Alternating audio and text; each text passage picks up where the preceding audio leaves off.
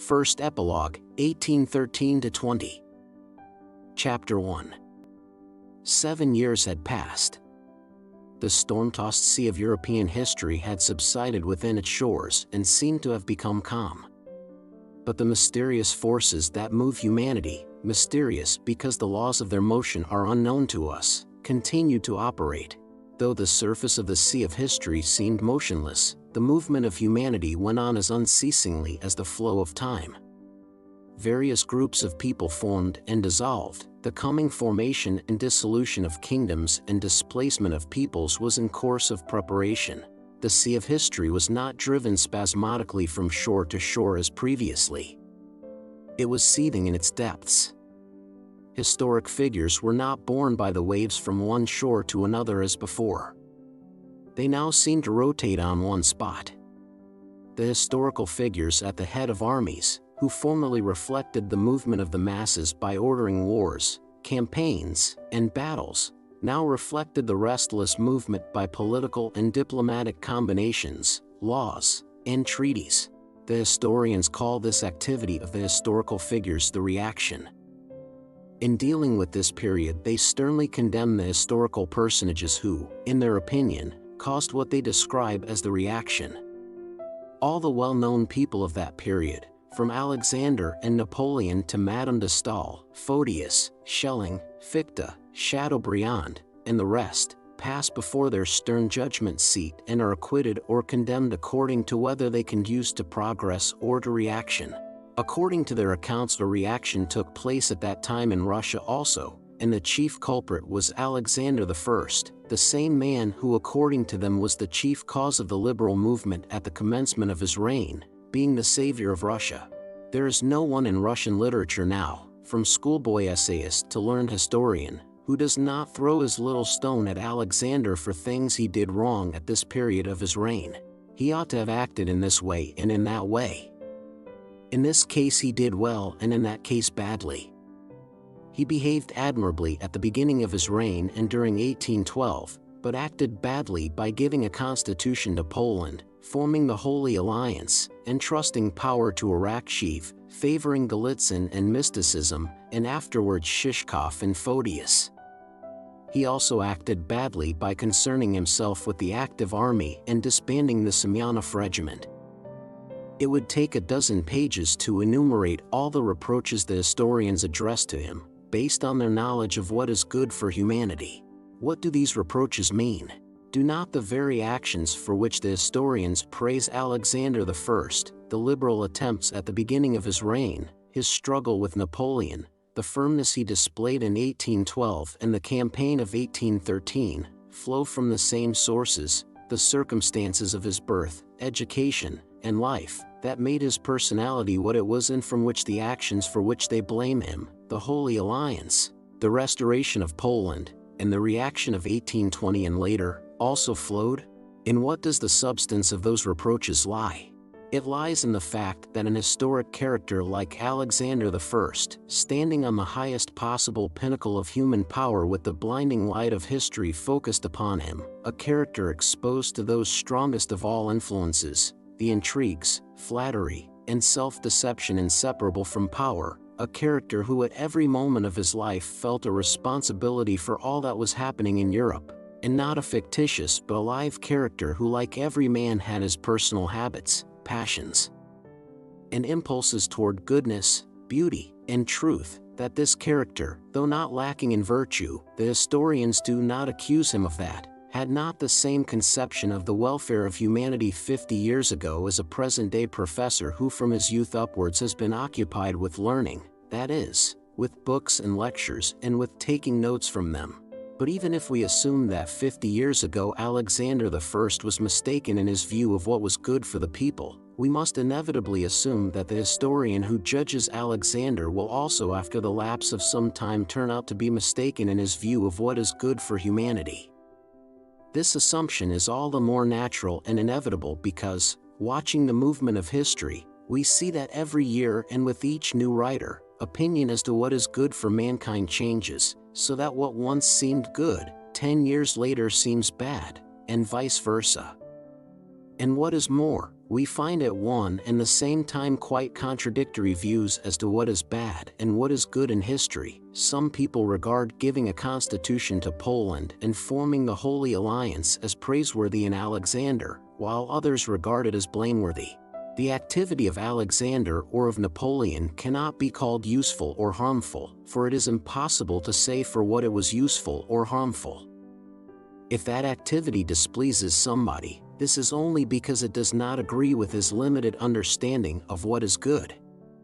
Whether the preservation of my father's house in Moscow, or the glory of the Russian arms, or the prosperity of the Petersburg and other universities, or the freedom of Poland, or the greatness of Russia, or the balance of power in Europe, or a certain kind of European culture called progress appear to me to be good or bad, I must admit that besides these things the action of every historic character has other more general purposes inaccessible to me.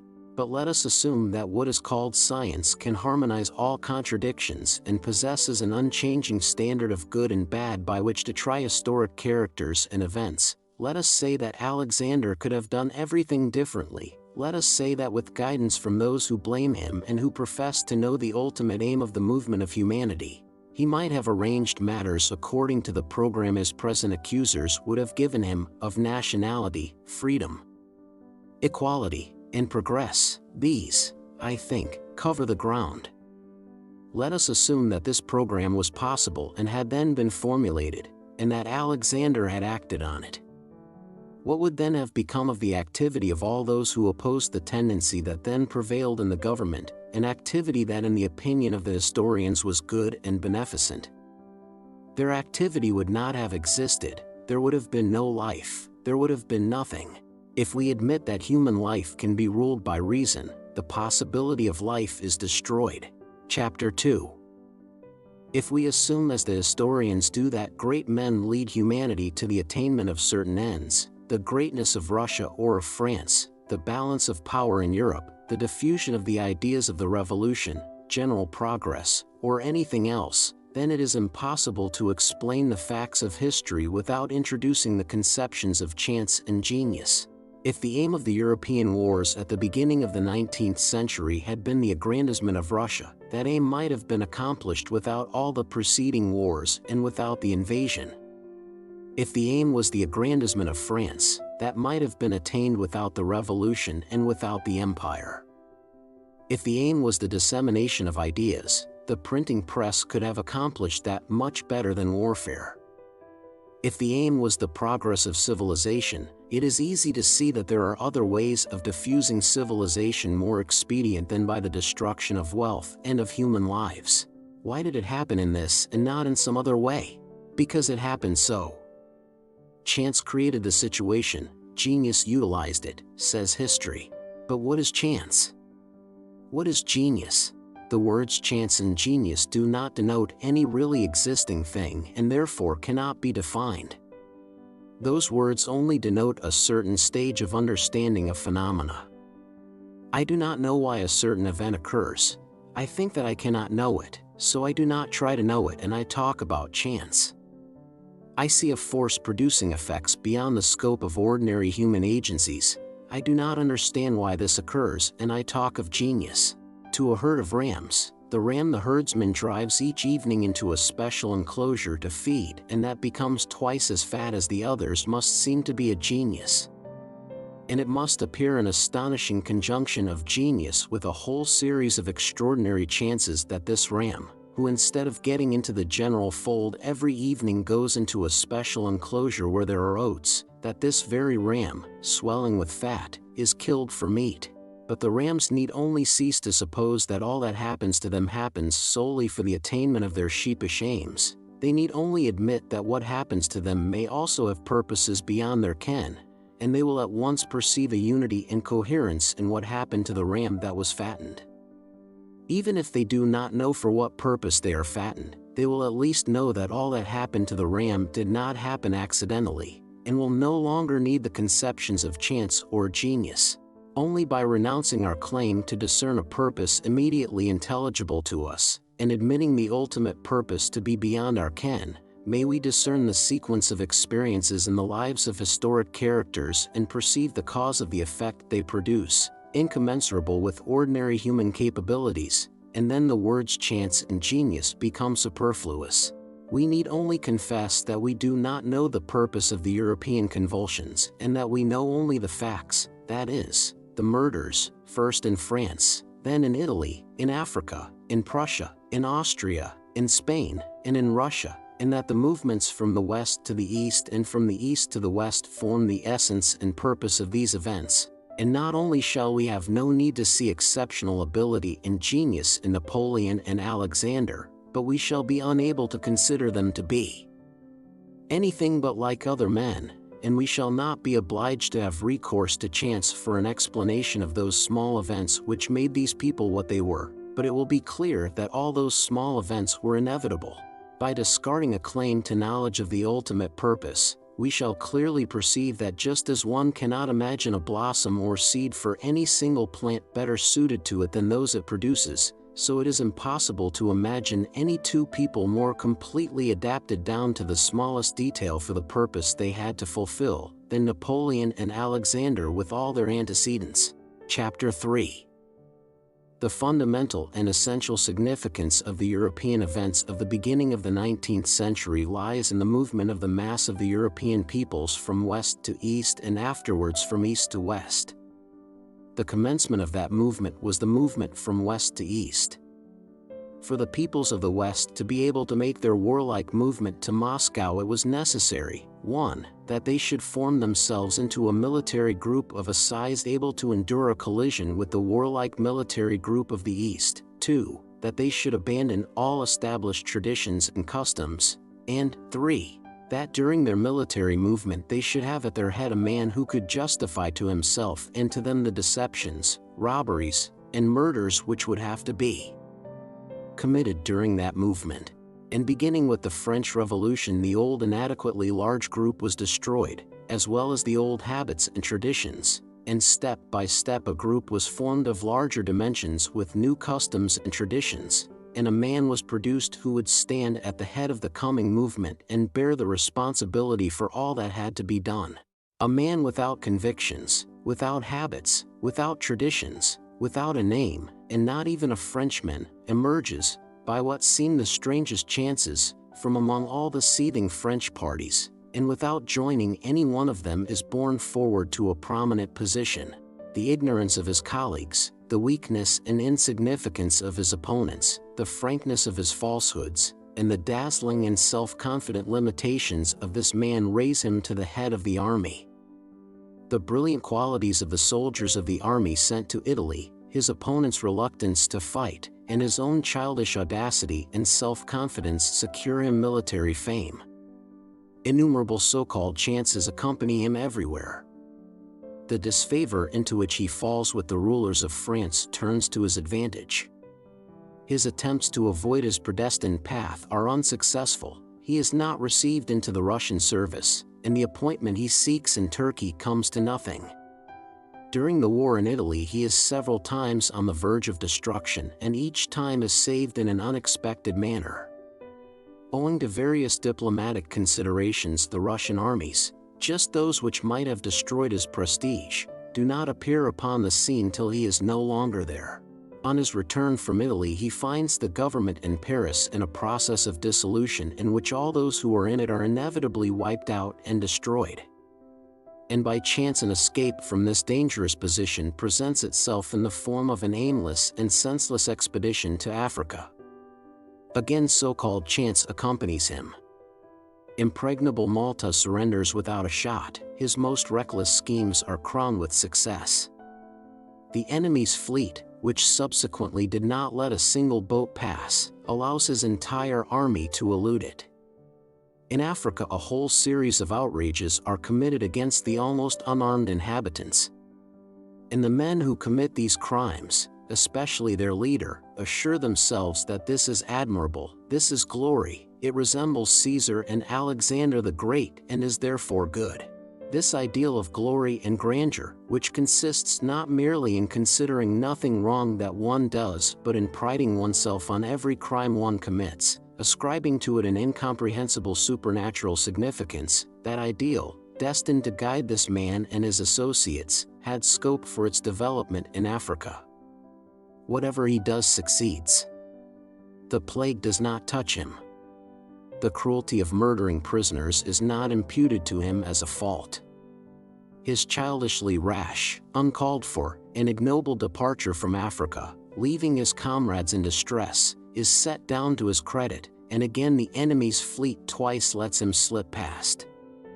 When, intoxicated by the crimes he has committed so successfully, he reaches Paris, the dissolution of the Republican government, which a year earlier might have ruined him, has reached its extreme limit, and his presence there now as a newcomer free from party entanglements can only serve to exalt him, and though he himself has no plan, he is quite ready for his new role. He had no plan, he was afraid of everything, but the party snatched at him and demanded his participation. He alone, with his ideal of glory and grandeur developed in Italy and Egypt, his insane self-adulation, his boldness in crime and frankness in lying, he alone could justify what had to be done. He is needed for the place that awaits him, and so almost apart from his will and despite his indecision, his lack of a plan, and all his mistakes, he is drawn into a conspiracy that aims at seizing power, and the conspiracy is crowned with success. He is pushed into a meeting of the legislature. In alarm he wishes to flee, considering himself lost. He pretends to fall into a swoon and says senseless things that should have ruined him. But the once proud and shrewd rulers of France, feeling that their part is played out, are even more bewildered than he, and do not say the words they should have said to destroy him and retain their power. Chance, millions of chances, give him power, and all men as if by agreement cooperate to confirm that power. Chance forms the characters of the rulers of France, who submit to him. Chance forms the character of Paul I of Russia, who recognizes his government. Chance contrives a plot against him which not only fails to harm him but confirms his power. Chance puts the Duc d'Enghien in his hands and unexpectedly causes him to kill him, thereby convincing the mob more forcibly than in any other way that he had the right, since he had the might. Chance contrives that though he directs all his efforts to prepare an expedition against England, which would inevitably have ruined him, he never carries out that intention, but unexpectedly falls upon Mack and the Austrians, who surrender without a battle. Chance and genius give him the victory at Austerlitz, and by chance all men, not only the French but all Europe, except England, which does not take part in the events about to happen, despite their former horror and detestation of his crimes, now recognize his authority, the title he has given himself, and his ideal of grandeur and glory, which seems excellent and reasonable to them all. As if measuring themselves and preparing for the coming movement, the Western forces pushed toward the east several times in 1805, 1806, 1807, and 1809, gaining strength and growing. In 1811, the group of people that had formed in France unites into one group with the peoples of Central Europe. The strength of the justification of the man who stands at the head of the movement grows with the increased size of the group. During the 10-year preparatory period, this man had formed relations with all the crowned heads of Europe. The discredited rulers of the world can oppose no reasonable ideal to the insensate Napoleonic ideal of glory and grandeur. One after another they hasten to display their insignificance before him. The King of Prussia sends his wife to seek the great man's mercy. The Emperor of Austria considers it a favor that this man receives a daughter of the Caesars into his bed. The Pope, the guardian of all that the nations hold sacred, utilizes religion for the aggrandizement of the great man. It is not Napoleon who prepares himself for the accomplishment of his role, so much as all those round him who prepare him to take on himself the whole responsibility for what is happening and has to happen. There is no step, no crime or petty fraud he commits, which in the mouths of those around him is not at once represented as a great deed. The most suitable fate the Germans can devise for him is a celebration of Jena and Auerstadt. Not only is he great, but so are his ancestors, his brothers, his stepsons, and his brothers-in-law. Everything is done to deprive him of the remains of his reason and to prepare him for his terrible part. And when he is ready, so too are the forces. The invasion pushes eastward and reaches its final goal, Moscow. That city is taken. The Russian army suffers heavier losses than the opposing armies had suffered in the former war from Austerlitz to Wagram. But suddenly, instead of those chances and that genius which hitherto had so consistently led him by an uninterrupted series of successes to the predestined goal, an innumerable sequence of inverse chances occur, from the cold in his head at Borodino to the sparks which set Moscow on fire, and the frosts, and instead of genius, stupidity and immeasurable baseness become evident. The invaders flee, turn back, flee again, and all the chances are now not for Napoleon but always against him. A counter-movement is then accomplished from east to west with a remarkable resemblance to the preceding movement from west to east. Attempted drives from east to west, similar to the contrary movements of 1805, 1807, and 1809, precede the great westward movement. There is the same coalescence into a group of enormous dimensions, the same adhesion of the people of Central Europe to the movement, the same hesitation midway, and the same increasing rapidity as the goal is approached. Paris, the ultimate goal, is reached. The Napoleonic government and army are destroyed. Napoleon himself is no longer of any account. All his actions are evidently pitiful and mean, but again an inexplicable chance occurs. The Allies detest Napoleon, whom they regard as the cause of their sufferings. Deprived of power and authority, his crimes and his craft exposed, he should have appeared to them what he appeared 10 years previously and 1 year later, an outlawed brigand. But by some strange chance no one perceives this. His part is not yet ended.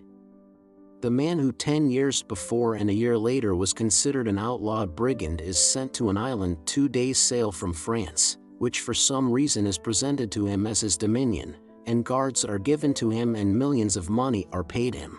Chapter 4. The flood of nations begins to subside into its normal channels.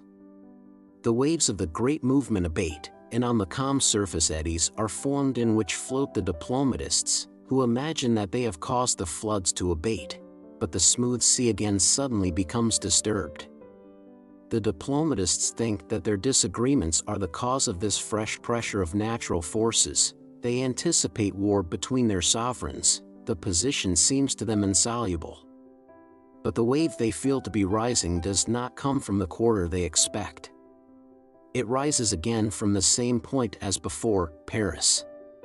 The last backwash of the movement from the west occurs, a backwash which serves to solve the apparently insuperable diplomatic difficulties and ends the military movement of that period of history. The man who had devastated France returns to France alone, without any conspiracy and without soldiers. Any guard might arrest him, but by strange chance no one does so, and all rapturously greet the man they cursed the day before and will curse again a month later. This man is still needed to justify the final collective act. That act is performed. The last role is played. The actor is bidden to disrobe and wash off his powder and paint. He will not be wanted anymore. And some years pass during which he plays a pitiful comedy to himself in solitude on his island, justifying his actions by intrigues and lies when the justification is no longer needed, and displaying to the whole world what it was that people had mistaken for strength as long as an unseen hand directed his actions. The manager, having brought the drama to a close and stripped the actor, shows him to us. See what you believed in. This is he. Do you now see that it was not he but I who moved you? But dazed by the force of the movement, it was long before people understood this. Still greater coherence and inevitability is seen in the life of Alexander I, the man who stood at the head of the counter-movement from east to west. What was needed for him who, overshadowing others, stood at the head of that movement from east to west? What was needed was a sense of justice and a sympathy with European affairs, but a remote sympathy not dulled by petty interests, a moral superiority over those sovereigns of the day who cooperated with him, a mild and attractive personality, and a personal grievance against Napoleon. And all this was found in Alexander I. All this had been prepared by innumerable so-called chances in his life, his education, his early liberalism, the advisors who surrounded him, and by Austerlitz, and Tilsit, and Erfurt. During the National War he was inactive because he was not needed. But as soon as the necessity for a general European war presented itself, he appeared in his place at the given moment and, uniting the nations of Europe, led them to the goal. The goal is reached. After the final war of 1815, Alexander possesses all possible power. How does he use it? Alexander I, the pacifier of Europe, the man who from his early years had striven only for his people's welfare, the originator of the liberal innovations in his fatherland, now that he seemed to possess the utmost power and therefore to have the possibility of bringing about the welfare of his peoples, at the time when Napoleon in exile was drawing up childish and mendacious plans of how he would have made mankind happy had he retained power, Alexander I, having fulfilled his mission and feeling the hand of God upon him, suddenly recognizes the insignificance of that supposed power, turns away from it, and gives it into the hands of contemptible men whom he despises, saying only, "Not unto us, not unto us, but unto thy name. I too am a man like the rest of you. Let me live like a man and think of my soul and of God." As the sun and each atom of ether is a sphere complete in itself, and yet at the same time only a part of a whole too immense for man to comprehend, so each individual has within himself his own aims and yet has them to serve a general purpose incomprehensible to man. A bee settling on a flower has stung a child, and the child is afraid of bees and declares that bees exist to sting people. A poet admires the bee sucking from the chalice of a flower and says it exists to suck the fragrance of flowers. A beekeeper, seeing the bee collect pollen from flowers and carry it to the hive, says that it exists to gather honey. Another beekeeper who has studied the life of the hive more closely says that the bee gathers pollen dust to feed the young bees and rear a queen, and that it exists to perpetuate its race. A botanist notices that the bee flying with the pollen of a male flower to a pistil fertilizes the latter, and sees in this the purpose of the bee's existence. Another, observing the migration of plants, notices that the bee helps in this work, and may say that in this lies the purpose of the bee. But the ultimate purpose of the bee is not exhausted by the first, the second, or any of the processes the human mind can discern. The higher the human intellect rises in the discovery of these purposes, the more obvious it becomes that the ultimate purpose is beyond our comprehension. All that is accessible to man is the relation of the life of the bee to other manifestations of life. And so it is with the purpose of historic characters and nations. Chapter 5. Natasha's wedding to Bezukhov, which took place in 1813, was the last happy event in the family of the old Rostovs. Count Ilya Rostov died that same year and, as always happens, after the father's death the family group broke up. The events of the previous year, the burning of Moscow and the flight from it, the death of Prince Andrew, Natasha's despair, Petya's death, and the old countess' grief fell blow after blow on the old count's head. He seemed to be unable to understand the meaning of all these events, and bowed his old head in a spiritual sense as if expecting and inviting further blows which would finish him. He seemed now frightened and distraught and now unnaturally animated and enterprising. The arrangements for Natasha's marriage occupied him for a while. He ordered dinners and suppers and obviously tried to appear cheerful, but his cheerfulness was not infectious as it used to be. On the contrary, it evoked the compassion of those who knew and liked him. When Pierre and his wife had left, he grew very quiet and began to complain of depression. A few days later he fell ill and took to his bed. He realized from the first that he would not get up again, despite the doctor's encouragement. The countess passed a fortnight in an armchair by his pillow without undressing. Every time she gave him his medicine he sobbed and silently kissed her hand. On his last day, sobbing, he asked her and his absent son to forgive him for having dissipated their property, that being the chief fault of which he was conscious. After receiving communion and unction he quietly died, and next day a throng of acquaintances who came to pay their last respects to the deceased filled the house rented by the Rostovs. All these acquaintances, who had so often dined and danced at his house and had so often laughed at him, now said, with a common feeling of self-reproach and emotion, as if justifying themselves, "Well, whatever he may have been, he was a most worthy man. You don't meet such men nowadays. And which of us has not weaknesses of his own?"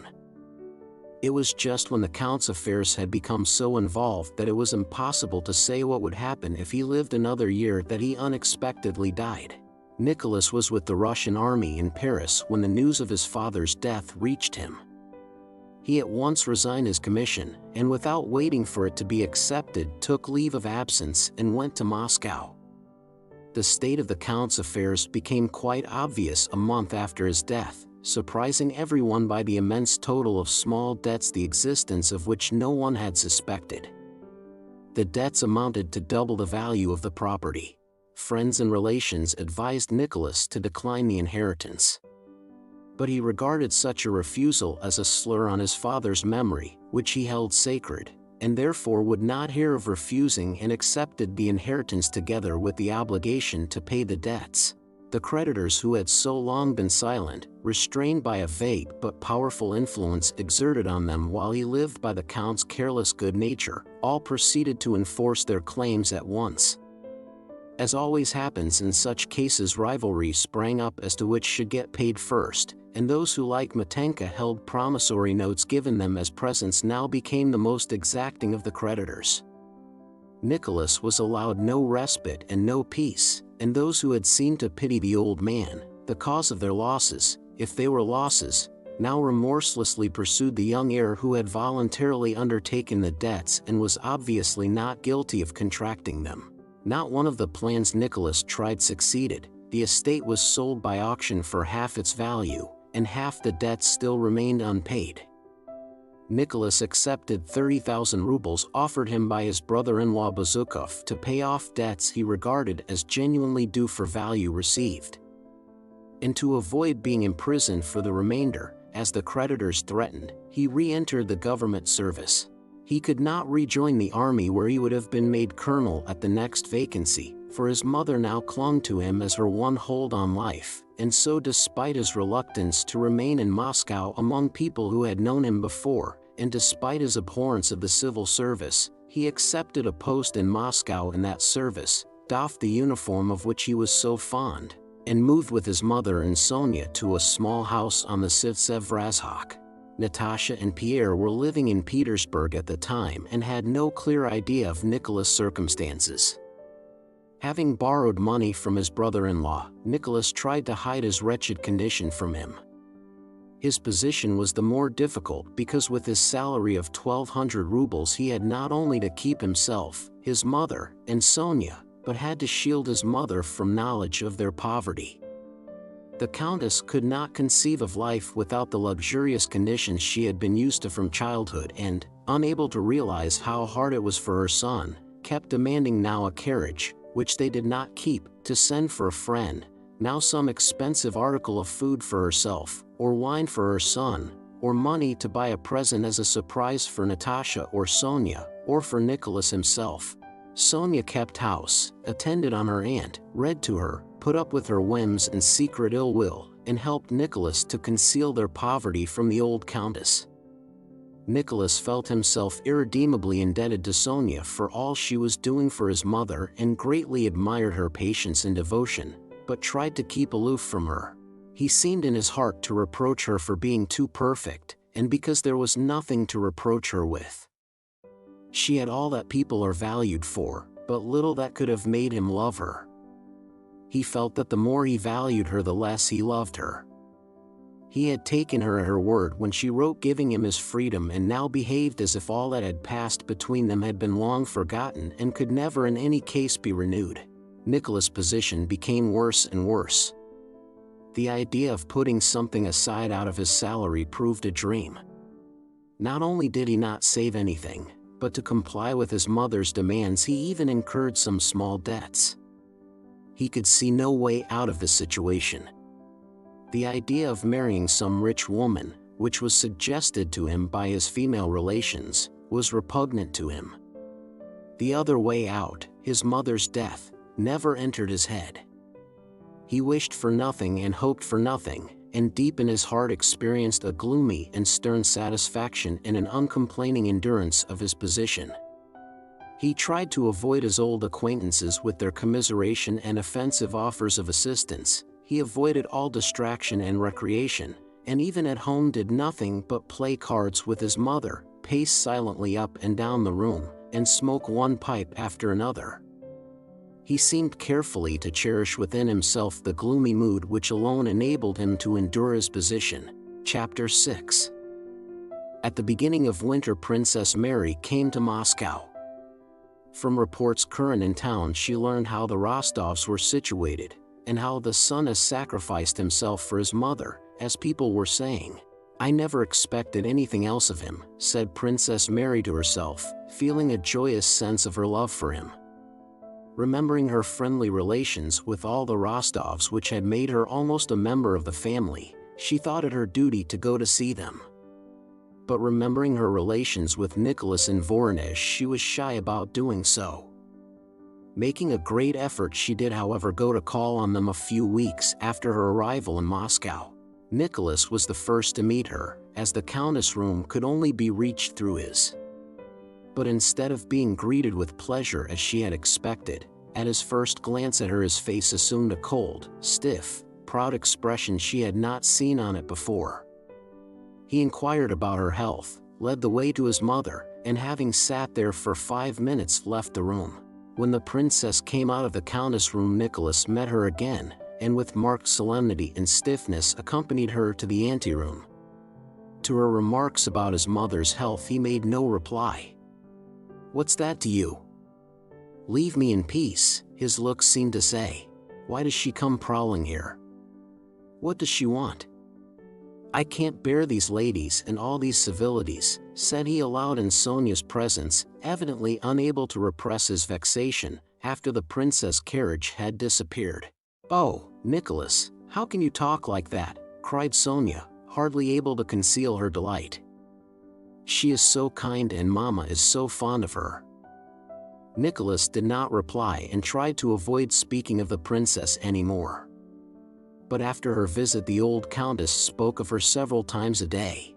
She sang her praises, insisted that her son must call on her, expressed a wish to see her often, but yet always became ill-humored when she began to talk about her. Nicholas tried to keep silence when his mother spoke of the princess, but his silence irritated her. "She is a very admirable and excellent young woman," said she, "and you must go and call on her. You would at least be seeing somebody, and I think it must be dull for you only seeing us." "But I don't in the least want to, Mama." "You used to want to, and now you don't. Really, I don't understand you, my dear. One day you are dull, and the next you refuse to see anyone." "But I never said I was dull." "Why, you said yourself you don't want even to see her. She is a very admirable young woman and you always liked her, but now suddenly you have got some notion or other in your head. You hide everything from me." "Not at all, Mama. If I were asking you to do something disagreeable now, but I only ask you to return a call. One would think mere politeness required it. Well, I have asked you, and now I won't interfere any more since you have secrets from your mother." "Well, then, I'll go if you wish it. It doesn't matter to me. I only wish it for your sake." Nicholas sighed, bit his mustache, and laid out the cards for a patience, trying to divert his mother's attention to another topic. The same conversation was repeated next day and the day after, and the day after that. After her visit to the Rostovs and her unexpectedly chilly reception by Nicholas, Princess Mary confessed to herself that she had been right in not wishing to be the first to call. "I expected nothing else," she told herself, calling her pride to her aid. "I have nothing to do with him and I only wanted to see the old lady, who was always kind to me and to whom I am under many obligations." But she could not pacify herself with these reflections. A feeling akin to remorse troubled her when she thought of her visit. Though she had firmly resolved not to call on the Rostovs again and to forget the whole matter, she felt herself all the time in an awkward position. And when she asked herself what distressed her, she had to admit that it was her relation to Rostov. His cold, polite manner did not express his feeling for her, she knew that, but it concealed something, and until she could discover what that something was, she felt that she could not be at ease. One day in midwinter, when sitting in the schoolroom attending to her nephew's lessons, she was informed that Rostov had called. With a firm resolution not to betray herself and not show her agitation, she sent for Mademoiselle Bourienne and went with her to the drawing room. Her first glance at Nicholas' face told her that he had only come to fulfill the demands of politeness, and she firmly resolved to maintain the tone in which he addressed her. They spoke of the Countess' health, of their mutual friends, of the latest war news, and when the 10 minutes required by propriety had elapsed after which a visitor may rise, Nicholas got up to say goodbye. With Mademoiselle Bourienne's help, the princess had maintained the conversation very well, but at the very last moment, just when he rose, she was so tired of talking of what did not interest her, and her mind was so full of the question why she alone was granted so little happiness in life, that in a fit of absent-mindedness she sat still, her luminous eyes gazing fixedly before her, not noticing that he had risen. Nicholas glanced at her and, wishing to appear not to notice her abstraction, made some remark to Mademoiselle Bourienne and then again looked at the princess. She still sat motionless with a look of suffering on her gentle face. He suddenly felt sorry for her and was vaguely conscious that he might be the cause of the sadness her face expressed.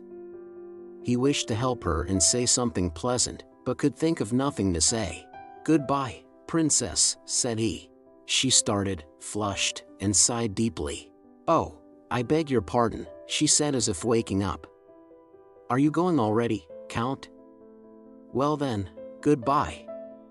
"Oh, but the cushion for the Countess." "Wait a moment, I'll fetch it," said Mademoiselle Bourienne, and she left the room. They both sat silent, with an occasional glance at one another.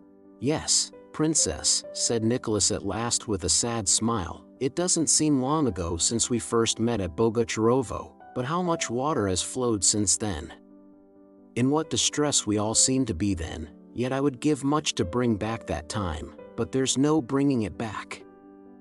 Princess Mary gazed intently into his eyes with her own luminous ones as he said this. She seemed to be trying to fathom the hidden meaning of his words, which would explain his feeling for her. "Yes, yes," said she, "but you have no reason to regret the past, Count. As I understand your present life, I think you will always recall it with satisfaction, because the self-sacrifice that fills it now."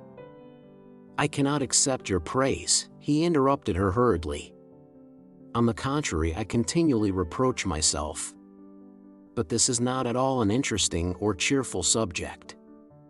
His face again resumed its former stiff and cold expression. But the princess had caught a glimpse of the man she had known and loved, and it was to him that she now spoke. "I thought you would allow me to tell you this," she said. "I had come so near to you, and to all your family, that I thought you would not consider my sympathy misplaced, but I was mistaken," and suddenly her voice trembled. "I don't know why," she continued, recovering herself, "but you used to be different, and there are 1,000 reasons why," laying special emphasis on the why. "Thank you, princess," he added softly. "Sometimes it is hard." "So that's why." "That's why," a voice whispered in Princess Mary's soul. No, it was not only that gay, kind, and frank look, not only that handsome exterior, that I loved in him. I divined his noble, resolute, self-sacrificing spirit too, she said to herself. "Yes, he is poor now and I am rich. Yes, that's the only reason. Yes, were it not for that," and remembering his former tenderness, and looking now at his kind, sorrowful face, she suddenly understood the cause of his coldness. "But why, Count? Why?" she almost cried, unconsciously moving closer to him. "Why? Tell me. You must tell me." He was silent. "I don't understand your why, Count," she continued, "but it's hard for me. I confess it.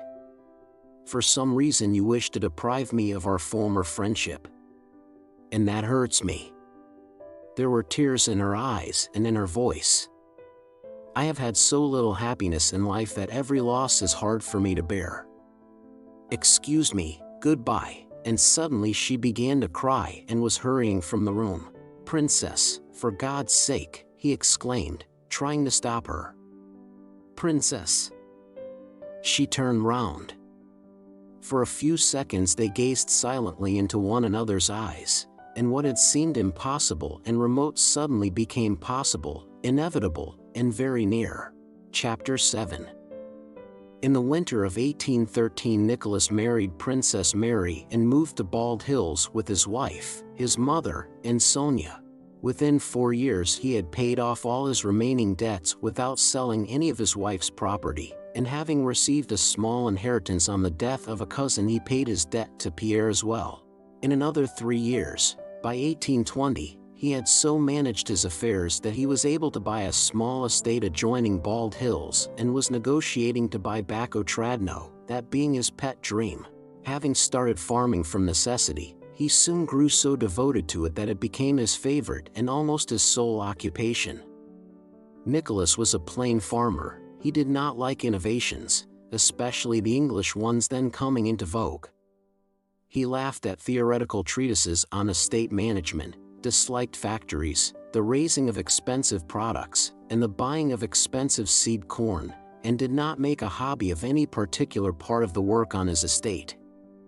He always had before his mind's eye the estate as a whole and not any particular part of it.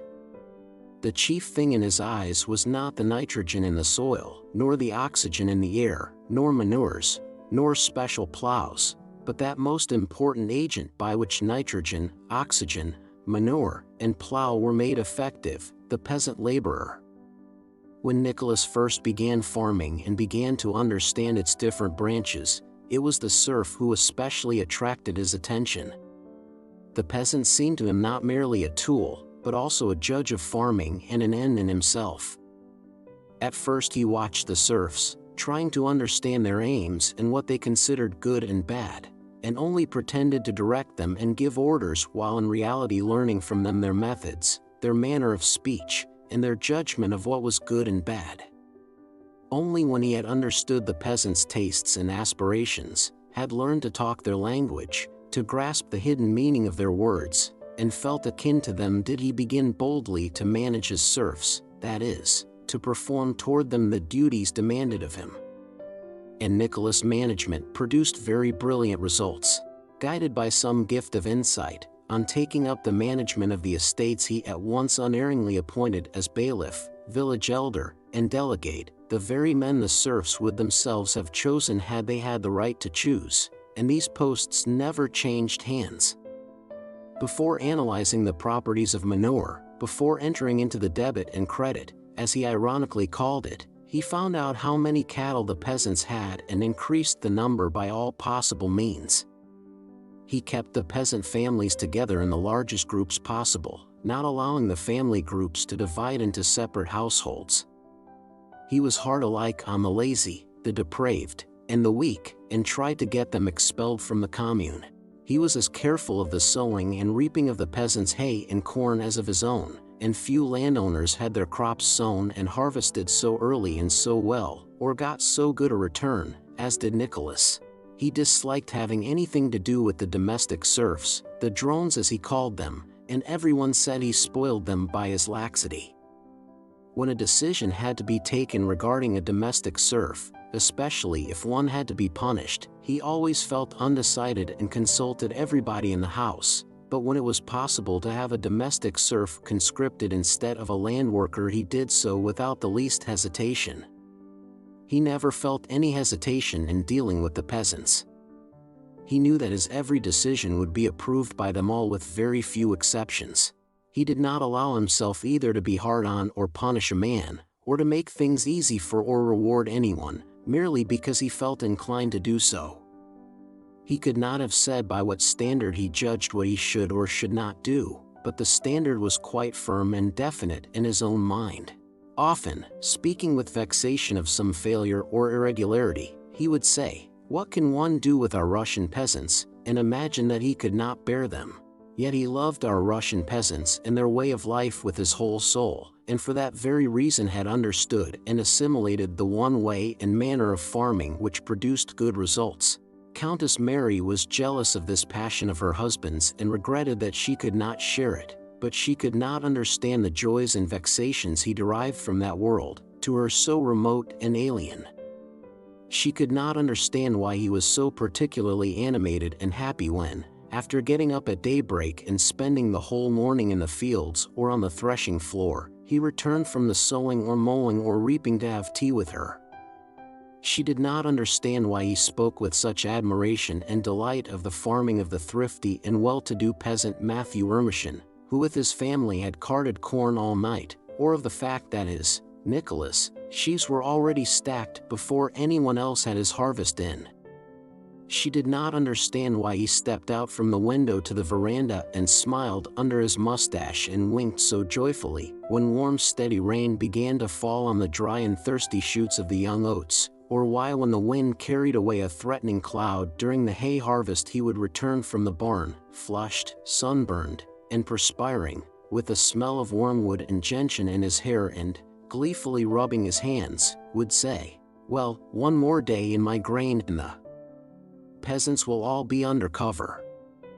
Still less did she understand why he, kind-hearted and always ready to anticipate her wishes, should become almost desperate when she brought him a petition from some peasant men or women who had appealed to her to be excused some work, why he, that kind Nicholas, should obstinately refuse her, angrily asking her not to interfere in what was not her business. She felt he had a world apart, which he loved passionately and which had laws she had not fathomed. Sometimes when, trying to understand him, she spoke of the good work he was doing for his serfs, he would be vexed and reply, "Not in the least, it never entered my head and I wouldn't do that for their good. That's all poetry and old wives' talk, all that doing good to one's neighbor. What I want is that our children should not have to go begging. I must put our affairs in order while I am alive, that's all.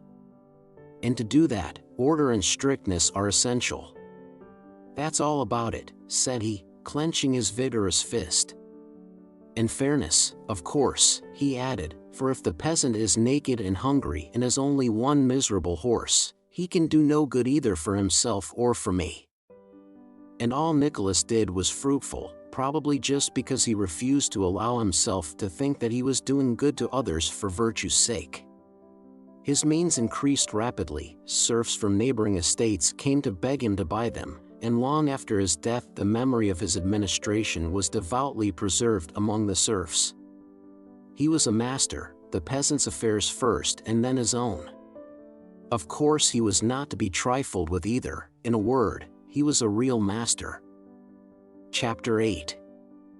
One matter connected with his management sometimes worried Nicholas, and that was his quick temper together with his old hussar habit of making free use of his fists. At first he saw nothing reprehensible in this, but in the second year of his marriage his view of that form of punishment suddenly changed. Once in summer he had sent for the village elder from Bogucharovo, a man who had succeeded to the post when Dron died and who was accused of dishonesty and various irregularities. Nicholas went out into the porch to question him, and immediately after the elder had given a few replies the sound of cries and blows were heard. On returning to lunch Nicholas went up to his wife, who sat with her head bent low over her embroidery frame, and as usual began to tell her what he had been doing that morning. Among other things he spoke of the Bogucharovo elder. Countess Mary turned red and then pale, but continued to sit with head bowed and lips compressed and gave her husband no reply. "Such an insolent scoundrel," he cried, growing hot again at the mere recollection of him. "If he had told me he was drunk and did not see." "But what is the matter with you, Mary?" he suddenly asked. Countess Mary raised her head and tried to speak, but hastily looked down again and her lips puckered. "Why, whatever is the matter, my dearest?" The looks of the plain Countess Mary always improved when she was in tears. She never cried from pain or vexation, but always from sorrow or pity, and when she wept her radiant eyes acquired an irresistible charm. The moment Nicholas took her hand she could no longer restrain herself and began to cry. "Nicholas, I saw it. He was to blame, but why do you?" "Nicholas," and she covered her face with her hands. Nicholas said nothing. He flushed crimson, left her side, and paced up and down the room. He understood what she was weeping about, but could not in his heart at once agree with her that what he had regarded from childhood as quite an everyday event was wrong. Is it just sentimentality, old wives' tales, or is she right? He asked himself. Before he had solved that point he glanced again at her face filled with love and pain, and he suddenly realized that she was right and that he had long been sinning against himself. "Mary," he said softly, going up to her, "it will never happen again. I give you my word." "Never," he repeated in a trembling voice like a boy asking for forgiveness. The tears flowed faster still from the Countess' eyes. She took his hand and kissed it. "Nicholas, when did you break your cameo?" she asked to change the subject, looking at his finger on which he wore a ring with a cameo of Laocoon's head. "Today, it was the same affair." "Oh, Mary, don't remind me of it," and again he flushed. "I give you my word of honor it shan't occur again, and let this always be a reminder to me," and he pointed to the broken ring. After that, when in discussions with his village elders or stewards the blood rushed to his face and his fists began to clench, Nicholas would turn the broken ring on his finger and would drop his eyes before the man who was making him angry. But he did forget himself once or twice within a 12-month, and then he would go and confess to his wife, and would again promise that this should really be the very last time. "Mary, you must despise me," he would say. "I deserve it. You should go away at once, if you don't feel strong enough to control yourself," she would reply sadly, trying to comfort her husband. Among the gentry of the province Nicholas was respected but not liked. He did not concern himself with the interests of his own class, and consequently some thought him proud and others thought him stupid. The whole summer, from spring sowing to harvest, he was busy with the work on his farm. In autumn he gave himself up to hunting with the same businesslike seriousness, leaving home for a month, or even 2, with his hunt. In winter he visited his other villages or spent his time reading. The books he read were chiefly historical, and on these he spent a certain sum every year. He was collecting, as he said, a serious library, and he made it a rule to read through all the books he bought. He would sit in his study with a grave air, reading, a task he first imposed upon himself as a duty, but which afterwards became a habit affording him a special kind of pleasure and a consciousness of being occupied with serious matters. In winter, except for business excursions, he spent most of his time at home making himself one with his family and entering into all the details of his children's relations with their mother. The harmony between him and his wife grew closer and closer, and he daily discovered fresh spiritual treasures in her. From the time of his marriage Sonia had lived in his house. Before that, Nicholas had told his wife all that had passed between himself and Sonia, blaming himself and commending her. He had asked Princess Mary to be gentle and kind to his cousin. She thoroughly realized the wrong he had done Sonia, felt herself to blame toward her, and imagined that her wealth had influenced Nicholas' choice. She could not find fault with Sonia in any way and tried to be fond of her, but often felt ill will toward her which she could not overcome. Once she had a talk with her friend Natasha about Sonia and about her own injustice toward her. "You know," said Natasha, "you have read the Gospels a great deal. There is a passage in them that just fits Sonia." "What?" asked Countess Mary, surprised. "To him that hath shall be given, and from him that hath not shall be taken away. You remember? She is one that hath not. Why? I don't know. Perhaps she lacks egotism, I don't know, but from her is taken away, and everything has been taken away. Sometimes I am dreadfully sorry for her." Formerly I very much wanted Nicholas to marry her, but I always had a sort of presentiment that it would not come off. She is a sterile flower, you know, like some strawberry blossoms. Sometimes I am sorry for her, and sometimes I think she doesn't feel it as you or I would." Though Countess Mary told Natasha that those words in the Gospel must be understood differently, yet looking at Sonia she agreed with Natasha's explanation. It really seemed that Sonia did not feel her position trying, and had grown quite reconciled to her lot as a sterile flower. She seemed to be fond not so much of individuals as of the family as a whole. Like a cat, she had attached herself not to the people but to the home. She waited on the old countess, petted and spoiled the children, was always ready to render the small services for which she had a gift, and all this was unconsciously accepted from her with insufficient gratitude. The country seat at Bald Hills had been rebuilt, though not on the same scale as under the old prince. The buildings, begun under straitened circumstances, were more than simple. The immense house on the old stone foundations was of wood, plastered only inside. It had bare deal floors and was furnished with very simple hard sofas, armchairs, tables, and chairs made by their own serf carpenters out of their own birchwood. The house was spacious and had rooms for the house serfs and apartments for visitors. Whole families of the Rostovs and Bolkonskys' relations sometimes came to Bald Hills with 16 horses and dozens of servants and stayed for months. Besides that, 4 times a year, on the name days and birthdays of the hosts, as many as 100 visitors would gather there for a day or two. The rest of the year life pursued its unbroken routine with its ordinary occupations, and its breakfasts, lunches, dinners, and suppers, provided out of the produce of the estate. Chapter 9. It was the eve of St. Nicholas, the 5th of December, 1820. Natasha had been staying at her brother's with her husband and children since early autumn. Pierre had gone to Petersburg on business of his own for 3 weeks, as he said, but had remained there nearly 7 weeks and was expected back every minute. Besides the Bezukhov family, Nicholas' old friend the retired General Vasily Dmitrich Denisov was staying with the Rostovs this 5th of December. On the 6th, which was his name day when the house would be full of visitors, Nicholas knew he would have to exchange his Tartar tunic for a tailcoat, and put on narrow boots with pointed toes, and drive to the new church he had built, and then receive visitors who would come to congratulate him, offer them refreshments, and talk about the elections of the nobility. But he considered himself entitled to spend the eve of that day in his usual way.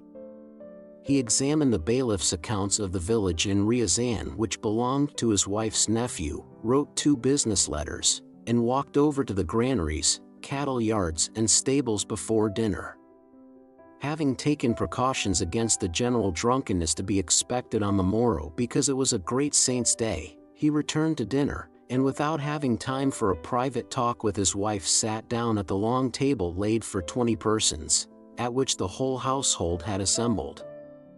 At that table were his mother, his mother's old lady companion Belova, his wife, their 3 children with their governess and tutor, his wife's nephew with his tutor, Sonia, Denisov, Natasha, her 3 children, their governess, and old Michael Ivanovich, the late prince's architect, who was living on in retirement at Bald Hills. Countess Mary sat at the other end of the table. When her husband took his place she concluded, from the rapid manner in which after taking up his table napkin he pushed back the tumbler and wineglass standing before him, that he was out of humor, as was sometimes the case when he came into dinner straight from the farm, especially before the soup. Countess Mary well knew that mood of his, and when she herself was in a good frame of mind quietly waited till he had had his soup and then began to talk to him and make him admit that there was no cause for his ill humor. But today she quite forgot that and was hurt that he should be angry with her without any reason, and she felt unhappy. She asked him where he had been. He replied. She again inquired whether everything was going well on the farm. Her unnatural tone made him wince unpleasantly, and he replied hastily, "Then I'm not mistaken," thought Countess Mary. "Why is he cross with me? She concluded from his tone that he was vexed with her and wished to end the conversation. She knew her remarks sounded unnatural, but could not refrain from asking some more questions. Thanks to Denisov, the conversation at table soon became general and lively, and she did not talk to her husband. When they left the table and went as usual to thank the old countess, Countess Mary held out her hand and kissed her husband, and asked him why he was angry with her. "You always have such strange fancies." "I didn't even think of being angry," he replied. But the word always seemed to her to imply, "Yes, I am angry, but I won't tell you why." Nicholas and his wife lived together so happily that even Sonia and the old countess, who felt jealous and would have liked them to disagree, could find nothing to reproach them with, but even they had their moments of antagonism. Occasionally, and it was always just after they had been happiest together, they suddenly had a feeling of estrangement and hostility, which occurred most frequently during Countess Mary's pregnancies, and this was such a time. "Well, Messrs. et Mesdames," said Nicholas loudly and with apparent cheerfulness. It seemed to Countess Mary that he did it on purpose to vex her. "I have been on my feet since 6 this morning. Tomorrow I shall have to suffer, so today I'll go and rest." And without a word to his wife he went to the little sitting room and lay down on the sofa. "That's always the way," thought Countess Mary. "He talks to everyone except me. I see that I am repulsive to him, especially when I am in this condition." She looked down at her expanded figure and in the glass at her pale, sallow, emaciated face in which her eyes now looked larger than ever. And everything annoyed her: Denisov's shouting and laughter, Natasha's talk, and especially a quick glance Sonia gave her. Sonia was always the first excuse Countess Mary found for feeling irritated. Having sat a while with her visitors without understanding anything of what they were saying, she softly left the room and went to the nursery. The children were playing at going to Moscow in a carriage made of chairs and invited her to go with them. She sat down and played with them a little, but the thought of her husband and his unreasonable crossness worried her. She got up and, walking on tiptoe with difficulty, went to the small sitting room. "Perhaps he is not asleep. I'll have an explanation with him," she said to herself. Little Andrew, her eldest boy, imitating his mother, followed her on tiptoe. She did not notice him. "Mary, dear, I think he is asleep, he was so tired," said Sonia, meeting her in the large sitting room. It seemed to Countess Mary that she crossed her path everywhere. "Andrew may wake him." Countess Mary looked round, saw little Andrew following her, felt that Sonia was right, and for that very reason flushed and with evident difficulty refrained from saying something harsh. She made no reply, but to avoid obeying Sonia beckoned to Andrew to follow her quietly and went to the door. Sonia went away by another door. From the room in which Nicholas was sleeping came the sound of his even breathing, every slightest tone of which was familiar to his wife. As she listened to it she saw before her his smooth handsome forehead, his mustache, and his whole face, as she had so often seen it in the stillness of the night when he slept. Nicholas suddenly moved and cleared his throat. And at that moment little Andrew shouted from outside the door, "Papa! Mama's standing here." Countess Mary turned pale with fright and made signs to the boy. He grew silent, and quiet ensued for a moment, terrible to Countess Mary.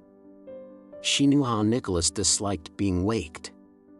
Then through the door she heard Nicholas clearing his throat again and stirring, and his voice said crossly, "I can't get a moment's peace. Mary, is that you? Why did you bring him here?" "I only came in to look and did not notice, forgive me." Nicholas coughed and said no more. Countess Mary moved away from the door and took the boy back to the nursery. 5 minutes later little black-eyed 3-year-old Natasha, her father's pet, having learned from her brother that Papa was asleep and Mama was in the sitting room, ran to her father unobserved by her mother. The dark-eyed little girl boldly opened the creaking door, went up to the sofa with energetic steps of her sturdy little legs, and having examined the position of her father, who was asleep with his back to her, rose on tiptoe and kissed the hand which lay under his head. Nicholas turned with a tender smile on his face. "Natasha, Natasha," came Countess Mary's frightened whisper from the door. "Papa wants to sleep." "No, Mama, he doesn't want to sleep," said little Natasha with conviction. "He's laughing." Nicholas lowered his legs, rose, and took his daughter in his arms. "Come in, Mary," he said to his wife. She went in and sat down by her husband. "I did not notice him following me," she said timidly. "I just looked in." Holding his little girl with one arm, Nicholas glanced at his wife and, seeing her guilty expression, put his other arm around her and kissed her hair. "May I kiss Mama?" he asked Natasha. Natasha smiled bashfully. Again, she commanded, pointing with a peremptory gesture to the spot where Nicholas had placed the kiss. "I don't know why you think I am cross," said Nicholas, replying to the question he knew was in his wife's mind. "You have no idea how unhappy, how lonely, I feel when you are like that. It always seems to me." "Mary, don't talk nonsense. You ought to be ashamed of yourself," he said gaily. "It seems to be that you can't love me, that I am so plain, always, and now, in this kind. Oh, how absurd you are. It is not beauty that endears, it's love that makes us see beauty. It is only Malvinas and women of that kind who are loved for their beauty. But do I love my wife? I don't love her, but I don't know how to put it. Without you, or when something comes between us like this, I seem lost and can't do anything. Now do I love my finger? I don't love it, but just try to cut it off. I'm not like that myself, but I understand. So you're not angry with me?" "Awfully angry," he said, smiling and getting up. And smoothing his hair he began to pace the room. "Do you know, Mary, what I've been thinking?" he began, immediately thinking aloud in his wife's presence now that they had made it up. He did not ask if she was ready to listen to him. He did not care. A thought had occurred to him and so it belonged to her also. And he told her of his intention to persuade Pierre to stay with them till spring. Countess Mary listened till he had finished, made some remark, and in her turn began thinking aloud.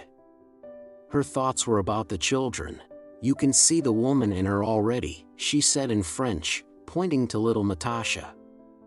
"You reproach us women with being illogical. Here is our logic. I say, Papa wants to sleep, but she says, no, he's laughing." "And she was right," said Countess Mary with a happy smile. "Yes, yes." And Nicholas, taking his little daughter in his strong hand, lifted her high, placed her on his shoulder, held her by the legs, and paced the room with her. There was an expression of carefree happiness on the faces of both father and daughter. "But you know you may be unfair. You are too fond of this one," his wife whispered in French. "Yes, but what am I to do? I try not to show." At that moment they heard the sound of the door pulley and footsteps in the hall and anteroom, as if someone had arrived. "Somebody has come. I am sure it is Pierre." "I will go and see," said Countess Mary and left the room. In her absence Nicholas allowed himself to give his little daughter a gallop round the room. Out of breath, he took the laughing child quickly from his shoulder and pressed her to his heart. His capers reminded him of dancing, and looking at the child's round happy little face he thought of what she would be like when he was an old man, taking her into society and dancing the mazurka with her as his old father had danced Daniel Cooper with his daughter. It is he, Nicholas," said Countess Mary, re-entering the room a few minutes later. "Now our Natasha has come to life.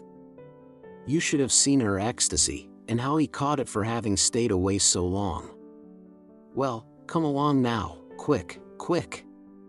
It's time you two were parted," she added, looking smilingly at the little girl who clung to her father. Nicholas went out holding the child by the hand. Countess Mary remained in the sitting room. "I should never have believed that one could be so happy," she whispered to herself.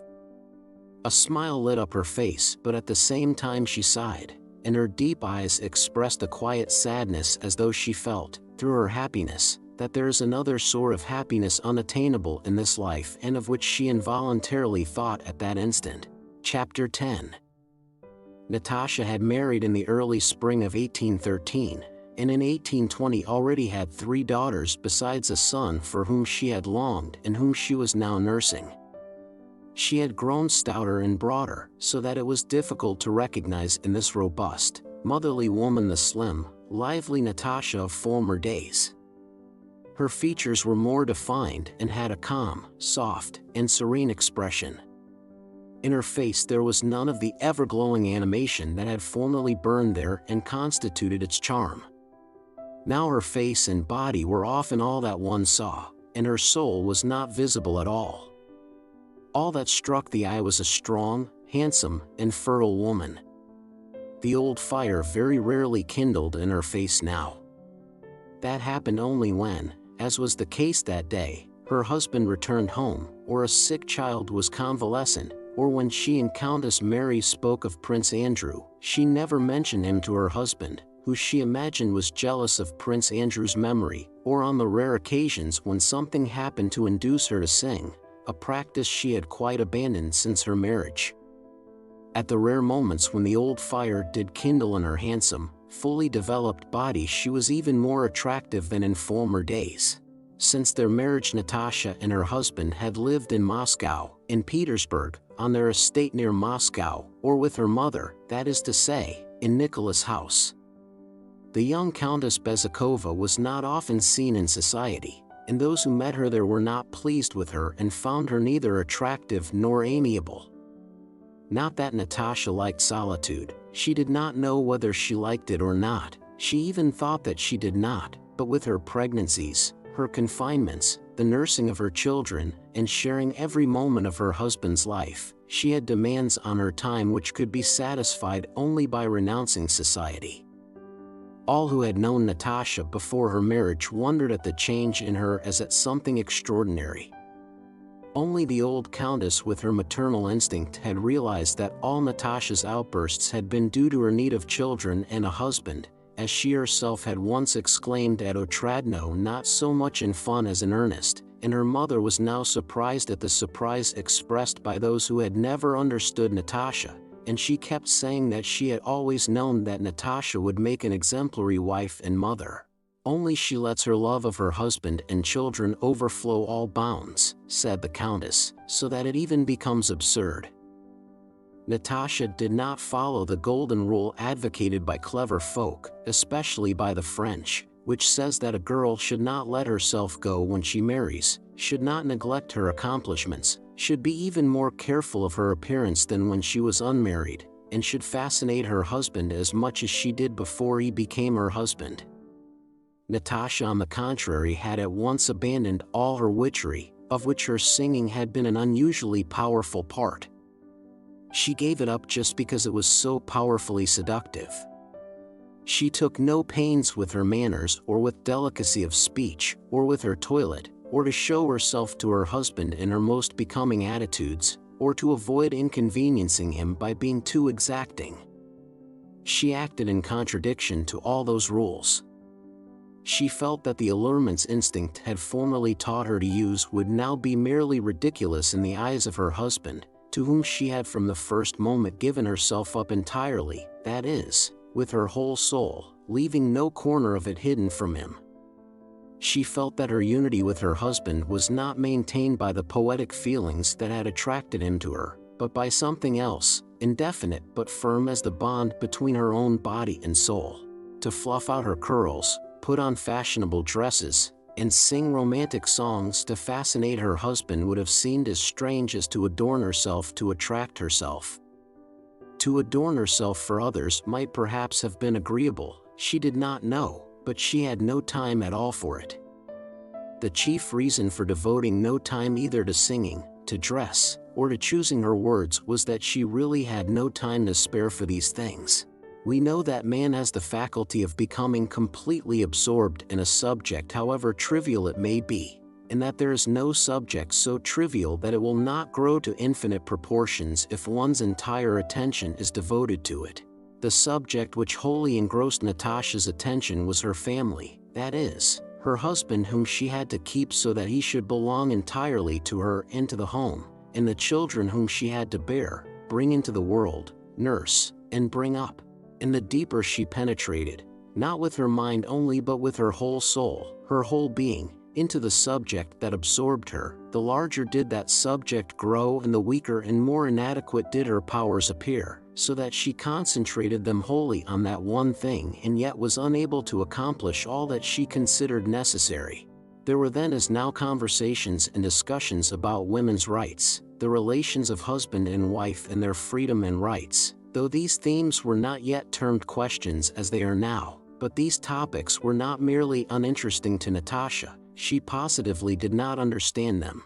These questions, then as now, existed only for those who see nothing in marriage but the pleasure married people get from one another, that is, only the beginnings of marriage and not its whole significance, which lies in the family.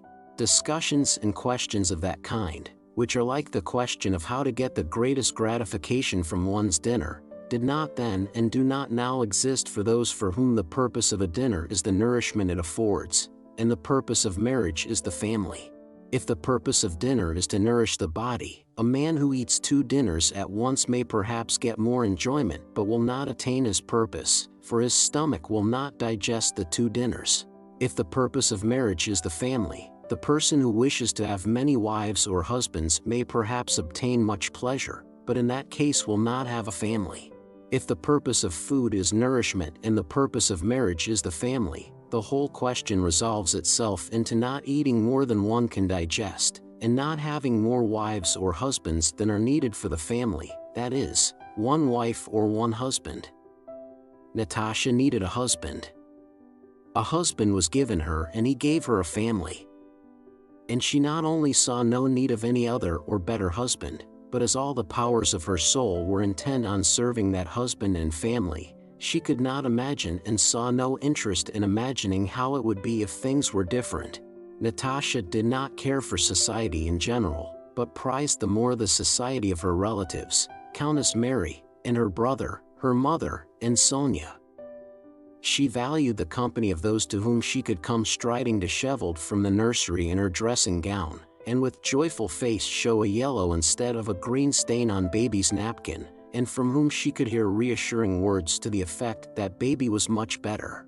To such an extent had Natasha let herself go that the way she dressed and did her hair, her ill-chosen words, and her jealousy, she was jealous of Sonia, of the governess, and of every woman, pretty or plain, were habitual subjects of jest to those about her. The general opinion was that Pierre was under his wife's thumb, which was really true. From the very first days of their married life Natasha had announced her demands. Pierre was greatly surprised by his wife's view, to him a perfectly novel one, that every moment of his life belonged to her and to the family. His wife's demands astonished him, but they also flattered him, and he submitted to them. Pierre's subjection consisted in the fact that he not only dared not flirt with, but dared not even speak smilingly to, any other woman, did not dare dine at the club as a pastime, did not dare spend money on a whim, and did not dare absent himself for any length of time, except on business, in which his wife included his intellectual pursuits, which she did not in the least understand, but to which she attributed great importance. To make up for this, at home Pierre had the right to regulate his life and that of the whole family exactly as he chose.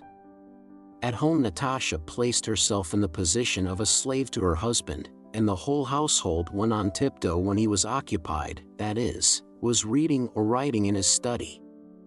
Pierre had but to show a partiality for anything to get just what he liked done always. He had only to express a wish and Natasha would jump up and run to fulfill it. The entire household was governed according to Pierre's supposed orders, that is, by his wishes which Natasha tried to guess. Their way of life and place of residence, their acquaintances and ties, Natasha's occupations, the children's upbringing, were all selected not merely with regard to Pierre's expressed wishes, but to what Natasha from the thoughts he expressed in conversation supposed his wishes to be. And she deduced the essentials of his wishes quite correctly, and having once arrived at them clung to them tenaciously. When Pierre himself wanted to change his mind, she would fight him with his own weapons. Thus, in a time of trouble ever memorable to him after the birth of their first child, who was delicate, when they had to change the wet nurse 3 times and Natasha fell ill from despair, Pierre one day told her of Rousseau's view, with which he quite agreed, that to have a wet nurse is unnatural and harmful.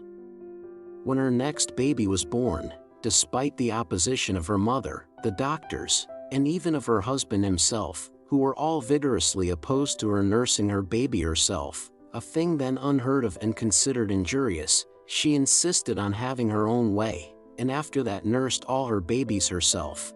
It very often happened that in a moment of irritation husband and wife would have a dispute, but long afterwards Pierre, to his surprise and delight, would find in his wife's ideas and actions the very thought against which she had argued, but divested of everything superfluous that in the excitement of the dispute he had added when expressing his opinion.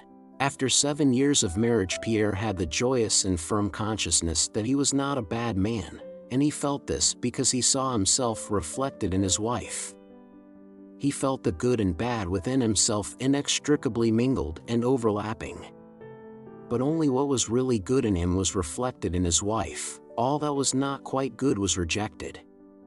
And this was not the result of logical reasoning, but was a direct and mysterious reflection. Chapter 11. 2 months previously, when Pierre was already staying with the Rostovs, he had received a letter from Prince Theodore, asking him to come to Petersburg to confer on some important questions that were being discussed there by a society of which Pierre was one of the principal founders.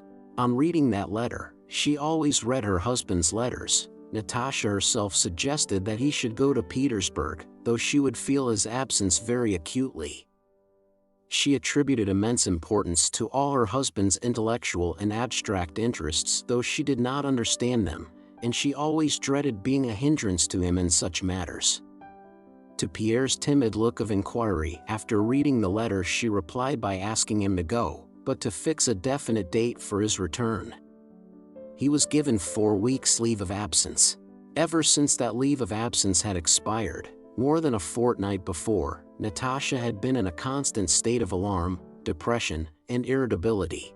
Denisov, now a general on the retired list and much dissatisfied with the present state of affairs, had arrived during that fortnight. He looked at Natasha with sorrow and surprise as at a bad likeness of a person once dear. A dull, dejected look, random replies, and talk about the nursery was all he saw and heard from his former enchantress. Natasha was sad and irritable all that time, especially when her mother, her brother, Sonia, or Countess Mary, in their efforts to console her, tried to excuse Pierre and suggested reasons for his delay in returning. "It's all nonsense, all rubbish, those discussions which lead to nothing, and all those idiotic societies," Natasha declared of the very affairs and the immense importance of which she firmly believed, and she would go to the nursery to nurse Petya, her only boy. No one else could tell her anything so comforting or so reasonable as this little 3-month-old creature when he lay at her breast and she was conscious of the movement of his lips and the snuffling of his little nose. That creature said, "You are angry, you are jealous, you would like to pay him out, you are afraid, but here am I. And I am he," and that was unanswerable. It was more than true. During that fortnight of anxiety, Natasha resorted to the baby for comfort so often, and fussed over him so much, that she overfed him and he fell ill. She was terrified by his illness, and yet that was just what she needed. While attending to him, she bore the anxiety about her husband more easily. She was nursing her boy when the sound of Pierre's sleigh was heard at the front door, and the old nurse, knowing how to please her mistress, entered the room inaudibly but hurriedly and with a beaming face. "Has he come?" Natasha asked quickly in a whisper, afraid to move lest she should rouse the dozing baby. "He's come, ma'am," whispered the nurse. The blood rushed to Natasha's face and her feet involuntarily moved, but she could not jump up and run out. The baby again opened his eyes and looked at her. "You're here," he seemed to be saying, and again lazily smacked his lips. Cautiously withdrawing her breast, Natasha rocked him a little, handed him to the nurse, and went with rapid steps toward the door. But at the door she stopped as if her conscience reproached her for having in her joy left the child too soon, and she glanced round.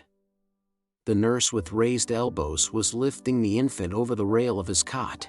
"Go, ma'am. Don't worry, go," she whispered, smiling, with the kind of familiarity that grows up between a nurse and her mistress.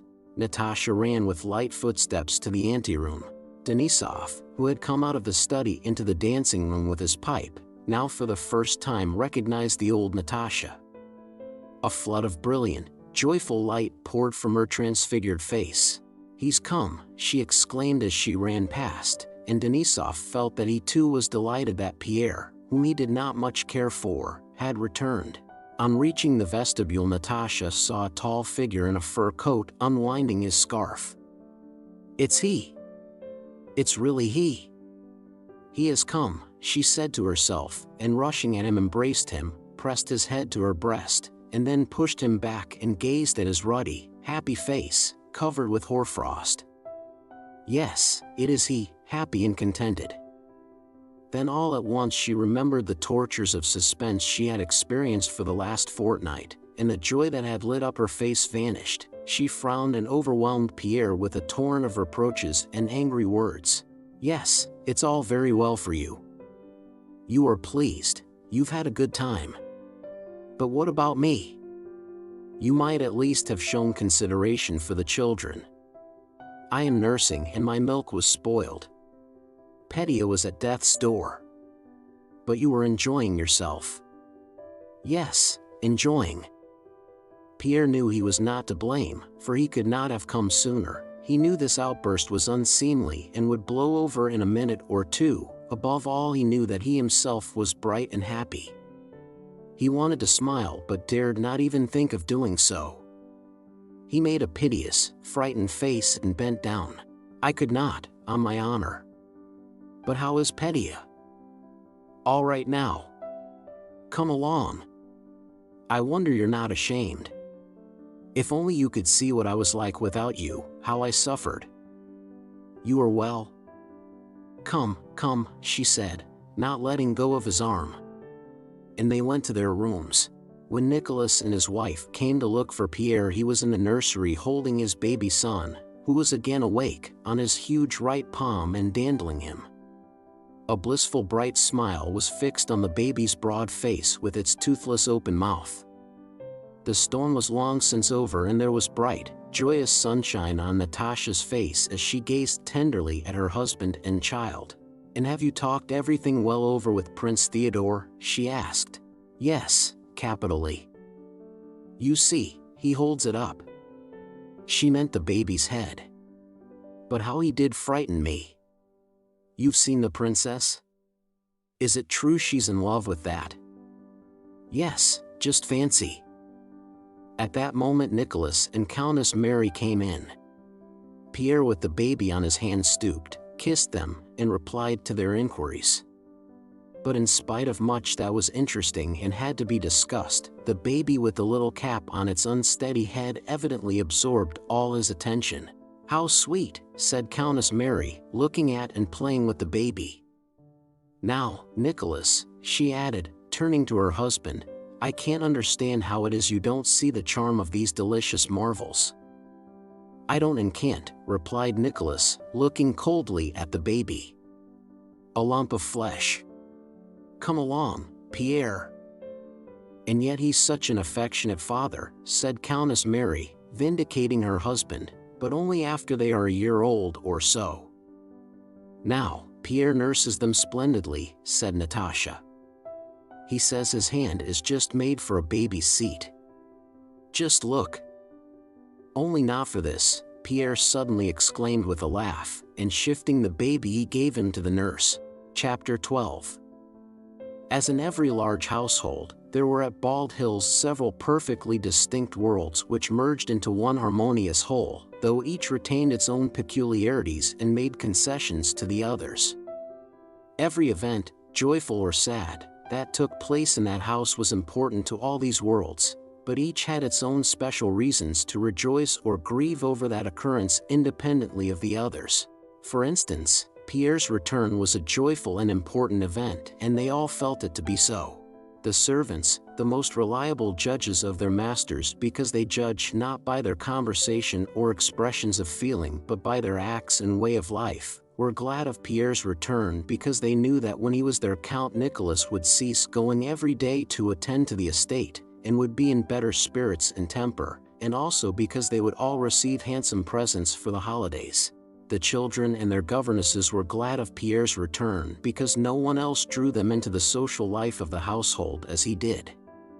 He alone could play on the clavichord that écossaise, his only piece, to which, as he said, all possible dances could be danced, and they felt sure he had brought presents for them all.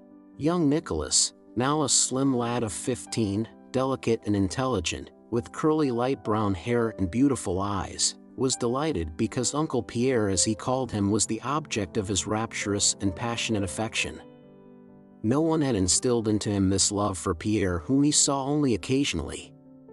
Countess Mary, who had brought him up, had done her utmost to make him love her husband as she loved him, and little Nicholas did love his uncle, but loved him with just a shade of contempt. Pierre, however, he adored. He did not want to be an hussar or a knight of St. George like his uncle Nicholas. He wanted to be learned, wise, and kind like Pierre. In Pierre's presence his face always shone with pleasure, and he flushed and was breathless when Pierre spoke to him. He did not miss a single word he uttered, and would afterwards, with Dessalles or by himself, recall and reconsider the meaning of everything Pierre had said. Pierre's past life and his unhappiness prior to 1812, of which young Nicholas had formed a vague poetic picture from some words he had overheard, his adventures in Moscow, his captivity, Platon Karateev, of whom he had heard from Pierre, his love for Natasha, of whom the lad was also particularly fond, and especially Pierre's friendship with the father whom Nicholas could not remember. All this made Pierre in his eyes a hero and a saint. From broken remarks about Natasha and his father, from the emotion with which Pierre spoke of that dead father, and from the careful, reverent tenderness with which Natasha spoke of him, the boy, who was only just beginning to guess what love is, derived the notion that his father had loved Natasha and when dying had left her to his friend. But the father whom the boy did not remember appeared to him a divinity who could not be pictured, and of whom he never thought without a swelling heart and tears of sadness and rapture. So the boy also was happy that Pierre had arrived. The guests welcomed Pierre because he always helped to enliven and unite any company he was in. The grown-up members of the family, not to mention his wife, were pleased to have back a friend whose presence made life run more smoothly and peacefully. The old ladies were pleased with the presents he brought them, and especially that Natasha would now be herself again. Pierre felt the different outlooks of these various worlds and made haste to satisfy all their expectations. Though the most absent-minded and forgetful of men, Pierre, with the aid of a list his wife drew up, had now bought everything, not forgetting his mother and brother-in-law's commissions, nor the dress material for a present to Belova, nor toys for his wife's nephews. In the early days of his marriage it had seemed strange to him that his wife should expect him not to forget to procure all the things he undertook to buy, and he had been taken aback by her serious annoyance when on his first trip he forgot everything. But in time he grew used to this demand. Knowing that Natasha asked nothing for herself, and gave him commissions for others only when he himself had offered to undertake them, he now found an unexpected and childlike pleasure in this purchase of presents for everyone in the house, and never forgot anything. If he now incurred Natasha's censure, it was only for buying too many and too expensive things. To her other defects, as most people thought them, but which to Pierre were qualities, of untidiness and neglect of herself, she now added stinginess. From the time that Pierre began life as a family man on a footing entailing heavy expenditure, he had noticed to his surprise that he spent only half as much as before, and that his affairs, which had been in disorder of late, chiefly because of his first wife's debts, had begun to improve. Life was cheaper because it was circumscribed. That most expensive luxury, the kind of life that can be changed at any moment, was no longer his, nor did he wish for it. He felt that his way of life had now been settled once for all till death, and that to change it was not in his power, and so that way of life proved economical. With a merry, smiling face, Pierre was sorting his purchases. "What do you think of this?" said he, unrolling a piece of stuff like a shopman. Natasha, who was sitting opposite to him with her eldest daughter on her lap, turned her sparkling eyes swiftly from her husband to the things he showed her. "That's for Belova?" "Excellent." She felt the quality of the material. "It was a ruble an arshin, I suppose?" Pierre told her the price. "Too dear," Natasha remarked. "How pleased the children will be, and Mama too. Only you need not have bought me this," she added, unable to suppress a smile as she gazed admiringly at a gold comb set with pearls, of a kind then just coming into fashion. "Adele tempted me, she kept on telling me to buy it," returned Pierre. "When am I to wear it?" and Natasha stuck it in her coil of hair. "When I take little Masha into society? Perhaps they will be fashionable again by then. Well, let's go now." And collecting the presents, they went first to the nursery and then to the old countess' rooms. The countess was sitting with her companion Belova, playing grand patience as usual, when Pierre and Natasha came into the drawing room with parcels under their arms. The countess was now over 60, was quite gray, and wore a cap with a frill that surrounded her face. Her face had shriveled, her upper lip had sunk in, and her eyes were dim. After the deaths of her son and husband in such rapid succession, she felt herself a being accidentally forgotten in this world and left without aim or object for her existence. She ate, drank, slept, or kept awake, but did not live. Life gave her no new impressions. She wanted nothing from life but tranquility, and that tranquility only death could give her. But until death came, she had to go on living, that is, to use her vital forces. A peculiarity one sees in very young children and very old people was particularly evident in her. Her life had no external aims, only a need to exercise her various functions and inclinations was apparent. She had to eat, sleep, think, speak, weep, work, give vent to her anger, and so on, merely because she had a stomach, a brain, muscles, nerves, and a liver. She did these things not under any external impulse as people in the full vigor of life do, when behind the purpose for which they strive, that of exercising their functions, remains unnoticed. She talked only because she physically needed to exercise her tongue and lungs. She cried as a child does, because her nose had to be cleared, and so on. What for people in their full vigor is an aim was for her evidently merely a pretext. Thus in the morning, especially if she had eaten anything rich the day before, she felt the need of being angry and would choose as the handiest pretext Belova's deafness. She would begin to say something to her in a low tone from the other end of the room. "It seems a little warmer today, my dear," she would murmur. And when Belova replied, "Oh yes, they've come," she would mutter angrily, "Oh Lord, how stupid and deaf she is." Another pretext would be her snuff, which would seem too dry or too damp or not rubbed fine enough. After these fits of irritability her face would grow yellow, and her maids knew by infallible symptoms when Belova would again be deaf, the snuff damp, and the countess' face yellow.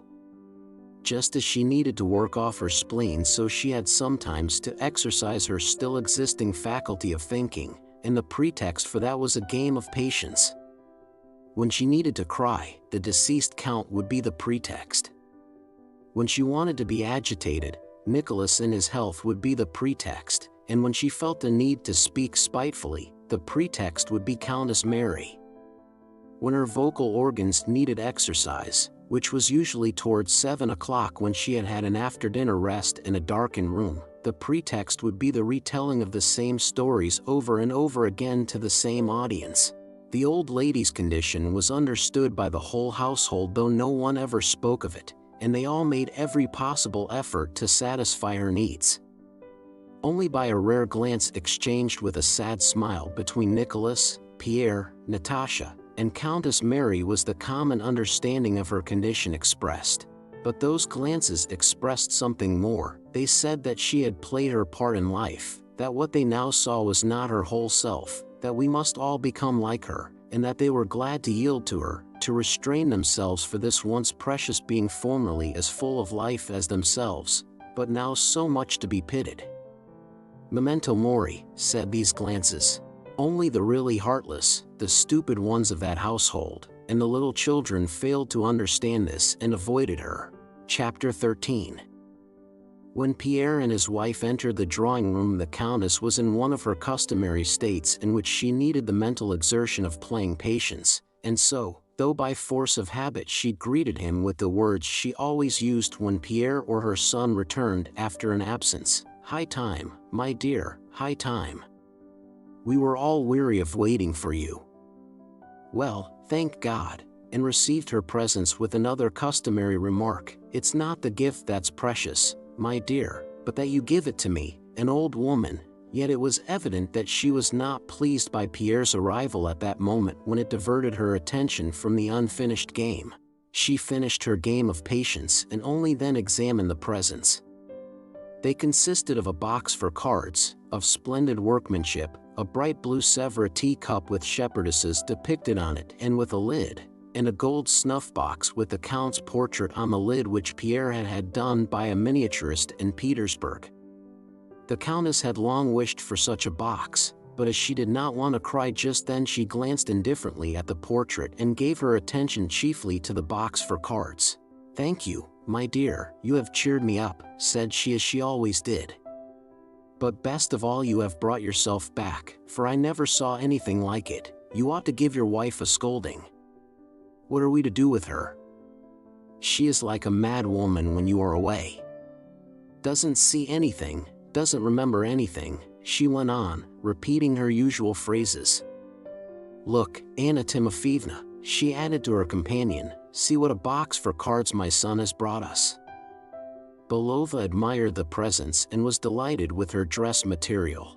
Though Pierre, Natasha, Nicholas, Countess Mary, and Denisov had much to talk about that they could not discuss before the old Countess, not that anything was hidden from her, but because she had dropped so far behindhand in many things that had they begun to converse in her presence they would have had to answer inopportune questions and to repeat what they had already told her many times, that so-and-so was dead and so-and-so was married, which she would again be unable to remember. Yet they sat at tea round the samovar in the drawing room from habit, and Pierre answered the Countess' questions as to whether Prince Vasily had aged and whether Countess Mary Alexeyevna had sent greetings and still thought of them, and other matters that interested no one and to which she herself was indifferent. Conversation of this kind, interesting to no one yet unavoidable, continued all through tea time. All the grown-up members of the family were assembled near the round tea table at which Sonia presided beside the samovar. The children with their tutors and governesses had had tea, and their voices were audible from the next room.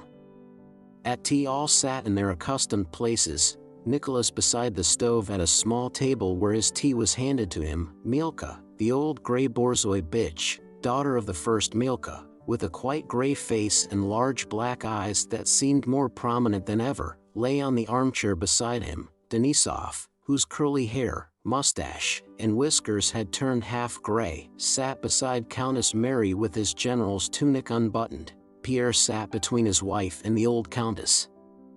He spoke of what he knew might interest the old lady and that she could understand. He told her of external social events and of the people who had formed the circle of her contemporaries and had once been a real, living, and distinct group, but who were now for the most part scattered about the world and like herself were garnering the last ears of the harvests they had sown in earlier years. But to the old Countess those contemporaries of hers seemed to be the only serious and real society.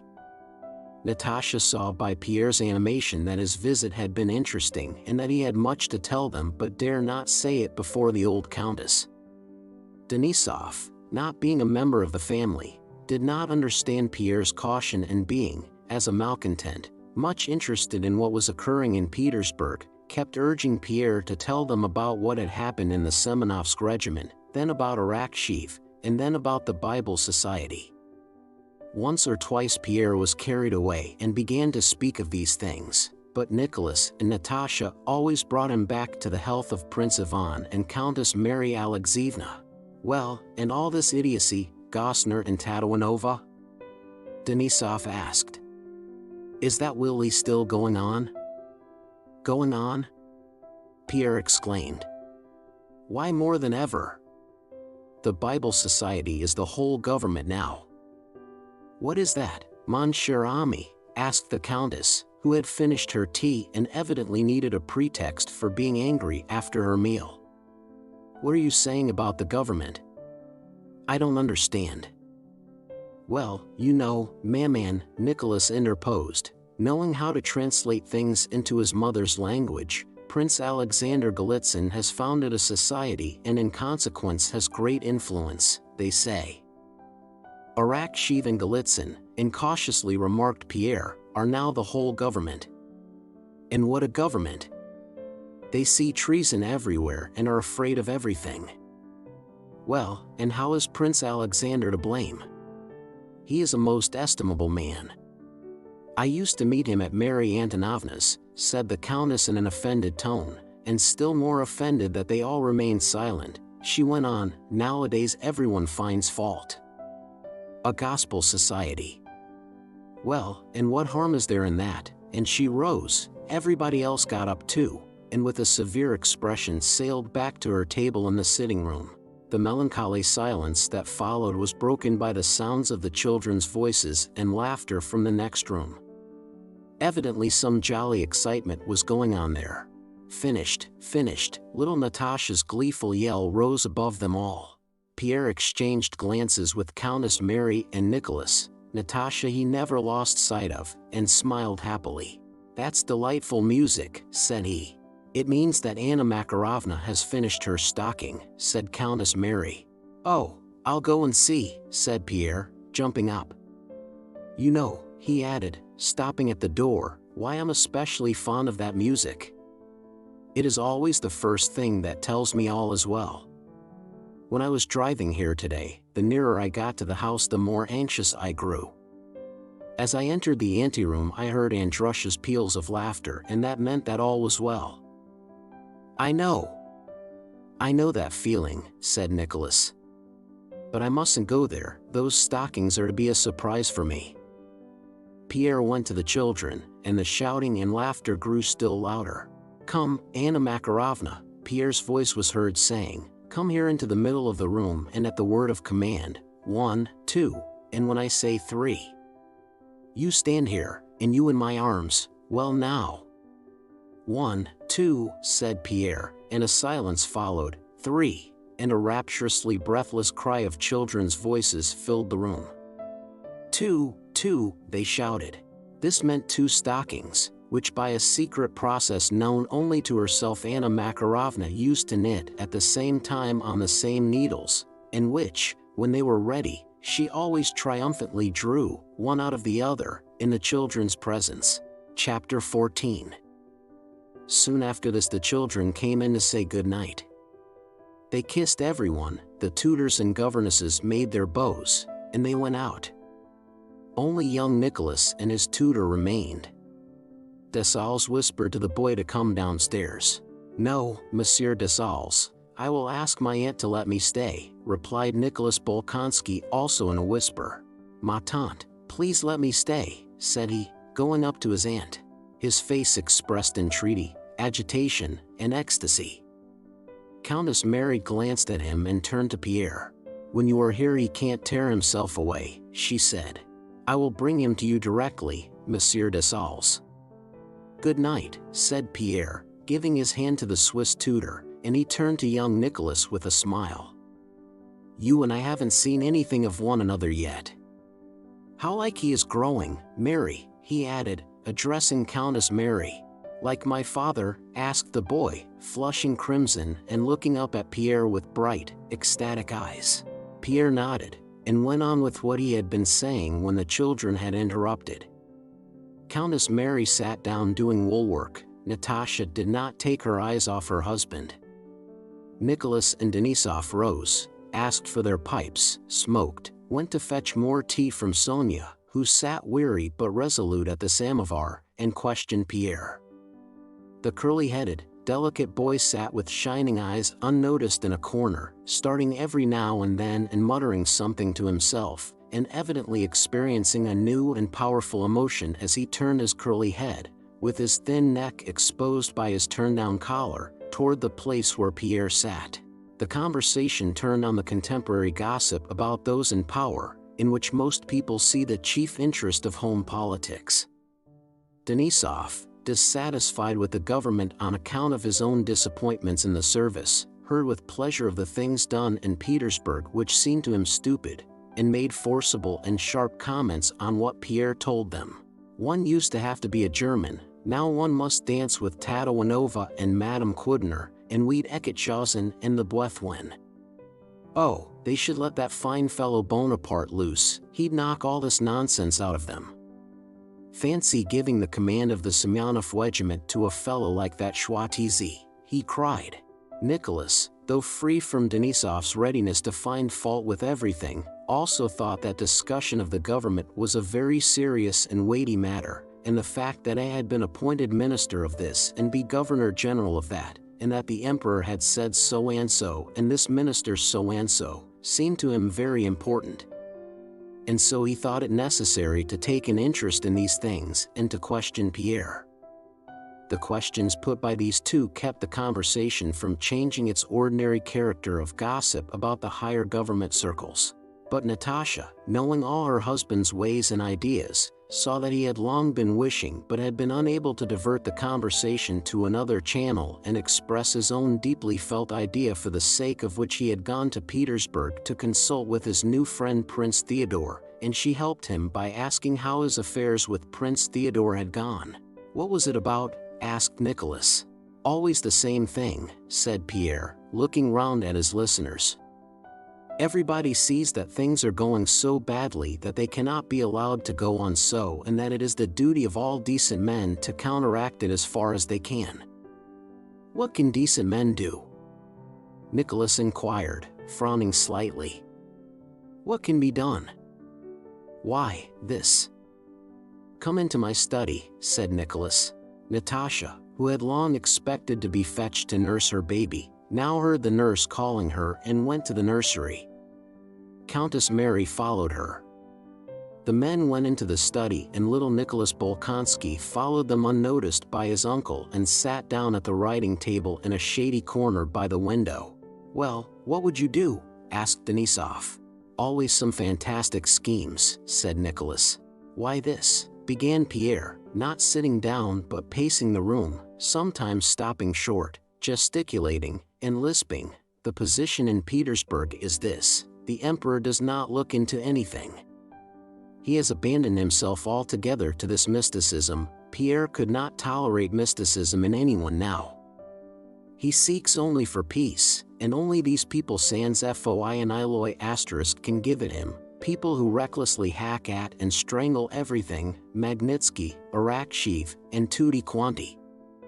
You will agree that if you did not look after your estates yourself but only wanted a quiet life, the harsher your steward was the more readily your object might be attained, he said to Nicholas. * without faith or law. Well, what does that lead up to? Said Nicholas. Well, everything is going to ruin. Robbery in the law courts, in the army nothing but flogging, drilling, in military settlements, the people are tortured, enlightenment is suppressed. All that is young and honest is crushed. Everyone sees that this cannot go on. Everything is strained to such a degree that it will certainly break, said Pierre, as those who examine the actions of any government have always said since governments began. I told them just one thing in Petersburg. Told whom? Well, you know whom, said Pierre, with a meaning glance from under his brows. Prince Theodore and all those. To encourage culture and philanthropy is all very well, of course. The aim is excellent, but in the present circumstances something else is needed. At that moment Nicholas noticed the presence of his nephew. His face darkened and he went up to the boy. "Why are you here?" "Why?" "Let him be," said Pierre, taking Nicholas by the arm and continuing. "That is not enough, I told them. Something else is needed. When you stand expecting the overstrained string to snap at any moment, when everyone is expecting the inevitable catastrophe, as many as possible must join hands as closely as they can to withstand the general calamity. Everything that is young and strong is being enticed away and depraved. One is lured by women, another by honors, a third by ambition or money, and they go over to that camp. No independent men, such as you or I, are left. What I say is widen the scope of our society. Let the motd order be not virtue alone but independence and action as well." Nicholas, who had left his nephew, irritably pushed up an armchair, sat down in it, and listened to Pierre, coughing discontentedly and frowning more and more. "But action with what aim?" he cried. "And what position will you adopt toward the government?" "Why, the position of assistance. The society need not be secret if the government allows it. Not merely is it not hostile to government, but it is a society of true conservatives, a society of gentlemen in the full meaning of that word. It is only to prevent some Pugachev or other from killing my children and yours, and a Rakchief from sending me off to some military settlement. We join hands only for the public welfare and the general safety." "Yes, but it's a secret society and therefore a hostile and harmful one which can only cause harm." "Why? Did the Tugendbund which saved Europe, they did not then venture to suggest that Russia had saved Europe, do any harm? The Tugendbund is an alliance of virtue, it is love, mutual help, it is what Christ preached on the cross." Natasha, who had come in during the conversation, looked joyfully at her husband. It was not what he was saying that pleased her, that did not even interest her, for it seemed to her that was all extremely simple and that she had known it a long time. It seemed so to her because she knew that it sprang from Pierre's whole soul, but it was his animated and enthusiastic appearance that made her glad. The boy with the thin neck stretching out from the turned-down collar, whom everyone had forgotten, gazed at Pierre with even greater and more rapturous joy. Every word of Pierre's burned into his heart, and with a nervous movement of his fingers he unconsciously broke the sealing wax and quill pens his hands came upon on his uncle's table. "It is not at all what you suppose, but that is what the German Tugendbund was, and what I am proposing." "No, my fiend. The Tugendbund is all very well for the sausage eaters, but I don't understand it and can't even pronounce it," interposed Denisov in a loud and resolute voice. "I agree that everything here is rotten and horrible, but the Tugendbund I don't understand. If we're not satisfied, let us have a bund of our own. That's all right. Je suis votre homme. Asterisk. Asterisk, I'm your man." Pierre smiled, Natasha began to laugh, but Nicholas knitted his brows still more and began proving to Pierre that there was no prospect of any great change and that all the danger he spoke of existed only in his imagination. Pierre maintained the contrary, and as his mental faculties were greater and more resourceful, Nicholas felt himself cornered. This made him still angrier, for he was fully convinced, not by reasoning but by something within him stronger than reason, of the justice of his opinion. "I will tell you this," he said, rising and trying with nervously twitching fingers to prop up his pipe in a corner, but finally abandoning the attempt. "I can't prove it to you.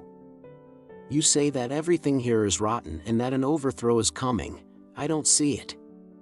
But you also say that our oath of allegiance is a conditional matter, and to that I reply, you are my best friend, as you know. But if you formed a secret society and began working against the government, be it what it may, I know it is my duty to obey the government.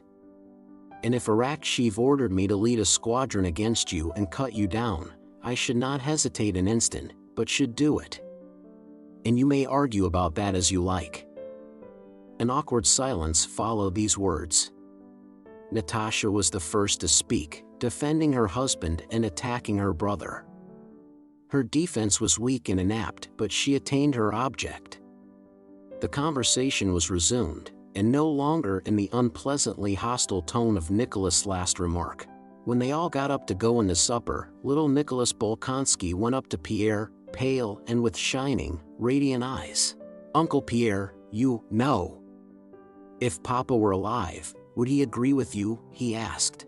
And Pierre suddenly realized what a special, independent, complex, and powerful process of thought and feeling must have been going on in this boy during that conversation, and remembering all he had said, he regretted that the lad should have heard him. He had, however, to give him an answer. "Yes, I think so," he said reluctantly, and left the study. The lad looked down and seemed now for the first time to notice what he had done to the things on the table. He flushed and went up to Nicholas. "Uncle, forgive me, I did that, unintentionally," he said, pointing to the broken sealing wax and pens. Nicholas started angrily. All right," he said, throwing the bits under the table. And evidently suppressing his vexation with difficulty, he turned away from the boy. "You ought not to have been here at all," he said. Chapter 15. The conversation at supper was not about politics or societies, but turned on the subject Nicholas liked best, recollections of 1812. Denisov started these, and Pierre was particularly agreeable and amusing about them. The family separated on the most friendly terms. After supper, Nicholas, having undressed in his study and given instructions to the steward who had been waiting for him, went to the bedroom in his dressing gown, where he found his wife still at her table, writing. "What are you writing, Mary?" Nicholas asked. Countess Mary blushed. She was afraid that what she was writing would not be understood or approved by her husband.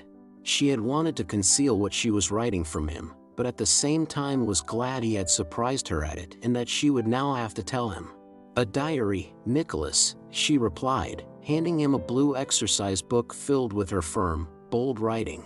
"A diary?" Nicholas repeated with a shade of irony, and he took up the book. It was in French. December 4th. Today, when Andrusha, her eldest boy, woke up, he did not wish to dress, and Mademoiselle Louise sent for me. He was naughty and obstinate. I tried threats, but he only grew angrier.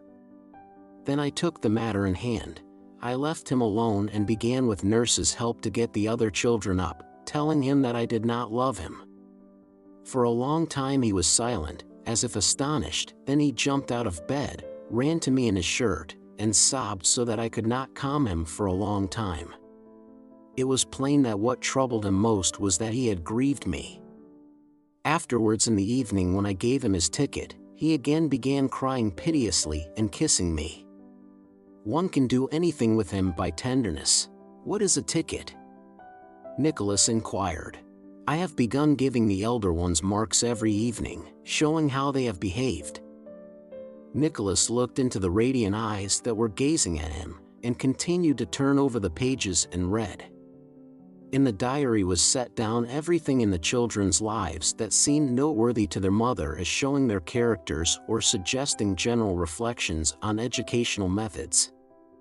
They were for the most part quite insignificant trifles, but did not seem so to the mother or to the father either, now that he read this diary about his children for the first time. Under the date 5 was entered. Mitya was naughty at table. Papa said he was to have no pudding. He had none, but looked so unhappily and greedily at the others while they were eating. I think that punishment by depriving children of sweets only develops their greediness. Must tell Nicholas this. Nicholas put down the book and looked at his wife. The radiant eyes gazed at him questioningly. Would he approve or disapprove of her diary? There could be no doubt not only of his approval but also of his admiration for his wife.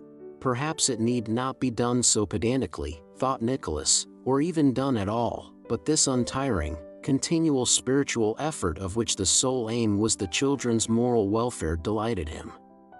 Had Nicholas been able to analyze his feelings, he would have found that his steady, tender, and proud love of his wife rested on his feeling of wonder at her spirituality and at the lofty moral world, almost beyond his reach, in which she had her being.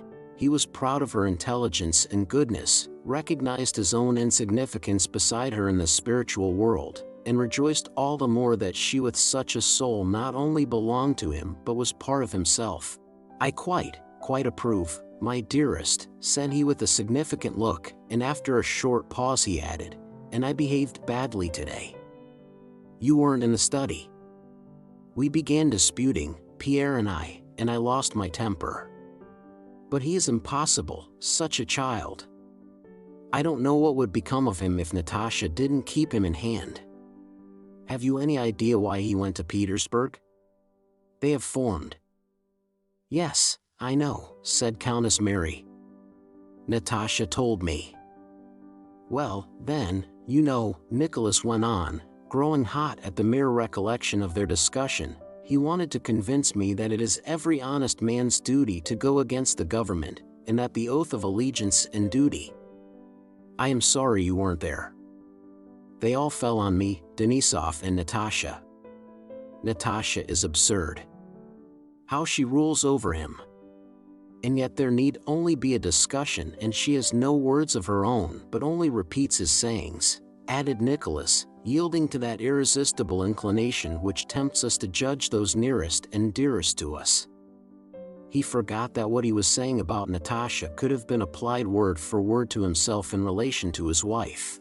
"Yes, I have noticed that," said Countess Mary. "When I told him that duty and the oath were above everything, he started proving goodness knows what. A pity you were not there. What would you have said?" "As I see it, you were quite right, and I told Natasha so. Pierre says everybody is suffering, tortured, and being corrupted, and that it is our duty to help our neighbor." "Of course he is right there," said Countess Mary, "but he forgets that we have other duties nearer to us, duties indicated to us by God himself, and that though we might expose ourselves to risks we must not risk our children." "Yes, that's it." "That's just what I said to him," put in Nicholas, who fancied he really had said it. But they insisted on their own view, love of one's neighbor in Christianity, and all this in the presence of young Nicholas, who had gone into my study and broke all my things. "Ah, Nicholas, do you know I am often troubled about little Nicholas," said Countess Mary. "He is such an exceptional boy. I am afraid I neglect him in favor of my own. We all have children and relations while he has no one. He is constantly alone with his thoughts." "Well, I don't think you need reproach yourself on his account. All that the fondest mother could do for her son you have done and are doing for him, and of course I am glad of it. He is a fine lad, a fine lad." This evening he listened to Pierre in a sort of trance, and fancy, as we were going into supper I looked and he had broken everything on my table to bits, and he told me of it himself at once. I never knew him to tell an untruth. "A fine lad, repeated Nicholas, who at heart was not fond of Nicholas Bolkonsky but was always anxious to recognize that he was a fine lad. "Still, I am not the same as his own mother," said Countess Mary. "I feel I am not the same and it troubles me. A wonderful boy, but I am dreadfully afraid for him. It would be good for him to have companions." "Well, it won't be for long. Next summer I'll take him to Petersburg," said Nicholas. "Yes, Pierre always was a dreamer and always will be," he continued, returning to the talk in the study which had evidently disturbed him. "Well, what business is it of mine what goes on there, whether Arakcheev is bad, and all that? What business was it of mine when I married and was so deep in debt that I was threatened with prison, and had a mother who could not see or understand it? And then there are you and the children and our affairs. Is it for my own pleasure that I am at the farm or in the office from morning to night? No, but I know I must work to comfort my mother, to repay you, and not to leave the children such beggars as I was." Countess Mary wanted to tell him that man does not live by bread alone and that he attached too much importance to these matters.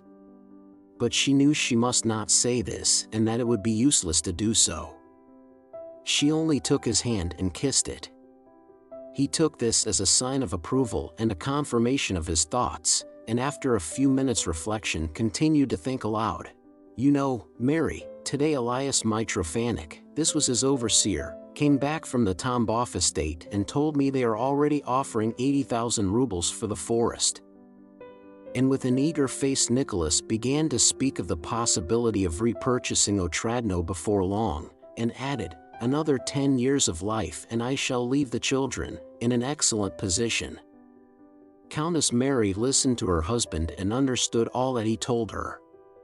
She knew that when he thought aloud in this way he would sometimes ask her what he had been saying, and be vexed if he noticed that she had been thinking about something else. But she had to force herself to attend, for what he was saying did not interest her at all. She looked at him and did not think, but felt, about something different. She felt a submissive tender love for this man who would never understand all that she understood, and this seemed to make her love for him still stronger and added a touch of passionate tenderness. Besides this feeling which absorbed her altogether and hindered her from following the details of her husband's plans, thoughts that had no connection with what he was saying flitted through her mind. She thought of her nephew. Her husband's account of the boy's agitation while Pierre was speaking struck her forcibly, and various traits of his gentle, sensitive character recurred to her mind, and while thinking of her nephew she thought also of her own children. She did not compare them with him, but compared her feeling for them with her feeling for him, and felt with regret that there was something lacking in her feeling for young Nicholas. Sometimes it seemed to her that this difference arose from the difference in their ages, but she felt herself to blame toward him and promised in her heart to do better and to accomplish the impossible, in this life to love her husband, her children, little Nicholas, and all her neighbors, as Christ loved mankind. Countess Mary's soul always strove toward the infinite, the eternal, and the absolute, and could therefore never be at peace. A stern expression of the lofty, secret suffering of a soul burdened by the body appeared on her face. Nicholas gazed at her. "Oh God! What will become of us if she dies, as I always fear when her face is like that," thought he, and placing himself before the icon he began to say his evening prayers. Chapter 16. Natasha and Pierre, left alone, also began to talk as only a husband and wife can talk, that is, with extraordinary clearness and rapidity, understanding and expressing each other's thoughts in ways contrary to all rules of logic, without premises, deductions, or conclusions, and in a quite peculiar way. Natasha was so used to this kind of talk with her husband that for her it was the surest sign of something being wrong between them if Pierre followed a line of logical reasoning. When he began proving anything, or talking argumentatively and calmly, and she, led on by his example, began to do the same, she knew that they were on the verge of a quarrel. From the moment they were alone and Natasha came up to him with wide-open happy eyes, and quickly seizing his head pressed it to her bosom, saying, "Now you are all mine, mine. You won't escape." From that moment this conversation began, contrary to all the laws of logic and contrary to them because quite different subjects were talked about at one and the same time. This simultaneous discussion of many topics did not prevent a clear understanding but on the contrary was the surest sign that they fully understood one another. Just as in a dream when all is uncertain, unreasoning, and contradictory, except the feeling that guides the dream, so in this intercourse contrary to all laws of reason, the words themselves were not consecutive and clear but only the feeling that prompted them. Natasha spoke to Pierre about her brother's life and doings, of how she had suffered and lacked life during his own absence, and of how she was fonder than ever of Mary, and how Mary was in every way better than herself. In saying this Natasha was sincere in acknowledging Mary's superiority, but at the same time by saying it she made a demand on Pierre that he should, all the same, prefer her to Mary and to all other women, and that now, especially after having seen many women in Petersburg, he should tell her so afresh. Pierre, answering Natasha's words, told her how intolerable it had been for him to meet ladies at dinners and balls in Petersburg. "I have quite lost the knack of talking to ladies," he said. It was simply dull. Besides, I was very busy. Natasha looked intently at him and went on. Mary is so splendid, she said. How she understands children. It is as if she saw straight into their souls. Yesterday, for instance, Mitya was naughty. How like his father he is, Pierre interjected. Natasha knew why he mentioned Mitya's likeness to Nicholas. The recollection of his dispute with his brother-in-law was unpleasant, and he wanted to know what Natasha thought of it. Nicholas has the weakness of never agreeing with anything not generally accepted. But I understand that you value what opens up a fresh line, said she, repeating words Pierre had once uttered. No, the chief point is that to Nicholas ideas and discussions are an amusement, almost a pastime, said Pierre. For instance, he is collecting a library and has made it a rule not to buy a new book till he has read what he had already bought, Sismondi and Rousseau and Montesquieu, he added with a smile. You know how much He began to soften down what he had said, but Natasha interrupted him to show that this was unnecessary. So you say ideas are an amusement to him? Yes, and for me nothing else is serious. All the time in Petersburg I saw everyone as in a dream. When I am taken up by a thought, all else is mere amusement. Ah, I'm so sorry I wasn't there when you met the children, said Natasha. Which was most delighted? Lisa, I'm sure. Yes, Pierre replied, and went on with what was in his mind. Nicholas says we ought not to think. But I can't help it. Besides, when I was in Petersburg I felt, I can say this to you, that the whole affair would go to pieces without me. Everyone was pulling his own way. But I succeeded in uniting them all, and then my idea is so clear and simple. You see, I don't say that we ought to oppose this and that. We may be mistaken. What I say is, join hands, you who love the right, and let there be but one banner, that of active virtue. Prince Sergei is a fine fellow and clever. Natasha would have had no doubt as to the greatness of Pierre's idea, but one thing disconcerted her. Can a man so important and necessary to society be also my husband? How did this happen? She wished to express this doubt to him. Now who could decide whether he is really cleverer than all the others, she asked herself, and passed in review all those whom Pierre most respected. Judging by what he had said, there was no one he had respected so highly as Platon Karateev. Do you know what I am thinking about? She asked. About Platon Karateev. Would he have approved of you now, do you think? Pierre was not at all surprised at this question. He understood his wife's line of thought. Platon Karateev, he repeated, and pondered, evidently sincerely trying to imagine Karateev's opinion on the subject.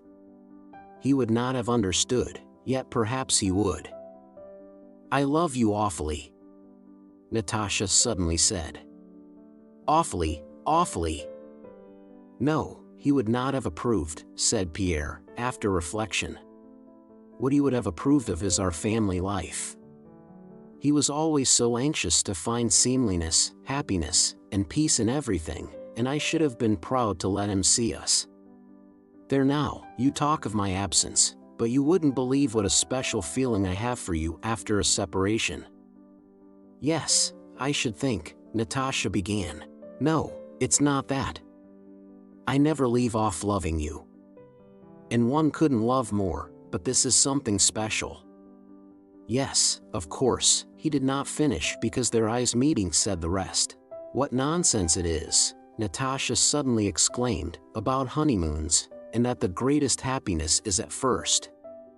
On the contrary, now is the best of all. If only you did not go away. Do you remember how we quarreled? And it was always my fault. Always mine. And what we quarreled about, I don't even remember. Always about the same thing, said Pierre with a smile. Jello. Don't say it. I can't bear it. Natasha cried, and her eyes glittered coldly and vindicatively. Did you see her?" she added, after a pause. "No, and if I had I shouldn't have recognized her." They were silent for a while. "Oh, do you know? While you were talking in the study, I was looking at you," Natasha began, evidently anxious to disperse the cloud that had come over them. "You are as like him as two peas, like the boy." She meant her little son. "Oh, it's time to go to him. The milk's come. But I'm sorry to leave you." They were silent for a few seconds.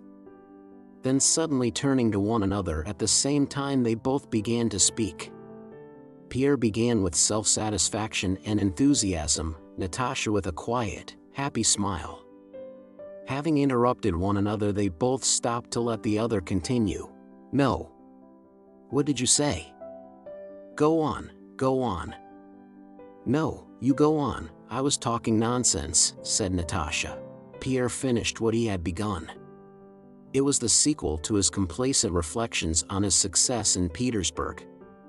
At that moment it seemed to him that he was chosen to give a new direction to the whole of Russian society and to the whole world.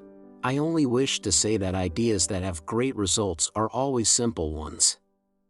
My whole idea is that if vicious people are united and constitute a power, then honest folk must do the same. Now that's simple enough." "Yes. And what were you going to say?" Only nonsense." "But all the same?" "Oh, nothing, only a trifle," said Natasha, smiling still more brightly. "I only wanted to tell you about Petya. Today nurse was coming to take him from me, and he laughed, shut his eyes, and clung to me. I'm sure he thought he was hiding. Awfully sweet. There, now he's crying. Well, goodbye," and she left the room.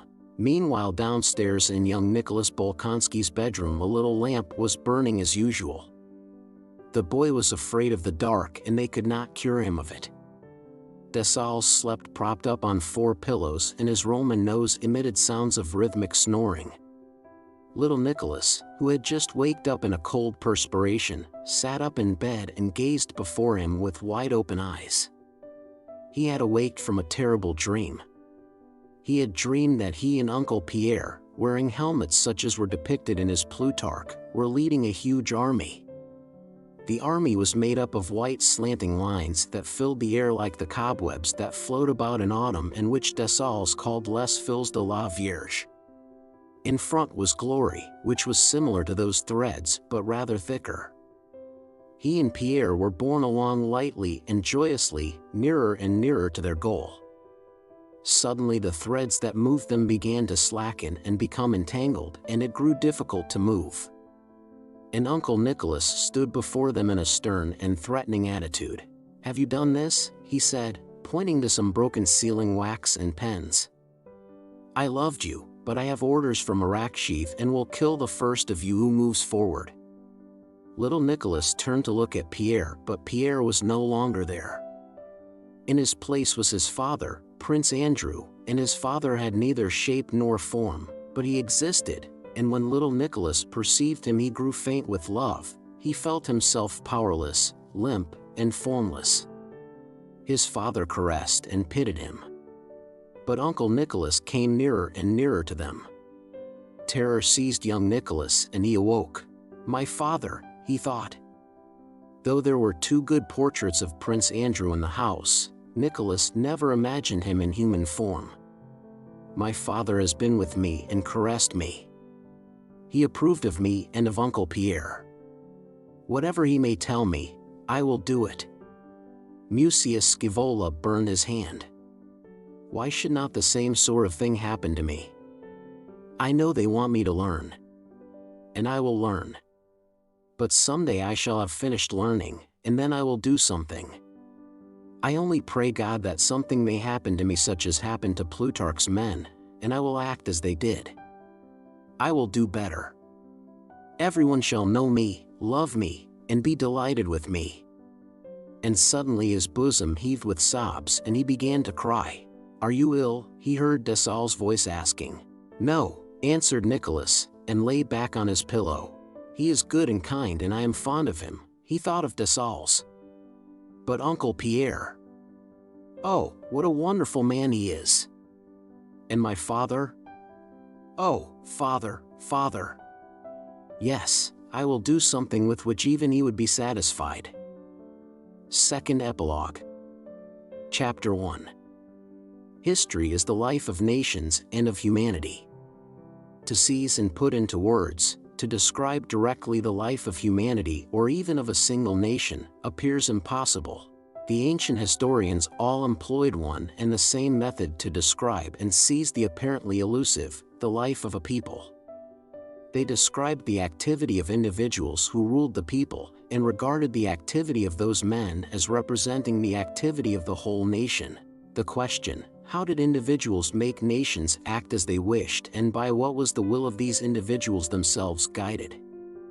The ancients met by recognizing a divinity which subjected the nations to the will of a chosen man, and guided the will of that chosen man so as to accomplish ends that were predestined. For the ancients, these questions were solved by a belief in the direct participation of the deity in human affairs. Modern history, in theory, rejects both these principles. It would seem that having rejected the belief of the ancients in man's subjection to the deity and in a predetermined aim toward which nations are led, modern history should study not the manifestations of power but the causes that produce it. But modern history has not done this. Having in theory rejected the view held by the ancients, it still follows them in practice. Instead of men endowed with divine authority and directly guided by the will of God, modern history has given us either heroes endowed with extraordinary, superhuman capacities, or simply men of very various kinds, from monarchs to journalists, who lead the masses. Instead of the former divinely appointed aims of the Jewish, Greek, or Roman nations, which ancient historians regarded as representing the progress of humanity, modern history has postulated its own aims, the welfare of the French, German, or English people, or, in its highest abstraction, the welfare and civilization of humanity in general, by which is usually meant that of the peoples occupying a small northwesterly portion of a large continent.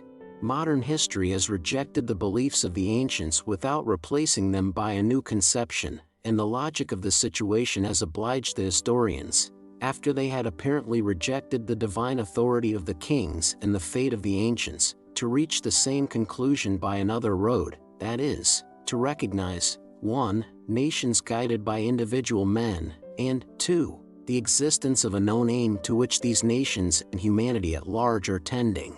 At the basis of the works of all the modern historians from Gibbon to Buckle, despite their seeming disagreements and the apparent novelty of their outlooks, lie those two old, unavoidable assumptions. In the first place, the historian describes the activity of individuals who in his opinion have directed humanity. One historian considers only monarchs, generals, and ministers as being such men, while another includes also orators, learned men, reformers, philosophers, and poets. Secondly, it is assumed that the goal toward which humanity is being led is known to the historians. To one of them this goal is the greatness of the Roman, Spanish, or French realm, to another it is liberty, equality, and a certain kind of civilization of a small corner of the world called Europe. In 1789 a ferment arises in Paris, it grows, spreads, and is expressed by a movement of peoples from west to east. Several times it moves eastward and collides with a counter-movement from the east westward. In 1812 it reaches its extreme limit, Moscow, and then, with remarkable symmetry, a counter-movement occurs from east to west, attracting to it, as the first movement had done, the nations of Middle Europe. The counter-movement reaches the starting point of the first movement in the west, Paris, and subsides. During that 20-year period an immense number of fields were left untilled, houses were burned, trade changed its direction, millions of men migrated, were impoverished, or were enriched, and millions of Christian men professing the law of love of their fellows slew one another. What does all this mean? Why did it happen? What made those people burn houses and slay their fellow men? What were the causes of these events? What force made men act so? These are the instinctive, plain, and most legitimate questions humanity asks itself when it encounters the monuments and tradition of that period. For a reply to these questions, the common sense of mankind turns to the science of history, whose aim is to enable nations and humanity to know themselves.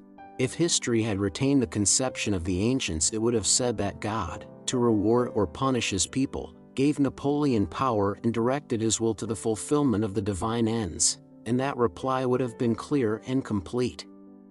One might believe or disbelieve in the divine significance of Napoleon, but for anyone believing in it, there would have been nothing unintelligible in the history of that period, nor would there have been any contradictions. But modern history cannot give that reply. Science does not admit the conception of the ancients as to the direct participation of the deity in human affairs, and therefore history ought to give other answers.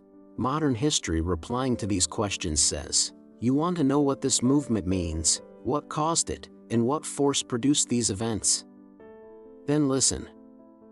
Louis XIV was a very proud and self-confident man. He had such and such mistresses and such ministers, and he ruled France badly. His descendants were weak men, and they too ruled France badly. And they had such and such favorites and such mistresses. Moreover, certain men wrote some books at that time. At the end of the 18th century, there were a couple of dozen men in Paris who began to talk about all men being free and equal. This caused people all over France to begin to slash at and drown one another. They killed the king and many other people. At that time there was in France a man of genius, Napoleon. He conquered everybody everywhere, that is, he killed many people because he was a great genius. And for some reason he went to kill Africans, and killed them so well and was so cunning and wise that when he returned to France he ordered everybody to obey him, and they all obeyed him. Having become an emperor, he again went out to kill people in Italy, Austria, and Prussia. And there too he killed a great many. In Russia there was an emperor, Alexander, who decided to restore order in Europe and therefore fought against Napoleon. In 1807 he suddenly made friends with him, but in 1811 they again quarreled and again began killing many people. Napoleon led 600,000 men into Russia and captured Moscow. Then he suddenly ran away from Moscow, and the Emperor Alexander, helped by the advice of Stein and others, united Europe to arm against the disturber of its peace. All Napoleon's allies suddenly became his enemies, and their forces advanced against the fresh forces he raised. The Allies defeated Napoleon, entered Paris, forced Napoleon to abdicate, and sent him to the island of Elba, not depriving him of the title of emperor and showing him every respect, though 5 years before and 1 year later they all regarded him as an outlaw and a brigand. Then Louis XVIII, who till then had been the laughingstock both of the French and the Allies, began to reign. And Napoleon, shedding tears before his old guards, renounced the throne and went into exile. Then the skillful statesmen and diplomatists, especially Talleyrand, who managed to sit down in a particular chair before anyone else and thereby extended the frontiers of France, talked in Vienna and by these conversations made the nations happy or unhappy.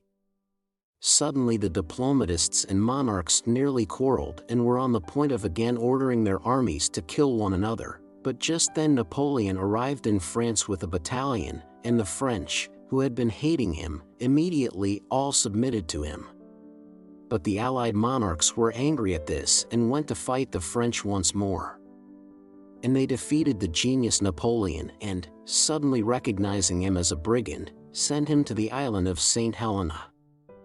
In the exile, separated from the beloved France so dear to his heart, died a lingering death on that rock and bequeathed his great deeds to posterity. But in Europe a reaction occurred and the sovereigns once again all began to oppress their subjects. It would be a mistake to think that this is ironic, a caricature of the historical accounts. On the contrary, it is a very mild expression of the contradictory replies, not meeting the questions, which all the historians give, from the compilers of memoirs and the histories of separate states to the writers of general histories and the new histories of the culture of that period. The strangeness and absurdity of these replies arise from the fact that modern history, like a deaf man, answers questions no one has asked. If the purpose of history be to give a description of the movement of humanity and of the peoples, the first question, in the absence of a reply to which all the rest will be incomprehensible, is, what is the power that moves peoples? To this, modern history laboriously replies either that Napoleon was a great genius, or that Louis XIV was very proud, or that certain writers wrote certain books. All that may be so and mankind is ready to agree with it, but it is not what was asked.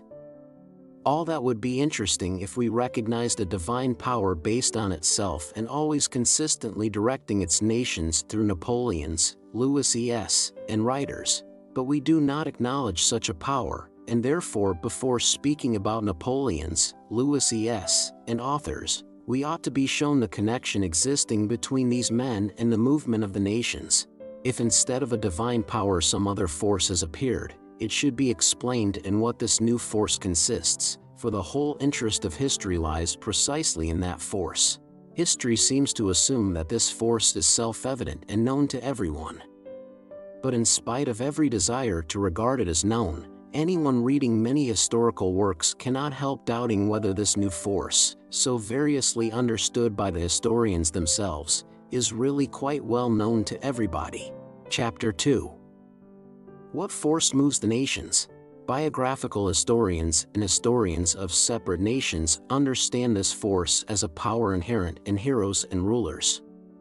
In their narration, events occur solely by the will of a Napoleon, an Alexander, or in general of the persons they describe. The answers given by this kind of historian to the question of what force causes events to happen are satisfactory only as long as there is but one historian to each event. As soon as historians of different nationalities and tendencies begin to describe the same event, the replies they give immediately lose all meaning, for this force is understood by them all not only differently but often in quite contradictory ways. One historian says that an event was produced by Napoleon's power, another that it was produced by Alexander's, a third that it was due to the power of some other person. Besides this, historians of that kind contradict each other even in their statement as to the force on which the authority of some particular person was based. Thiers, a Bonapartist, says that Napoleon's power was based on his virtue and genius. Lanfray, a Republican, says it was based on his trickery and deception of the people. So the historians of this class, by mutually destroying one another's positions, destroy the understanding of the force which produces events, and furnish no reply to history's essential question. Writers of universal history who deal with all the nations seem to recognize how erroneous is the specialist historian's view of the force which produces events. They do not recognize it as a power inherent in heroes and rulers, but as the resultant of a multiplicity of variously directed forces. In describing a war or the subjugation of a people, a general historian looks for the cause of the event not in the power of one man, but in the interaction of many persons connected with the event. According to this view, the power of historical personages, represented as the product of many forces, can no longer, it would seem, be regarded as a force that itself produces events.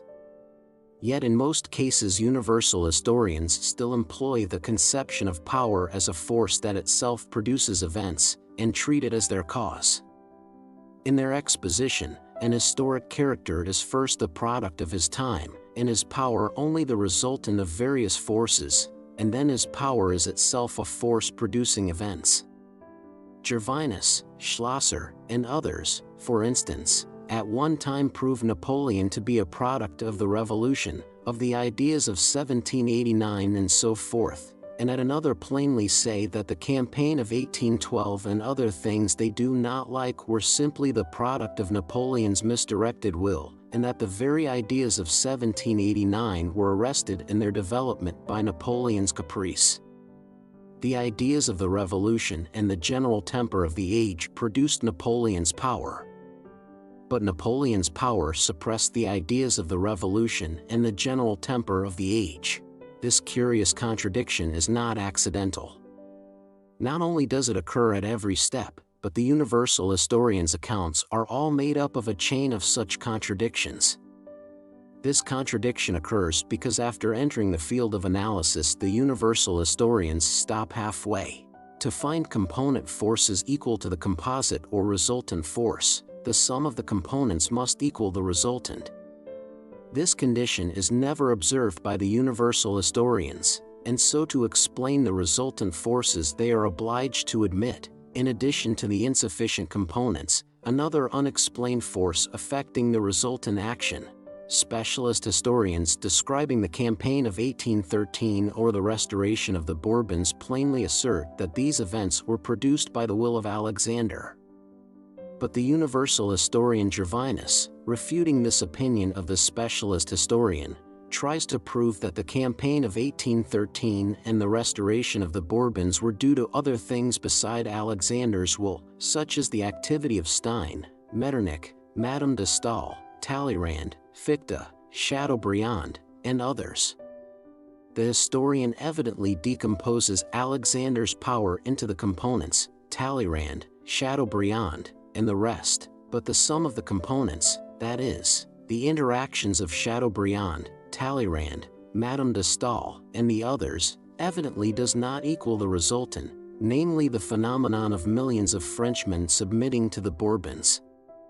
That Chateaubriand, Madame de Staël, and others spoke certain words to one another only affected their mutual relations but does not account for the submission of millions. And therefore to explain how from these relations of theirs the submission of millions of people resulted, that is, how component forces equal to one it gave a resultant equal to 1,000 times A, the historian is again obliged to fall back on power, the force he had denied, and to recognize it as the resultant of the forces, that is, he has to admit an unexplained force acting on the resultant. And that is just what the universal historians do, and consequently they not only contradict the specialist historians but contradict themselves. Peasants having no clear idea of the cause of rain, say, according to whether they want rain or fine weather, the wind has blown the clouds away, or, the wind has brought up the clouds. And in the same way the universal historians sometimes, when it pleases them and fits in with their theory, say that power is the result of events, and sometimes, when they want to prove something else, say that power produces events. A third class of historians, the so-called historians of culture, following the path laid down by the universal historians who sometimes accept writers and ladies as forces producing events, again take that force to be something quite different. They see it in what is called culture, in mental activity. The historians of culture are quite consistent in regard to their progenitors, the writers of universal histories, for if historical events may be explained by the fact that certain persons treated one another in such and such ways, why not explain them by the fact that such and such people wrote such and such books? Of the immense number of indications accompanying every vital phenomenon, these historians select the indication of intellectual activity and say that this indication is the cause. But despite their endeavors to prove that the cause of events lies in intellectual activity, only by a great stretch can one admit that there is any connection between intellectual activity and the movement of peoples, and in no case can one admit that intellectual activity controls people's actions. For that view is not confirmed by such facts as the very cruel murders of the French Revolution resulting from the doctrine of the equality of man, or the very cruel wars and executions resulting from the preaching of love. But even admitting as correct all the cunningly devised arguments with which these histories are filled, admitting that nations are governed by some undefined force called an idea, history's essential question still remains unanswered, and to the former power of monarchs and to the influence of advisors and other people introduced by the universal historians, another, newer force, the idea, is added, the connection of which with the masses needs explanation. It is possible to understand that Napoleon had power and so events occurred. With some effort one may even conceive that Napoleon together with other influences was the cause of an event, but how a book, Le Contrat Social, had the effect of making Frenchmen begin to drown one another cannot be understood without an explanation of the causal nexus of this new force with the event. Undoubtedly some relation exists between all who live contemporaneously, and so it is possible to find some connection between the intellectual activity of men and their historical movements, just as such a connection may be found between the movements of humanity in commerce, handicraft, gardening, or anything else you please. But why intellectual activity is considered by the historians of culture to be the cause or expression of the whole historical movement is hard to understand. Only the following considerations can have led the historians to such a conclusion. 1. That history is written by learned men, and so it is natural and agreeable for them to think that the activity of their class supplies the basis of the movement of all humanity, just as a similar belief is natural and agreeable to traders, agriculturists, and soldiers, if they do not express it. That is merely because traders and soldiers do not write history. And 2. That spiritual activity, enlightenment, civilization, culture, ideas, are all indistinct, indefinite conceptions under whose banner it is very easy to use words having a still less definite meaning, and which can therefore be readily introduced into any theory. But not to speak of the intrinsic quality of histories of this kind, which may possibly even be of use to someone for something, the histories of culture, to which all general histories tend more and more to approximate, are significant from the fact that after seriously and minutely examining various religious, philosophic, and political doctrines as causes of events, as soon as they have to describe an actual historic event such as the campaign of 1812 for instance, they involuntarily describe it as resulting from an exercise of power, and say plainly that that was the result of Napoleon's will. Speaking so, the historians of culture involuntarily contradict themselves, and show that the new force they have devised does not account for what happens in history, and that history can only be explained by introducing a power which they apparently do not recognize. Chapter 3. A locomotive is moving. Someone asks, what moves it? A peasant says the devil moves it. Another man says the locomotive moves because its wheels go round. A third asserts that the cause of its movement lies in the smoke which the wind carries away. The peasant is irrefutable. He has devised a complete explanation. To refute him, someone would have to prove to him that there is no devil, or another peasant would have to explain to him that it is not the devil but a German who moves the locomotive. Only then, as a result of the contradiction, will they see that they are both wrong. But the man who says that the movement of the wheels is the cause refutes himself, for having once begun to analyze he ought to go on and explain further why the wheels go round, until he has reached the ultimate cause of the movement of the locomotive and the pressure of steam in the boiler. He has no right to stop in his search for the cause. The man who explains the movement of the locomotive by the smoke that is carried back has noticed that the wheels do not supply an explanation and has taken the first sign that occurs to him and in his turn has offered that as an explanation. The only conception that can explain the movement of the locomotive is that of a force commensurate with the movement observed. The only conception that can explain the movement of the peoples is that of some force commensurate with the whole movement of the peoples. Yet to supply this conception various historians take forces of different kinds, all of which are incommensurate with the movement observed. Some see it as a force directly inherent in heroes, as the peasant sees the devil in the locomotive, others as a force resulting from several other forces, like the movement of the wheels, others again as an intellectual influence, like the smoke that is blown away. So long as histories are written of separate individuals, whether Caesars, Alexanders, Luthers, or Voltaires, and not the histories of all, absolutely all those who take part in an event, it is quite impossible to describe the movement of humanity without the conception of a force compelling men to direct their activity toward a certain end. And the only such conception known to historians is that of power. This conception is the one handle by means of which the material of history, as at present expounded, can be dealt with, and anyone who breaks that handle off, as Buckle did, without finding some other method of treating historical material, merely deprives himself of the one possible way of dealing with it. The necessity of the conception of power as an explanation of historical events is best demonstrated by the universal historians and historians of culture themselves, for they professedly reject that conception but inevitably have recourse to it at every step. In dealing with humanity's inquiry, the science of history up to now is like money in circulation, paper money and coin. The biographies and special national histories are like paper money.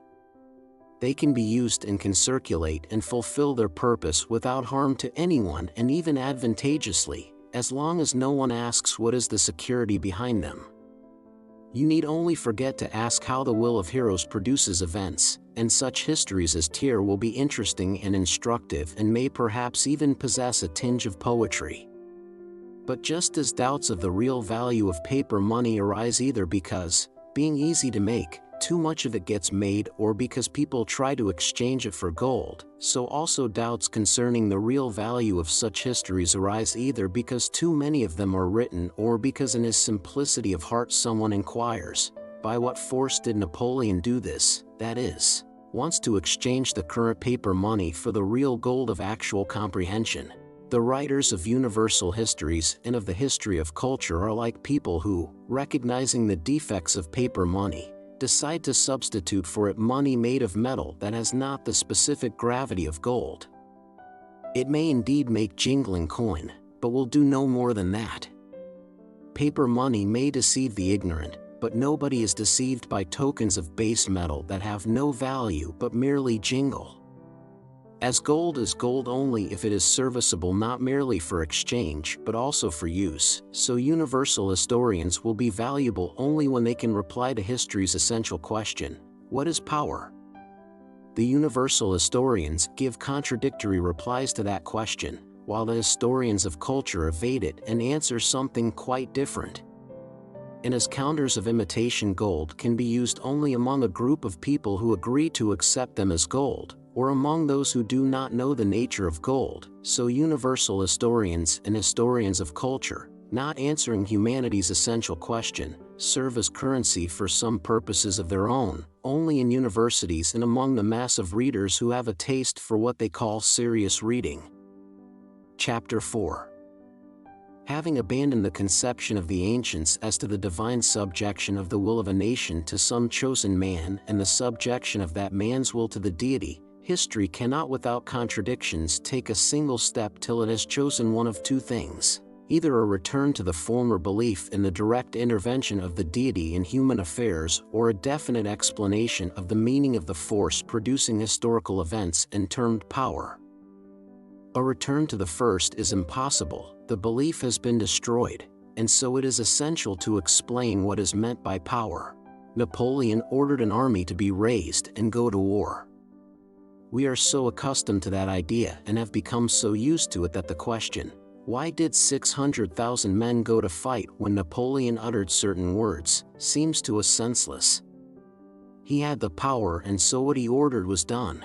This reply is quite satisfactory if we believe that the power was given him by God. But as soon as we do not admit that, it becomes essential to determine what is this power of one man over others. It cannot be the direct physical power of a strong man over a weak one, a domination based on the application or threat of physical force, like the power of Hercules, nor can it be based on the effect of moral force, as in their simplicity some historians think who say that the leading figures in history are heroes, that is, men gifted with a special strength of soul and mind called genius.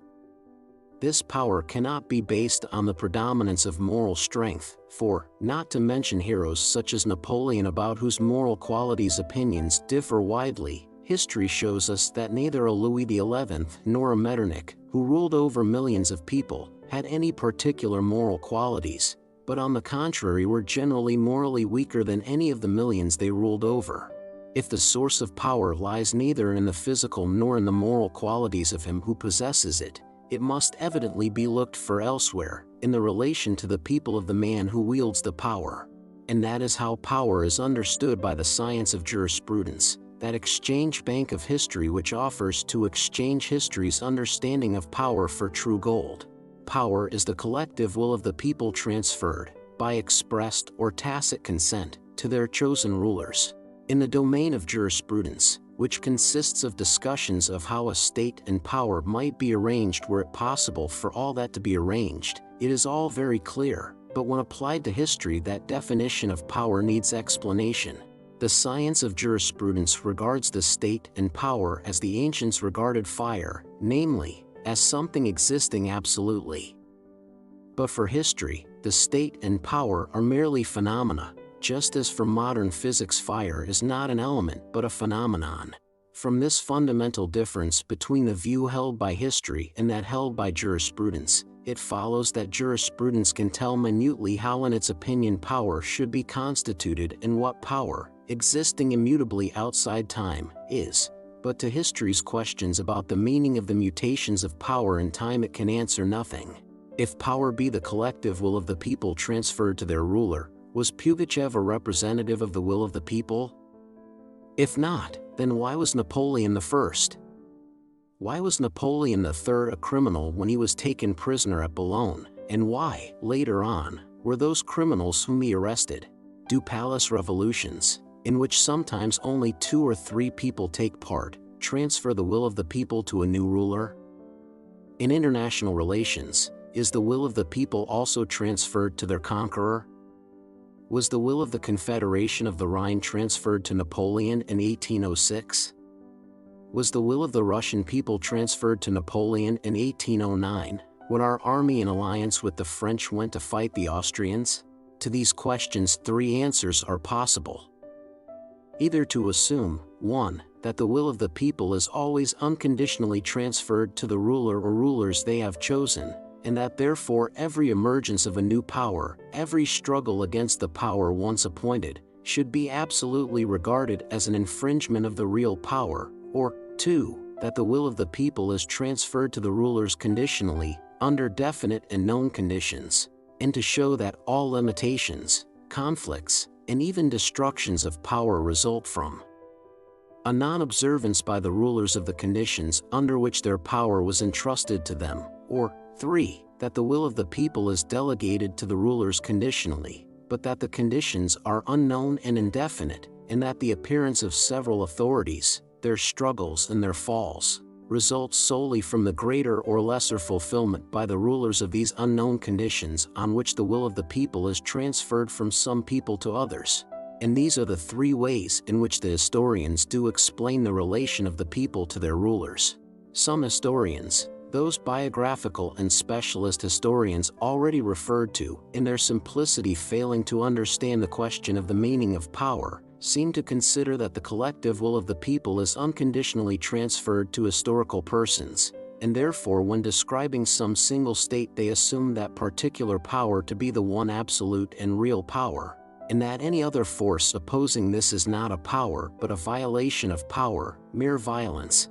Their theory, suitable for primitive and peaceful periods of history, has the inconvenience, in application to complex and stormy periods in the life of nations during which various powers arise simultaneously and struggle with one another, that a legitimist historian will prove that the National Convention, the Directory, and Bonaparte were mere infringers of the true power, while a Republican and a Bonapartist will prove, the one that the Convention and the other that the Empire was the real power, and that all the others were violations of power.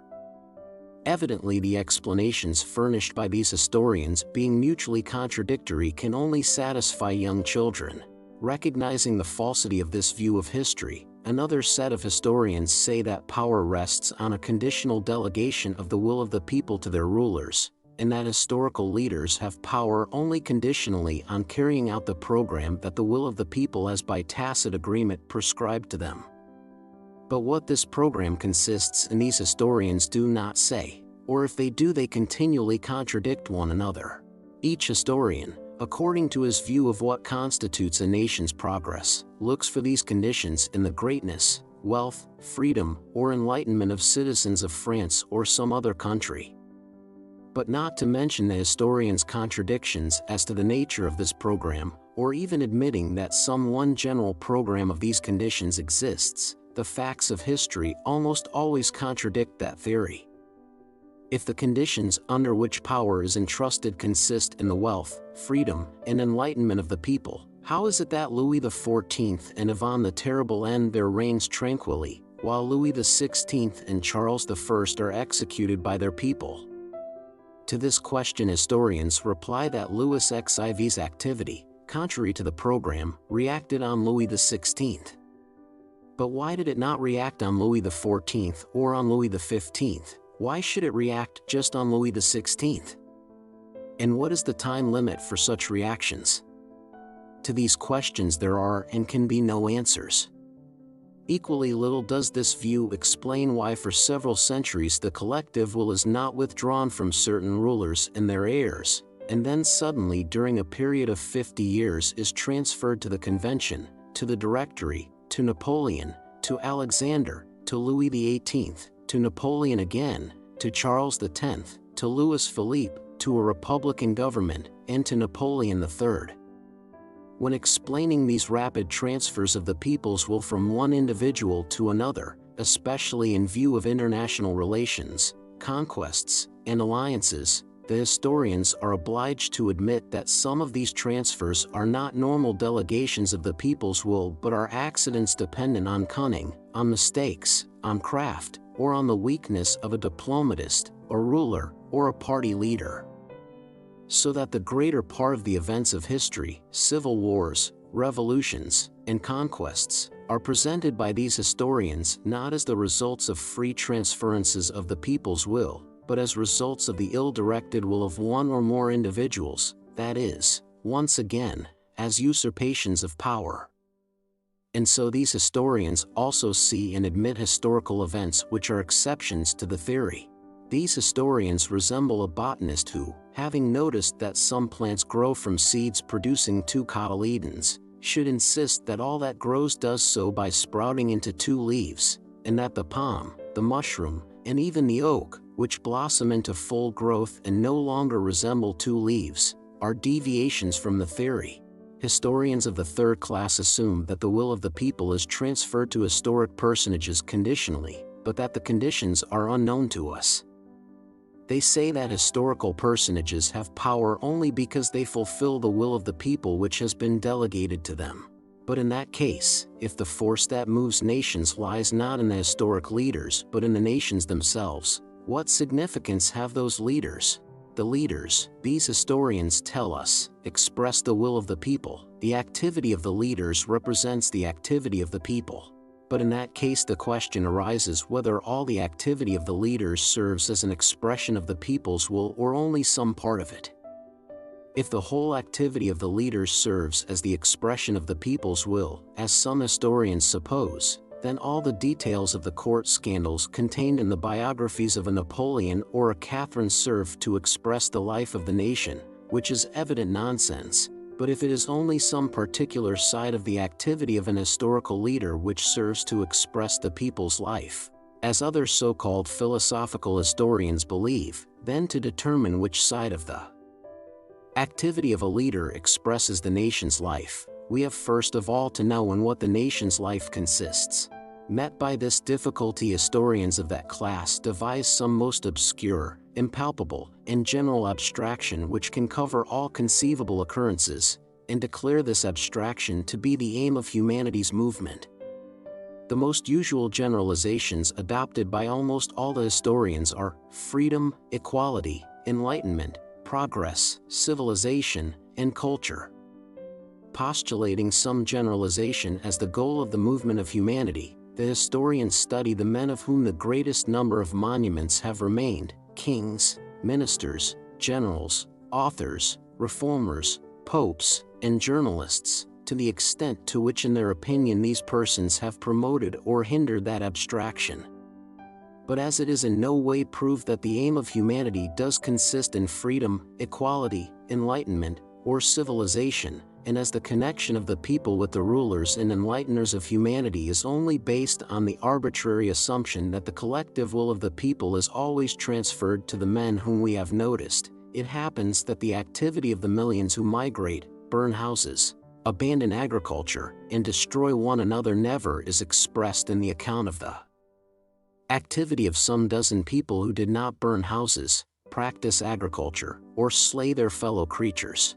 History proves this at every turn. Is the ferment of the peoples of the West at the end of the 18th century and their drive eastward explained by the activity of Louis XIV, XV, and XVI, their mistresses and ministers, and by the lives of Napoleon, Rousseau, Diderot, Beaumarchais, and others? Is the movement of the Russian people eastward to Kazan and Siberia expressed by details of the morbid character of Ivan the Terrible and by his correspondence with Kurbsky? Is the movement of the peoples at the time of the Crusades explained by the life and activity of the Godfreys and the Louises and their ladies? For us, that movement of the peoples from west to east, without leaders, with a crowd of vagrants, and with Peter the Hermit, remains incomprehensible. And yet more incomprehensible is the cessation of that movement when a rational and sacred aim for the crusade, the deliverance of Jerusalem, had been clearly defined by historic leaders. Popes, kings, and knights incited the peoples to free the Holy Land, but the people did not go, for the unknown cause which had previously impelled them to go no longer existed. The history of the Godfreys and the Menzingers can evidently not cover the life of the peoples. And the history of the Godfreys and the Menzingers has remained the history of Godfreys and Menzingers, but the history of the life of the peoples and their impulses has remained unknown. Still less does the history of authors and reformers explain to us the life of the peoples. The history of culture explains to us the impulses and conditions of life and thought of a writer or a reformer. We learn that Luther had a hot temper and said such and such things. We learn that Rousseau was suspicious and wrote such and such books, but we do not learn why after the Reformation the peoples massacred one another, nor why during the French Revolution they guillotined one another. If we unite both these kinds of history, as is done by the newest historians, we shall have the history of monarchs and writers, but not the history of the life of the peoples. Chapter 5. The life of the nations is not contained in the lives of a few men, for the connection between those men and the nations has not been found. The theory that this connection is based on the transference of the collective will of a people to certain historical personages is an hypothesis unconfirmed by the experience of history. The theory of the transference of the collective will of the people to historic persons may perhaps explain much in the domain of jurisprudence and be essential for its purposes, but in its application to history, as soon as revolutions, conquests, or civil wars occur, that is, as soon as history begins, that theory explains nothing. The theory seems irrefutable just because the act of transference of the people's will cannot be verified, for it never occurred. Whatever happens and whoever may stand at the head of affairs, the theory can always say that such and such a person took the lead because the collective will was transferred to him. The replies this theory gives to historical questions are like the replies of a man who, watching the movements of a herd of cattle and paying no attention to the varying quality of the pasturage in different parts of the field, or to the driving of the herdsman, should attribute the direction the herd takes to what animal happens to be at its head. The herd goes in that direction because the animal in front leads it, and the collective will of all the other animals is vested in that leader. This is what historians of the first class say, those who assume the unconditional transference of the people's will. If the animals leading the herd change, this happens because the collective will of all the animals is transferred from one leader to another, according to whether the animal is or is not leading them in the direction selected by the whole herd. Such is the reply historians who assume that the collective will of the people is delegated to rulers under conditions which they regard as known. With this method of observation, it often happens that the observer, influenced by the direction he himself prefers, regards those as leaders who, owing to the people's change of direction, are no longer in front, but on one side, or even in the rear. If the animals in front are continually changing and the direction of the whole herd is constantly altered, this is because in order to follow a given direction the animals transfer their will to the animals that have attracted our attention, and to study the movements of the herd we must watch the movements of all the prominent animals moving on all sides of the herd. So say the third class of historians who regard all historical persons, from monarchs to journalists, as the expression of their age. The theory of the transference of the will of the people to historic persons is merely a paraphrase, a restatement of the question. In other words, what causes historical events? Power. What is power? Power is the collective will of the people transferred to one person. Under what condition is the will of the people delegated to one person? On condition that that person expresses the will of the whole people. That is, power is power. In other words, power is a word the meaning of which we do not understand. If the realm of human knowledge were confined to abstract reasoning, then having subjected to criticism the explanation of power that juridical science gives us, humanity would conclude that power is merely a word and has no real existence. But to understand phenomena, man has, besides abstract reasoning, experience by which he verifies his reflections. And experience tells us that power is not merely a word but an actually existing phenomenon, not to speak of the fact that no description of the collective activity of men can do without the conception of power. The existence of power is proved both by history and by observing contemporary events. Whenever an event occurs, a man appears or men appear, by whose will the event seems to have taken place. Napoleon III issues a decree and the French go to Mexico. The King of Prussia and Bismarck issue decrees and an army enters Bohemia. Napoleon I issues a decree and an army enters Russia. Alexander I gives a command and the French submit to the Bourbons. Experience shows us that whatever event occurs, it is always related to the will of one or of several men who have decreed it. The historians, in accord with the old habit of acknowledging divine intervention in human affairs, want to see the cause of events in the expression of the will of someone endowed with power, but that supposition is not confirmed either by reason or by experience.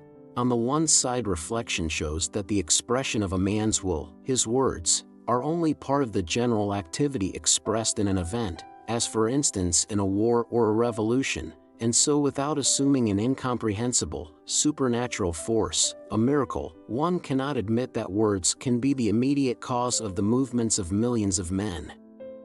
On the other hand, even if we admitted that words could be the cause of events, history shows that the expression of the will of historical personages does not in most cases produce any effect, that is to say, their commands are often not executed, and sometimes the very opposite of what they order occurs. Without admitting divine intervention in the affairs of humanity, we cannot regard power as the cause of events. Power, from the standpoint of experience, is merely the relation that exists between the expression of someone's will and the execution of that will by others. To explain the conditions of that relationship, we must first establish a conception of the expression of will, referring it to man and not to the deity. If the deity issues a command, expresses his will, as ancient history tells us, the expression of that will is independent of time and is not caused by anything, for the divinity is not controlled by an event.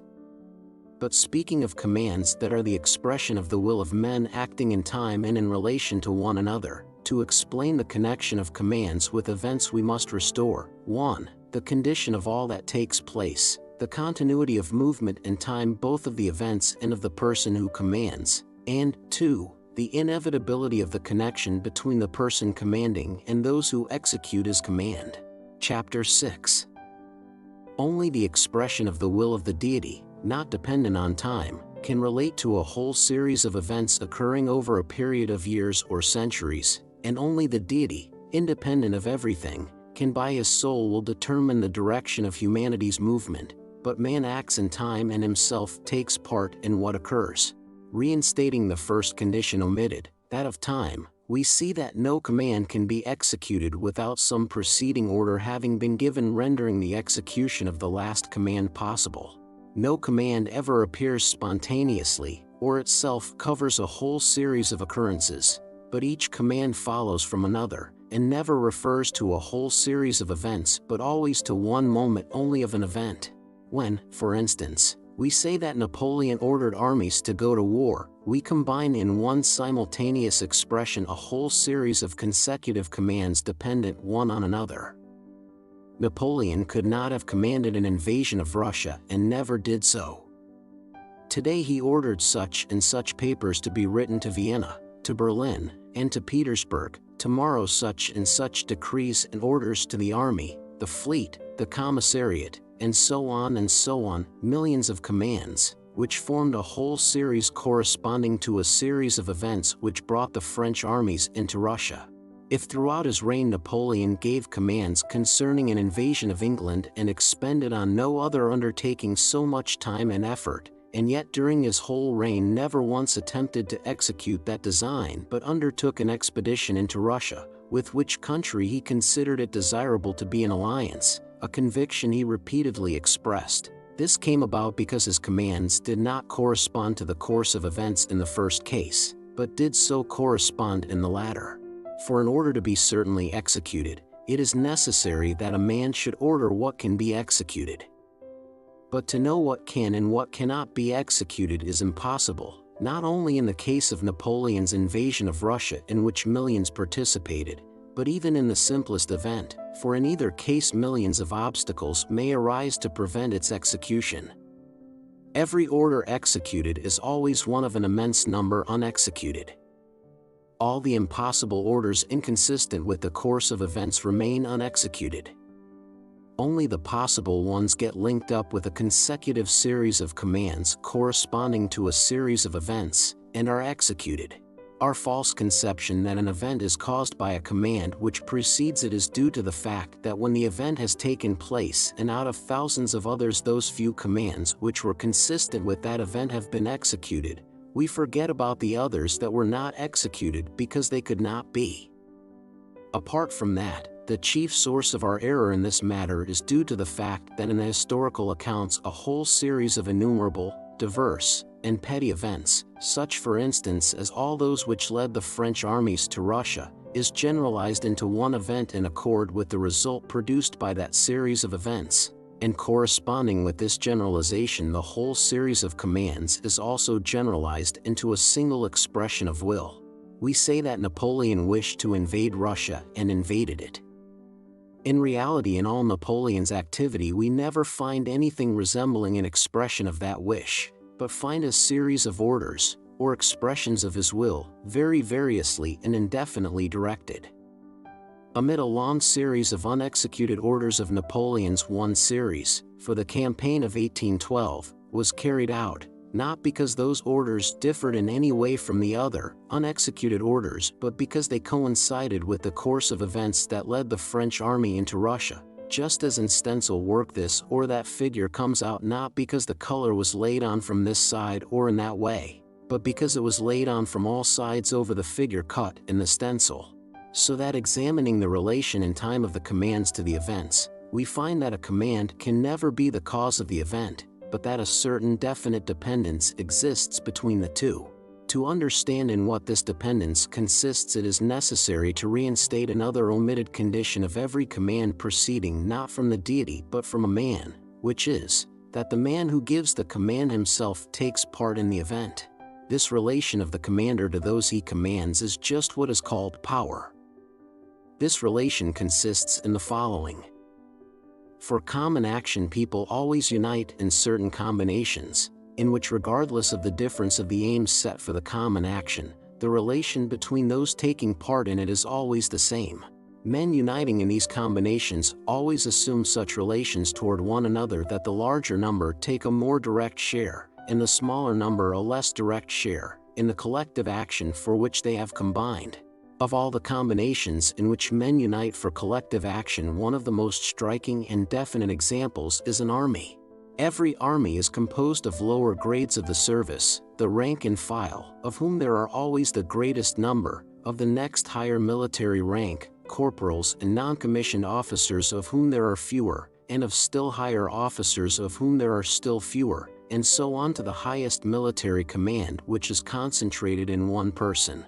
A military organization may be quite correctly compared to a cone, of which the base with the largest diameter consists of the rank and file, the next higher and smaller section of the cone consists of the next higher grades of the army, and so on to the apex, the point of which will represent the commander-in-chief. The soldiers, of whom there are the most, form the lower section of the cone and its base. The soldier himself does the stabbing, hacking, burning, and pillaging, and always receives orders for these actions from men above him. He himself never gives an order. The non-commissioned officers, of whom there are fewer, perform the action itself less frequently than the soldiers, but they already give commands. An officer still less often acts directly himself, but commands still more frequently. A general does nothing but command the troops, indicates the objective, and hardly ever uses a weapon himself. The commander-in-chief never takes direct part in the action itself, but only gives general orders concerning the movement of the mass of the troops. A similar relation of people to one another is seen in every combination of men for common activity, in agriculture, trade, and every administration, and so without particularly analyzing all the contiguous sections of a cone and of the ranks of an army, or the ranks and positions in any administrative or public business whatever from the lowest to the highest, we see a law by which men, to take associated action, combine in such relations that the more directly they participate in performing the action the less they can command and the more numerous they are, while the less their direct participation in the action itself, the more they command and the fewer of them there are, rising in this way from the lowest ranks to the man at the top, who takes the least direct share in the action and directs his activity chiefly to commanding.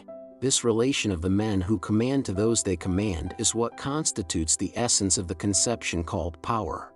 Having restored the condition of time under which all events occur, we find that a command is executed only when it is related to a corresponding series of events.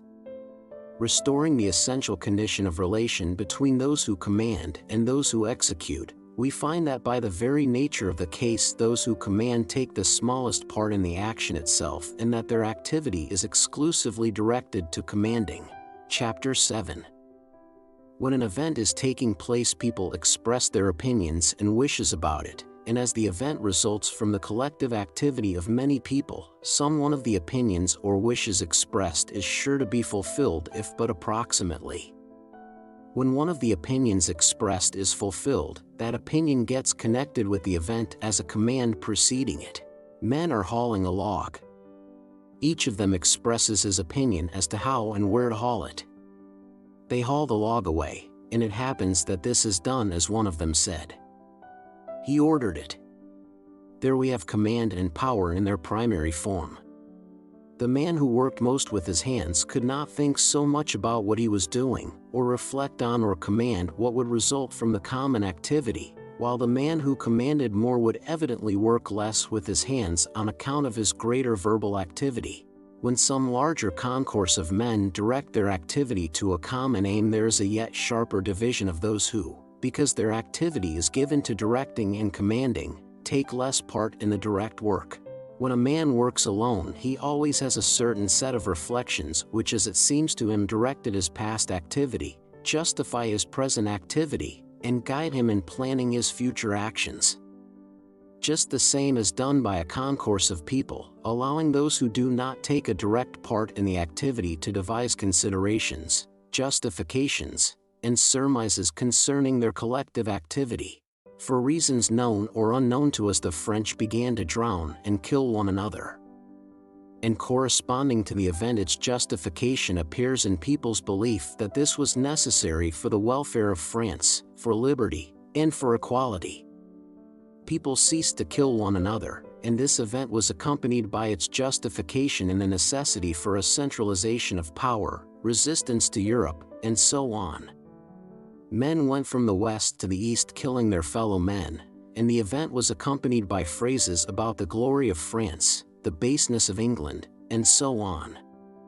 History shows us that these justifications of the events have no common sense and are all contradictory, as in the case of killing a man as the result of recognizing his rights, and the killing of millions in Russia for the humiliation of England. But these justifications have a very necessary significance in their own day. These justifications release those who produce the events from moral responsibility. These temporary aims are like the broom fixed in front of a locomotive to clear the snow from the rails in front. they clear men's moral responsibilities from their path. Without such justification there would be no reply to the simplest question that presents itself when examining each historical event. How is it that millions of men commit collective crimes, make war, commit murder, and so on? With the present complex forms of political and social life in Europe, can any event that is not prescribed, decreed, or ordered by monarchs, ministers, parliaments, or newspapers be imagined? Is there any collective action which cannot find its justification in political unity, in patriotism, in the balance of power, or in civilization?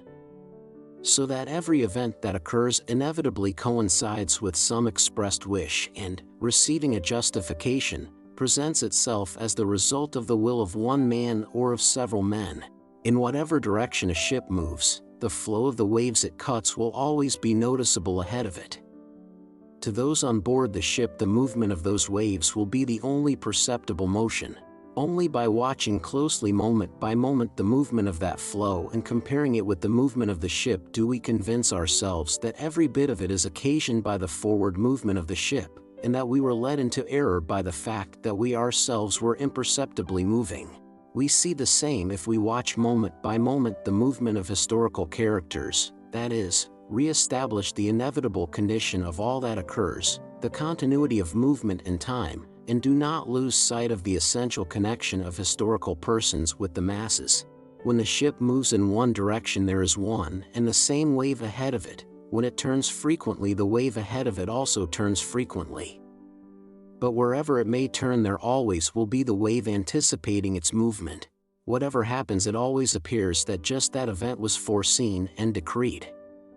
Wherever the ship may go, the rush of water which neither directs nor increases its movement foams ahead of it, and at a distance seems to us not merely to move of itself but to govern the ship's movement also. Examining only those expressions of the will of historical persons which, as commands, were related to events, historians have assumed that the events depended on those commands. But examining the events themselves and the connection in which the historical persons stood to the people, we have found that they and their orders were dependent on events. The incontestable proof of this deduction is that, however many commands were issued, the event does not take place unless there are other causes for it, but as soon as an event occurs, be it what it may, then out of all the continually expressed wishes of different people some will always be found which by their meaning and their time of utterance are related as commands to the events. Arriving at this conclusion we can reply directly and positively to these two essential questions of history. 1. What is power? 2. What force produces the movement of the nations? 1. Power is the relation of a given person to other individuals, in which the more this person expresses opinions, predictions, and justifications of the collective action that is performed, the less is his participation in that action. 2. The movement of nations is caused not by power, nor by intellectual activity, nor even by a combination of the two as historians have supposed, but by the activity of all the people who participate in the events, and who always combine in such a way that those taking the largest direct share in the event take on themselves the least responsibility and vice versa. Morally, the wielder of power appears to cause the event, physically it is those who submit to the power.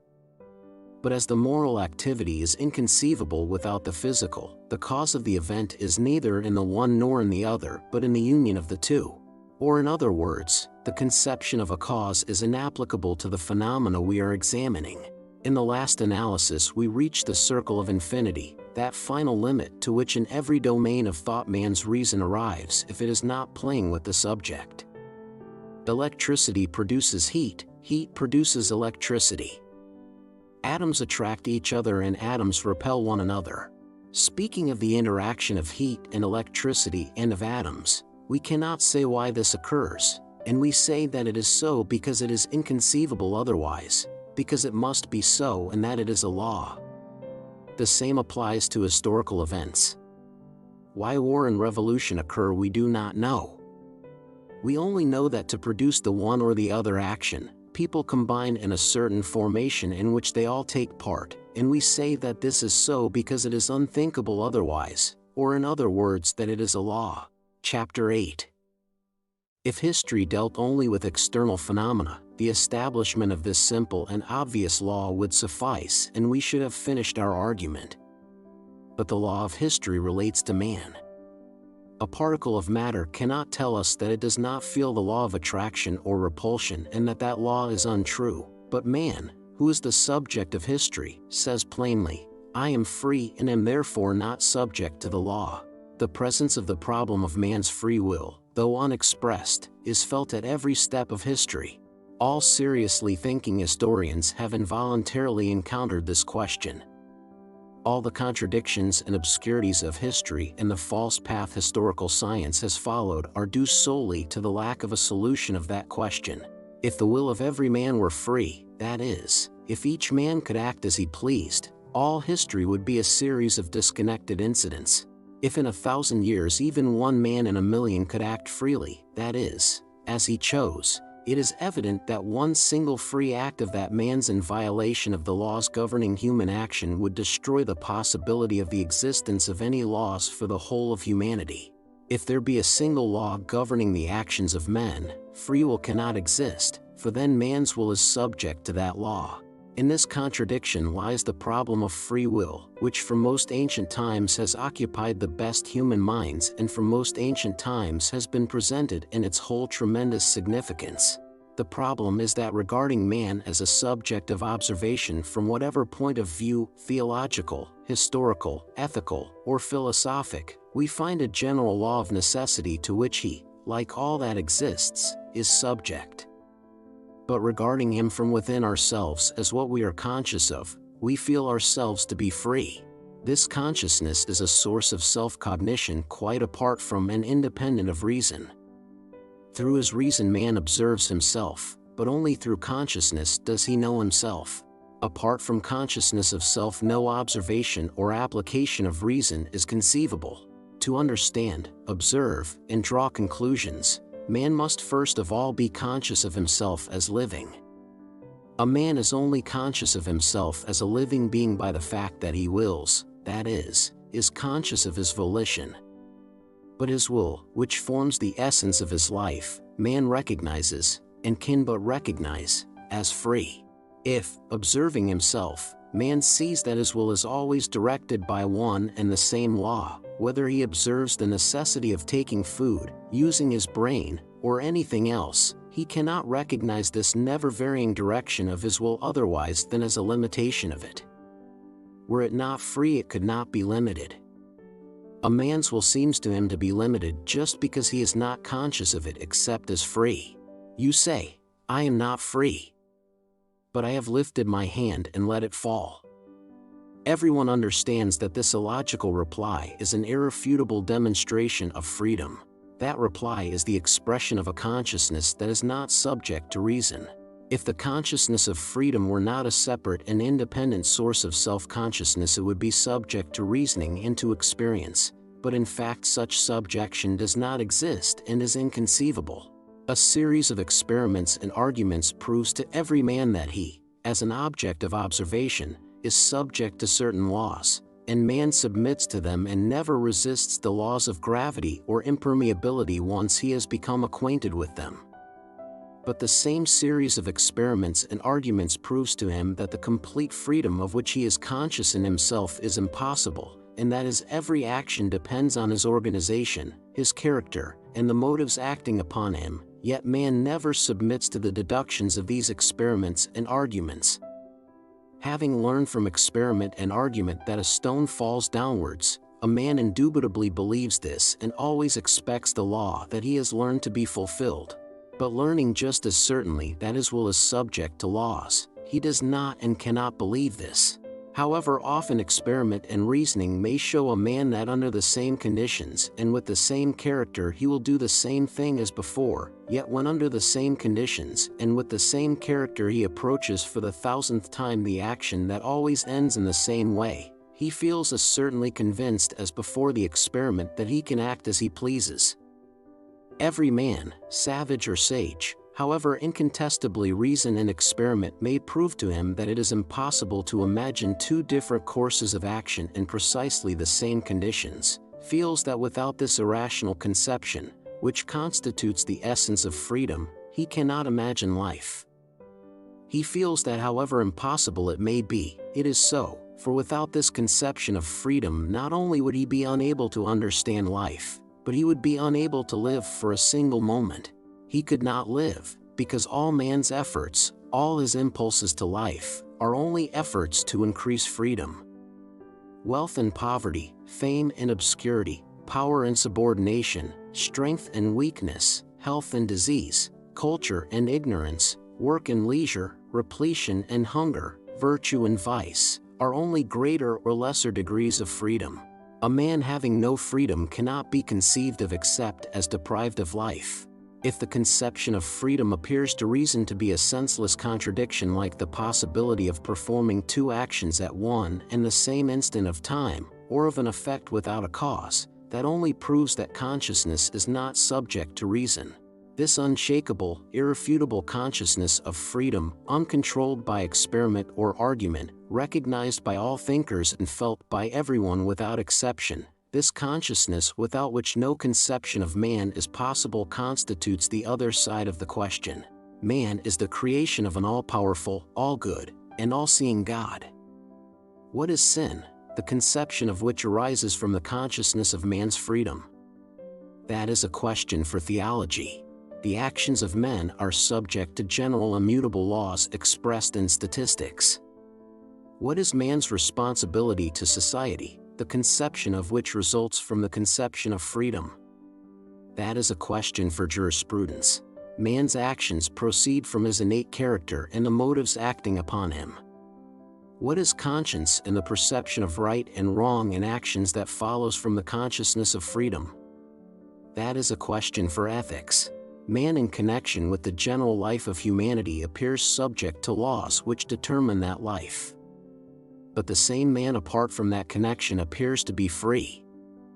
How should the past life of nations and of humanity be regarded, as the result of the free, or as the result of the constrained, activity of man? That is a question for history. Only in our self-confident day of the popularization of knowledge, thanks to that most powerful engine of ignorance, the diffusion of printed matter, has the question of the freedom of will been put on a level on which the question itself cannot exist. In our time, the majority of so-called advanced people, that is, the crowd of ignoramuses, have taken the work of the naturalists who deal with one side of the question for a solution of the whole problem. They say and write and print that the soul and freedom do not exist, for the life of man is expressed by muscular movements, and muscular movements are conditioned by the activity of the nerves. The soul and free will do not exist because at an unknown period of time we sprang from the apes. They say this, not at all suspecting that thousands of years ago that same law of necessity which with such ardor they are now trying to prove by physiology and comparative zoology was not merely acknowledged by all the religions and all the thinkers, but has never been denied. They do not see that the role of the natural sciences in this matter is merely to serve as an instrument for the illumination of one side of it. For the fact that, from the point of view of observation, reason and the will are merely secretions of the brain, and that man following the general law may have developed from lower animals at some unknown period of time, only explains from a fresh side the truth admitted thousands of years ago by all the religious and philosophic theories, that from the point of view of reason man is subject to the law of necessity, but it does not advance by a hair's breadth the solution of the question, which has another, opposite, side, based on the consciousness of freedom. If men descended from the apes at an unknown period of time, that is as comprehensible as that they were made from a handful of earth at a certain period of time. In the first case, the unknown quantity is the time, in the second case it is the origin, and the question of how man's consciousness of freedom is to be reconciled with the law of necessity to which he is subject cannot be solved by comparative physiology and zoology, for in a frog, a rabbit, or an ape, we can observe only the muscular nervous activity, but in man we observe consciousness as well as the muscular and nervous activity. The naturalists and their followers, thinking they can solve this question, are like plasterers set to plaster one side of the walls of a church who, availing themselves of the absence of the chief superintendent of the work, should in an access of zeal plaster over the windows, icons, woodwork, and still unbuttressed walls, and should be delighted that from their point of view as plasterers, everything is now so smooth and regular. Chapter 9. For the solution of the question of free will or inevitability, history has this advantage over other branches of knowledge in which the question is dealt with, that for history this question does not refer to the essence of man's free will but its manifestation in the past and under certain conditions. In regard to this question, history stands to the other sciences as experimental science stands to abstract science. The subject for history is not man's will itself but our presentation of it. And so for history, the insoluble mystery presented by the incompatibility of free will and inevitability does not exist as it does for theology, ethics, and philosophy. History surveys a presentation of man's life in which the union of these two contradictions has already taken place. In actual life, each historic event, each human action, is very clearly and definitely understood without any sense of contradiction, although each event presents itself as partly free and partly compulsory. To solve the question of how freedom and necessity are combined and what constitutes the essence of these two conceptions, the philosophy of history can and should follow a path contrary to that taken by other sciences. Instead of first defining the conceptions of freedom and inevitability in themselves, and then ranging the phenomena of life under those definitions, history should deduce a definition of the conception of freedom and inevitability themselves from the immense quantity of phenomena of which it is cognizant and that always appear dependent on these two elements. Whatever presentation of the activity of many men or of an individual we may consider, we always regard it as the result partly of man's free will and partly of the law of inevitability. Whether we speak of the migration of the peoples and the incursions of the barbarians, or of the decrees of Napoleon III, or of someone's action an hour ago in choosing one direction out of several for his walk, we are unconscious of any contradiction. The degree of freedom and inevitability governing the actions of these people is clearly defined for us.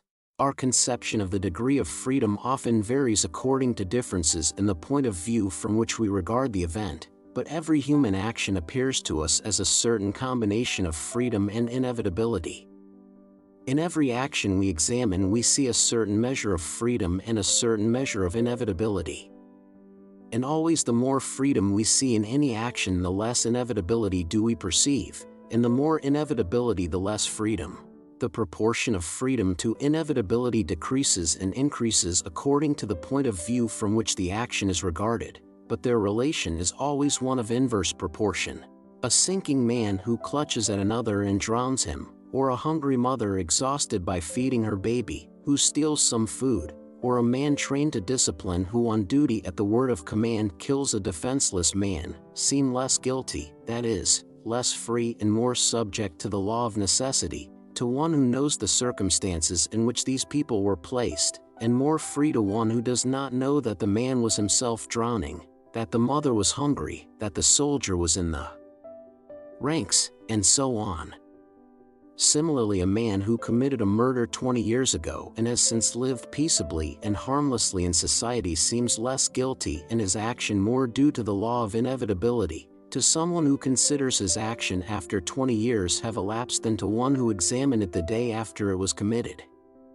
And in the same way, every action of an insane, intoxicated, or highly excited man appears less free and more inevitable to one who knows the mental condition of him who committed the action, and seems more free and less inevitable to one who does not know it.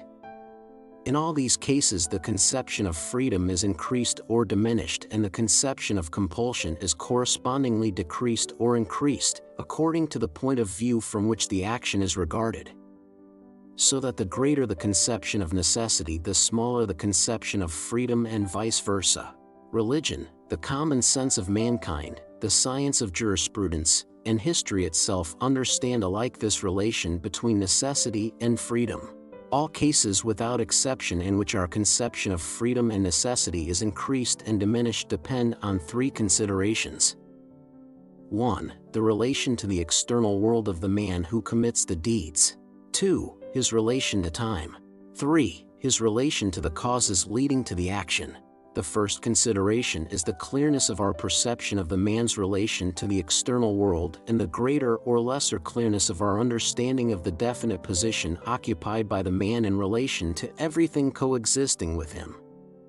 This is what makes it evident that a drowning man is less free and more subject to necessity than one standing on dry ground, and that makes the actions of a man closely connected with others in a thickly populated district, or of one bound by family, official, or business duties, seems certainly less free and more subject to necessity than those of a man living in solitude and seclusion. If we consider a man alone, apart from his relation to everything around him, each action of his seems to us free. But if we see his relation to anything around him, if we see his connection with anything whatever, with a man who speaks to him, a book he reads, the work on which he is engaged, even with the air he breathes or the light that falls on the things about him, we see that each of these circumstances has an influence on him and controls at least some side of his activity. And the more we perceive of these influences, the more our conception of his freedom diminishes, and the more our conception of the necessity that weighs on him increases. The second consideration is the more or less evident time relation of the man to the world and the clearness of our perception of the place the man's action occupies in time. That is the ground which makes the fall of the first man, resulting in the production of the human race, appear evidently less free than a man's entry into marriage today. It is the reason why the life and activity of people who lived centuries ago and are connected with me in time cannot seem to me as free as the life of a contemporary, the consequences of which are still unknown to me.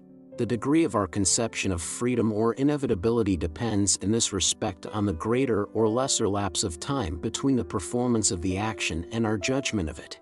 If I examine an act I performed a moment ago in approximately the same circumstances as those I am in now, my action appears to me undoubtedly free. But if I examine an act performed a month ago, then being in different circumstances, I cannot help recognizing that if that act had not been committed, much that resulted from it, good, agreeable, and even essential, would not have taken place. If I reflect on an action still more remote, 10 years ago or more, then the consequences of my action are still plainer to me, and I find it hard to imagine what would have happened had that action not been performed. The farther I go back in memory, or what is the same thing, the farther I go forward in my judgment, the more doubtful becomes my belief in the freedom of my action. In history we find a very similar progress of conviction concerning the part played by free will in the general affairs of humanity. A contemporary event seems to us to be indubitably the doing of all the known participants, but with a more remote event we already see its inevitable results which prevent our considering anything else possible. And the farther we go back in examining events, the less arbitrary do they appear. The Austro-Prussian War appears to us undoubtedly the result of the crafty conduct of Bismarck, and so on. The Napoleonic Wars still seem to us, though already questionably, to be the outcome of their hero's will. But in the Crusades we already see an event occupying its definite place in history, and without which we cannot imagine the modern history of Europe, though to the chroniclers of the Crusades that event appeared as merely due to the will of certain people. In regard to the migration of the peoples, it does not enter anyone's head today to suppose that the renovation of the European world depended on Attila's caprice. The farther back in history the object of our observation lies, the more doubtful does the free will of those concerned in the event become, and the more manifest the law of inevitability. The third consideration is the degree to which we apprehend that endless chain of causation inevitably demanded by reason, in which each phenomenon comprehended, and therefore man's every action, must have its definite place as a result of what has gone before and as a cause of what will follow. The better we are acquainted with the physiological, psychological, and historical laws deduced by observation and by which man is controlled, and the more correctly we perceive the physiological, psychological, and historical causes of the action, and the simpler the action we are observing and the less complex the character and mind of the man in question, the more subject to inevitability and the less free do our actions and those of others appear. When we do not at all understand the cause of an action, whether a crime, a good action, or even one that is simply non-moral, we ascribe a greater amount of freedom to it. In the case of a crime, we most urgently demand the punishment for such an act. In the case of a virtuous act, we rate its merit most highly. In an indifferent case, we recognize in it more individuality, originality, and independence. But if even one of the innumerable causes of the act is known to us, we recognize a certain element of necessity and are less insistent on punishment for the crime, or the acknowledgement of the merit of the virtuous act, or the freedom of the apparently original action. That a criminal was reared among malefactors mitigates his fault in our eyes.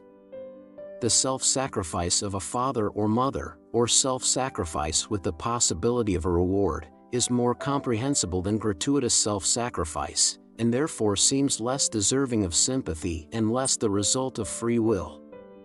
The founder of a sect or party, or an inventor, impresses us less when we know how or by what the way was prepared for his activity. If we have a large range of examples, if our observation is constantly directed to seeking the correlation of cause and effect in people's actions, their actions appear to us more under compulsion and less free the more correctly we connect the effects with the causes. If we examined simple actions and had a vast number of such actions under observation, our conception of their inevitability would be still greater. The dishonest conduct of the son of a dishonest father, the misconduct of a woman who had fallen into bad company, a drunkard's relapse into drunkenness, and so on, are actions that seem to us less free the better we understand their cause. If the man whose actions we are considering is on a very low stage of mental development, like a child, a madman, or a simpleton, then, knowing the causes of the act and the simplicity of the character and intelligence in question, we see so large an element of necessity and so little free will that as soon as we know the cause prompting the action, we can foretell the result. On these three considerations alone is based the conception of irresponsibility for crimes and the extenuating circumstances admitted by all legislative codes. The responsibility appears greater or less according to our greater or lesser knowledge of the circumstances in which the man was placed whose action is being judged, and according to the greater or lesser interval of time between the commission of the action and its investigation, and according to the greater or lesser understanding of the causes that led to the action. Chapter 10. Thus our conception of free will and inevitability gradually diminishes or increases according to the greater or lesser connection with the external world, the greater or lesser remoteness of time, and the greater or lesser dependence on the causes in relation to which we contemplate a man's life. So that if we examine the case of a man whose connection with the external world is well known, where the time between the action and its examination is great, and where the causes of the action are most accessible, we get the conception of a maximum of inevitability and a minimum of free will. If we examine a man little dependent on external conditions, whose action was performed very recently, and the causes of whose action are beyond our ken, we get the conception of a minimum of inevitability and a maximum of freedom. In neither case, however we may change our point of view, however plain we may make to ourselves the connection between the man and the external world, however inaccessible it may be to us, however long or short the period of time, however intelligible or incomprehensible the causes of the action may be, can we ever conceive either complete freedom or complete necessity? 1. To whatever degree we may imagine a man to be exempt from the influence of the external world, we never get a conception of freedom in space. Every human action is inevitably conditioned by what surrounds him and by his own body. I lift my arm and let it fall. My action seems to me free, but asking myself whether I could raise my arm in every direction, I see that I raised it in the direction in which there was least obstruction to that action, either from things around me or from the construction of my own body. I chose one out of all the possible directions because in it there were fewest obstacles. For my action to be free, it was necessary that it should encounter no obstacles. To conceive of a man being free, we must imagine him outside space, which is evidently impossible. 2. However much we approximate the time of judgment to the time of the deed, we never get a conception of freedom in time. For if I examine an action committed a second ago, I must still recognize it as not being free, for it is irrevocably linked to the moment at which it was committed. Can I lift my arm? I lift it, but ask myself, could I have abstained from lifting my arm at the moment that has already passed? To convince myself of this, I do not lift at the next moment. But I am not now abstaining from doing so at the first moment when I asked the question. Time has gone by which I could not detain. The arm I then lifted is no longer the same as the arm I now refrain from lifting, nor is the air in which I lifted it the same that now surrounds me. The moment in which the first movement was made is irrevocable, and at that moment I could make only one movement, and whatever movement I made would be the only one. That I did not lift my arm a moment later does not prove that I could have abstained from lifting it then. And since I could make only one movement at that single moment of time, it could not have been any other. To imagine it as free, it is necessary to imagine it in the present, on the boundary between the past and the future, that is, outside time, which is impossible. 3. However much the difficulty of understanding the causes may be increased, we never reach a conception of complete freedom, that is, an absence of cause. However inaccessible to us may be the cause of the expression of will in any action, our own or another's, the first demand of reason is the assumption of in search for a cause, for without a cause no phenomenon is conceivable. I raise my arm to perform an action independently of any cause, but my wish to perform an action without a cause is the cause of my action. But even if, imagining a man quite exempt from all influences, examining only his momentary action in the present, unevoked by any cause, we were to admit so infinitely small a remainder of inevitability as equaled zero, we should even then not have arrived at the conception of complete freedom in man, for a being uninfluenced by the external world, standing outside of time and independent of cause, is no longer a man. In the same way we can never imagine the action of a man quite devoid of freedom and entirely subject to the law of inevitability.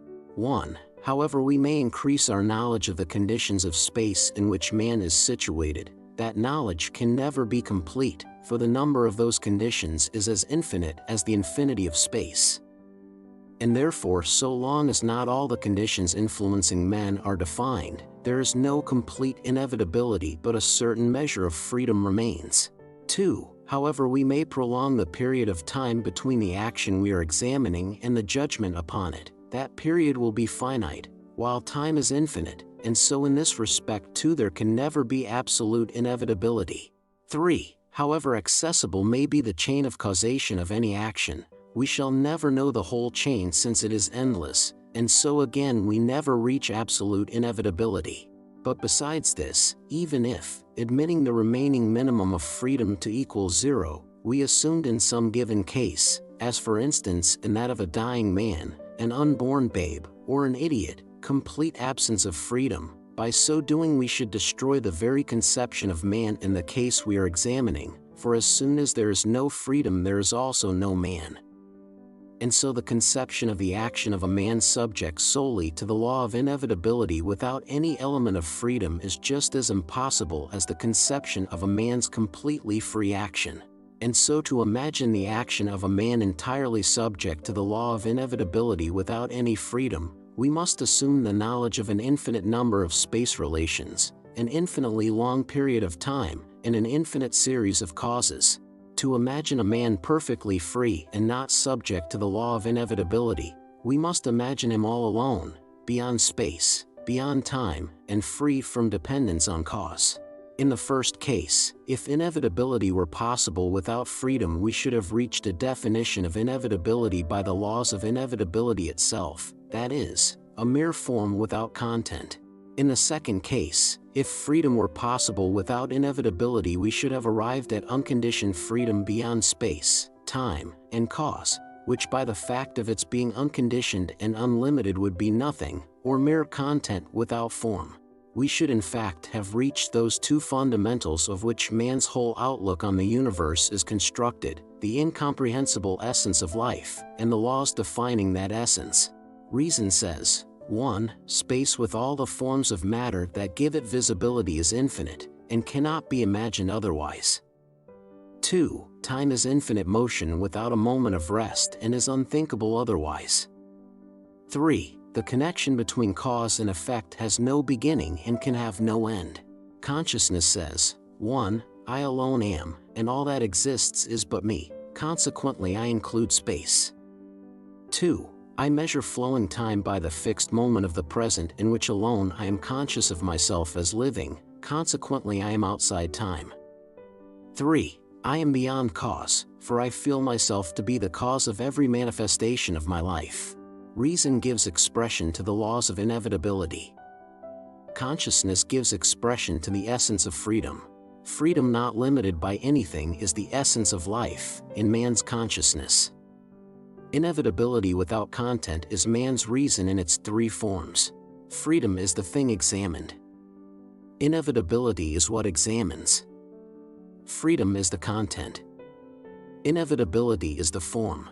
Only by separating the two sources of cognition, related to one another as form to content, do we get the mutually exclusive and separately incomprehensible conceptions of freedom and inevitability. Only by uniting them do we get a clear conception of man's life. Apart from these two concepts which in their union mutually define one another as form and content, no conception of life is possible. All that we know of the life of man is merely a certain relation of free will to inevitability, that is, of consciousness to the laws of reason. All that we know of the external world of nature is only a certain relation of the forces of nature to inevitability, or of the essence of life to the laws of reason. The great natural forces lie outside us and we are not conscious of them. We call those forces gravitation, inertia, electricity, animal force, and so on. But we are conscious of the force of life in man and we call that freedom. But just as the force of gravitation, incomprehensible in itself but felt by every man, is understood by us only to the extent to which we know the laws of inevitability to which it is subject, from the first knowledge that all bodies have weight, up to Newton's law, so too the force of free will, incomprehensible in itself but of which everyone is conscious, is intelligible to us only in as far as we know the laws of inevitability to which it is subject, from the fact that every man dies, up to the knowledge of the most complex economic and historic laws. All knowledge is merely a bringing of this essence of life under the laws of reason. Man's free will differs from every other force in that man is directly conscious of it, but in the eyes of reason it in no way differs from any other force. The forces of gravitation, electricity, or chemical affinity are only distinguished from one another in that they are differently defined by reason. Just so the force of man's free will is distinguished by reason from the other forces of nature only by the definition reason gives it. Freedom, apart from necessity, that is, apart from the laws of reason that define it, differs in no way from gravitation, or heat, or the force that makes things grow. For reason, it is only a momentary undefinable sensation of life.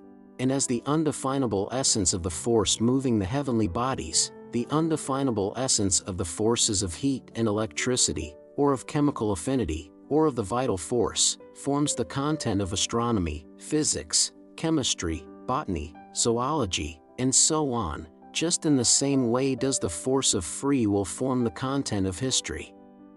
But just as the subject of every science is the manifestation of this unknown essence of life, while that essence itself can only be the subject of metaphysics, even the manifestation of the force of free will in human beings in space, in time, and in dependence on cause forms the subject of history, while free will itself is the subject of metaphysics.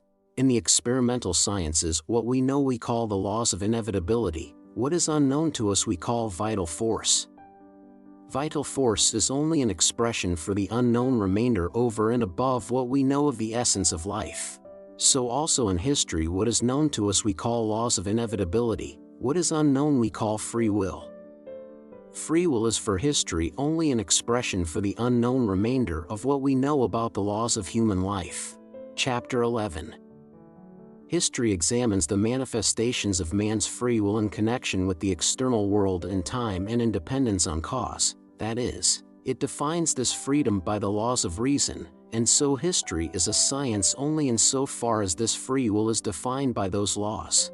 The recognition of man's free will as something capable of influencing historical events, that is, as not subject to laws, is the same for history as the recognition of a free force moving the heavenly bodies would be for astronomy. That assumption would destroy the possibility of the existence of laws, that is, of any science whatever. If there is even a single body moving freely, then the laws of Kepler and Newton are negatived and no conception of the movement of the heavenly bodies any longer exists. If any single action is due to free will, then not a single historical law can exist, nor any conception of historical events. For history, lines exist of the movement of human wills, one end of which is hidden in the unknown, but at the other end of which a consciousness of man's will in the present moves in space, time, and dependence on cause. The more this field of motion spreads out before our eyes, the more evident are the laws of that movement. To discover and define those laws is the problem of history. From the standpoint from which the science of history now regards its subject on the path it now follows, seeking the causes of events in man's free will, a scientific enunciation of those laws is impossible, for however man's free will may be restricted, as soon as we recognize it as a force not subject to law, the existence of law becomes impossible. Only by reducing this element of free will to the infinitesimal, that is, by regarding it as an infinitely small quantity, can we convince ourselves of the absolute inaccessibility of the causes, and then instead of seeking causes, history will take the discovery of laws as its problem. The search for these laws has long been begun, and the new methods of thought which history must adopt are being worked out simultaneously with the self-destruction toward which, ever dissecting and dissecting the causes of phenomena, the old method of history is moving. All human sciences have traveled along that path. Arriving at infinitesimals, mathematics, the most exact of sciences, abandons the process of analysis and enters on the new process of the integration of unknown, infinitely small, quantities.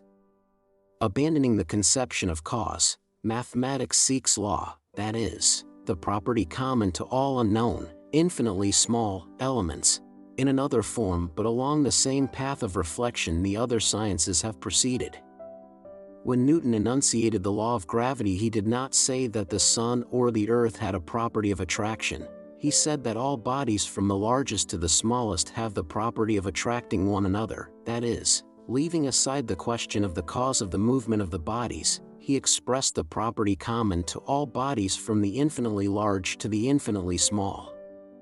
The same is done by the natural sciences. Leaving aside the question of cause, they seek for laws. History stands on the same path. And if history has for its object the study of the movement of the nations and of humanity and not the narration of episodes in the lives of individuals, it too, setting aside the conception of cause, should seek the laws common to all the inseparably interconnected infinitesimal elements of free will. Chapter 12. From the time the law of Copernicus was discovered and proved, the mere recognition of the fact that it was not the sun but the earth that moves sufficed to destroy the whole cosmography of the ancients. By disproving that law it might have been possible to retain the old conception of the movements of the bodies, but without disproving it, it would seem impossible to continue studying the Ptolemaic worlds. But even after the discovery of the law of Copernicus, the Ptolemaic worlds were still studied for a long time. From the time the first person said and proved that the number of births or of crimes is subject to mathematical laws, and that this or that mode of government is determined by certain geographical and economic conditions, and that certain relations of population to soil produce migrations of peoples, the foundations on which history had been built were destroyed in their essence. By refuting these new laws, the former view of history might have been retained, but without refuting them it would seem impossible to continue studying historic events as the results of man's free will. For if a certain mode of government was established or certain migrations of peoples took place in consequence of such and such geographic, ethnographic, or economic conditions, then the free will of those individuals who appear to us to have established that mode of government or occasioned the migrations can no longer be regarded as the cause. And yet the former history continues to be studied side by side with the laws of statistics, geography, political economy, comparative philology, and geology, which directly contradict its assumptions. The struggle between the old views and the new was long and stubbornly fought out in physical philosophy. Theology stood on guard for the old views and accused the new of violating revelation. But when truth conquered, theology established itself just as firmly on the new foundation. Just as prolonged and stubborn is the struggle now proceeding between the old and the new conception of history, and theology in the same way stands on guard for the old view, and accuses the new view of subverting revelation. In the one case as in the other, on both sides the struggle provokes passion and stifles truth. On the one hand there is fear and regret for the loss of the whole edifice constructed through the ages, on the other is the passion for destruction. To the men who fought against the rising truths of physical philosophy, it seemed that if they admitted that truth it would destroy faith in God, in the creation of the firmament, and in the miracle of Joshua the son of Nun. To the defenders of the laws of Copernicus and Newton, to Voltaire for example, it seemed that the laws of astronomy destroyed religion, and he utilized the law of gravitation as a weapon against religion. Just so it now seems as if we have only to admit the law of inevitability, to destroy the conception of the soul, of good and evil, and all the institutions of state and church that have been built up on those conceptions. So too, like Voltaire in his time, uninvited defenders of the law of inevitability today use that law as a weapon against religion, though the law of inevitability in history, like the law of Copernicus in astronomy, far from destroying, even strengthens the foundation on which the institutions of state and church are erected. As in the question of astronomy then, so in the question of history now, the whole difference of opinion is based on the recognition or non-recognition of something absolute, serving as the measure of visible phenomena. In astronomy it was the immovability of the earth, in history it is the independence of personality, free will.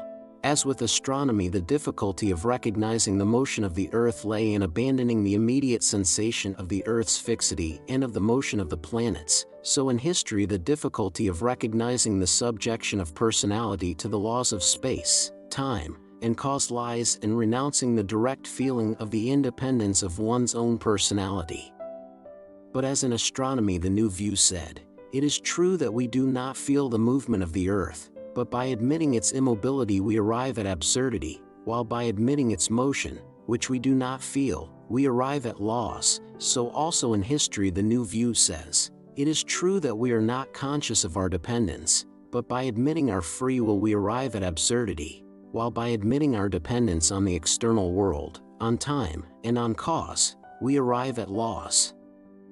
In the first case it was necessary to renounce the consciousness of an unreal immobility in space and to recognize a motion we did not feel. In the present case it is similarly necessary to renounce a freedom that does not exist, and to recognize a dependence of which we are not conscious.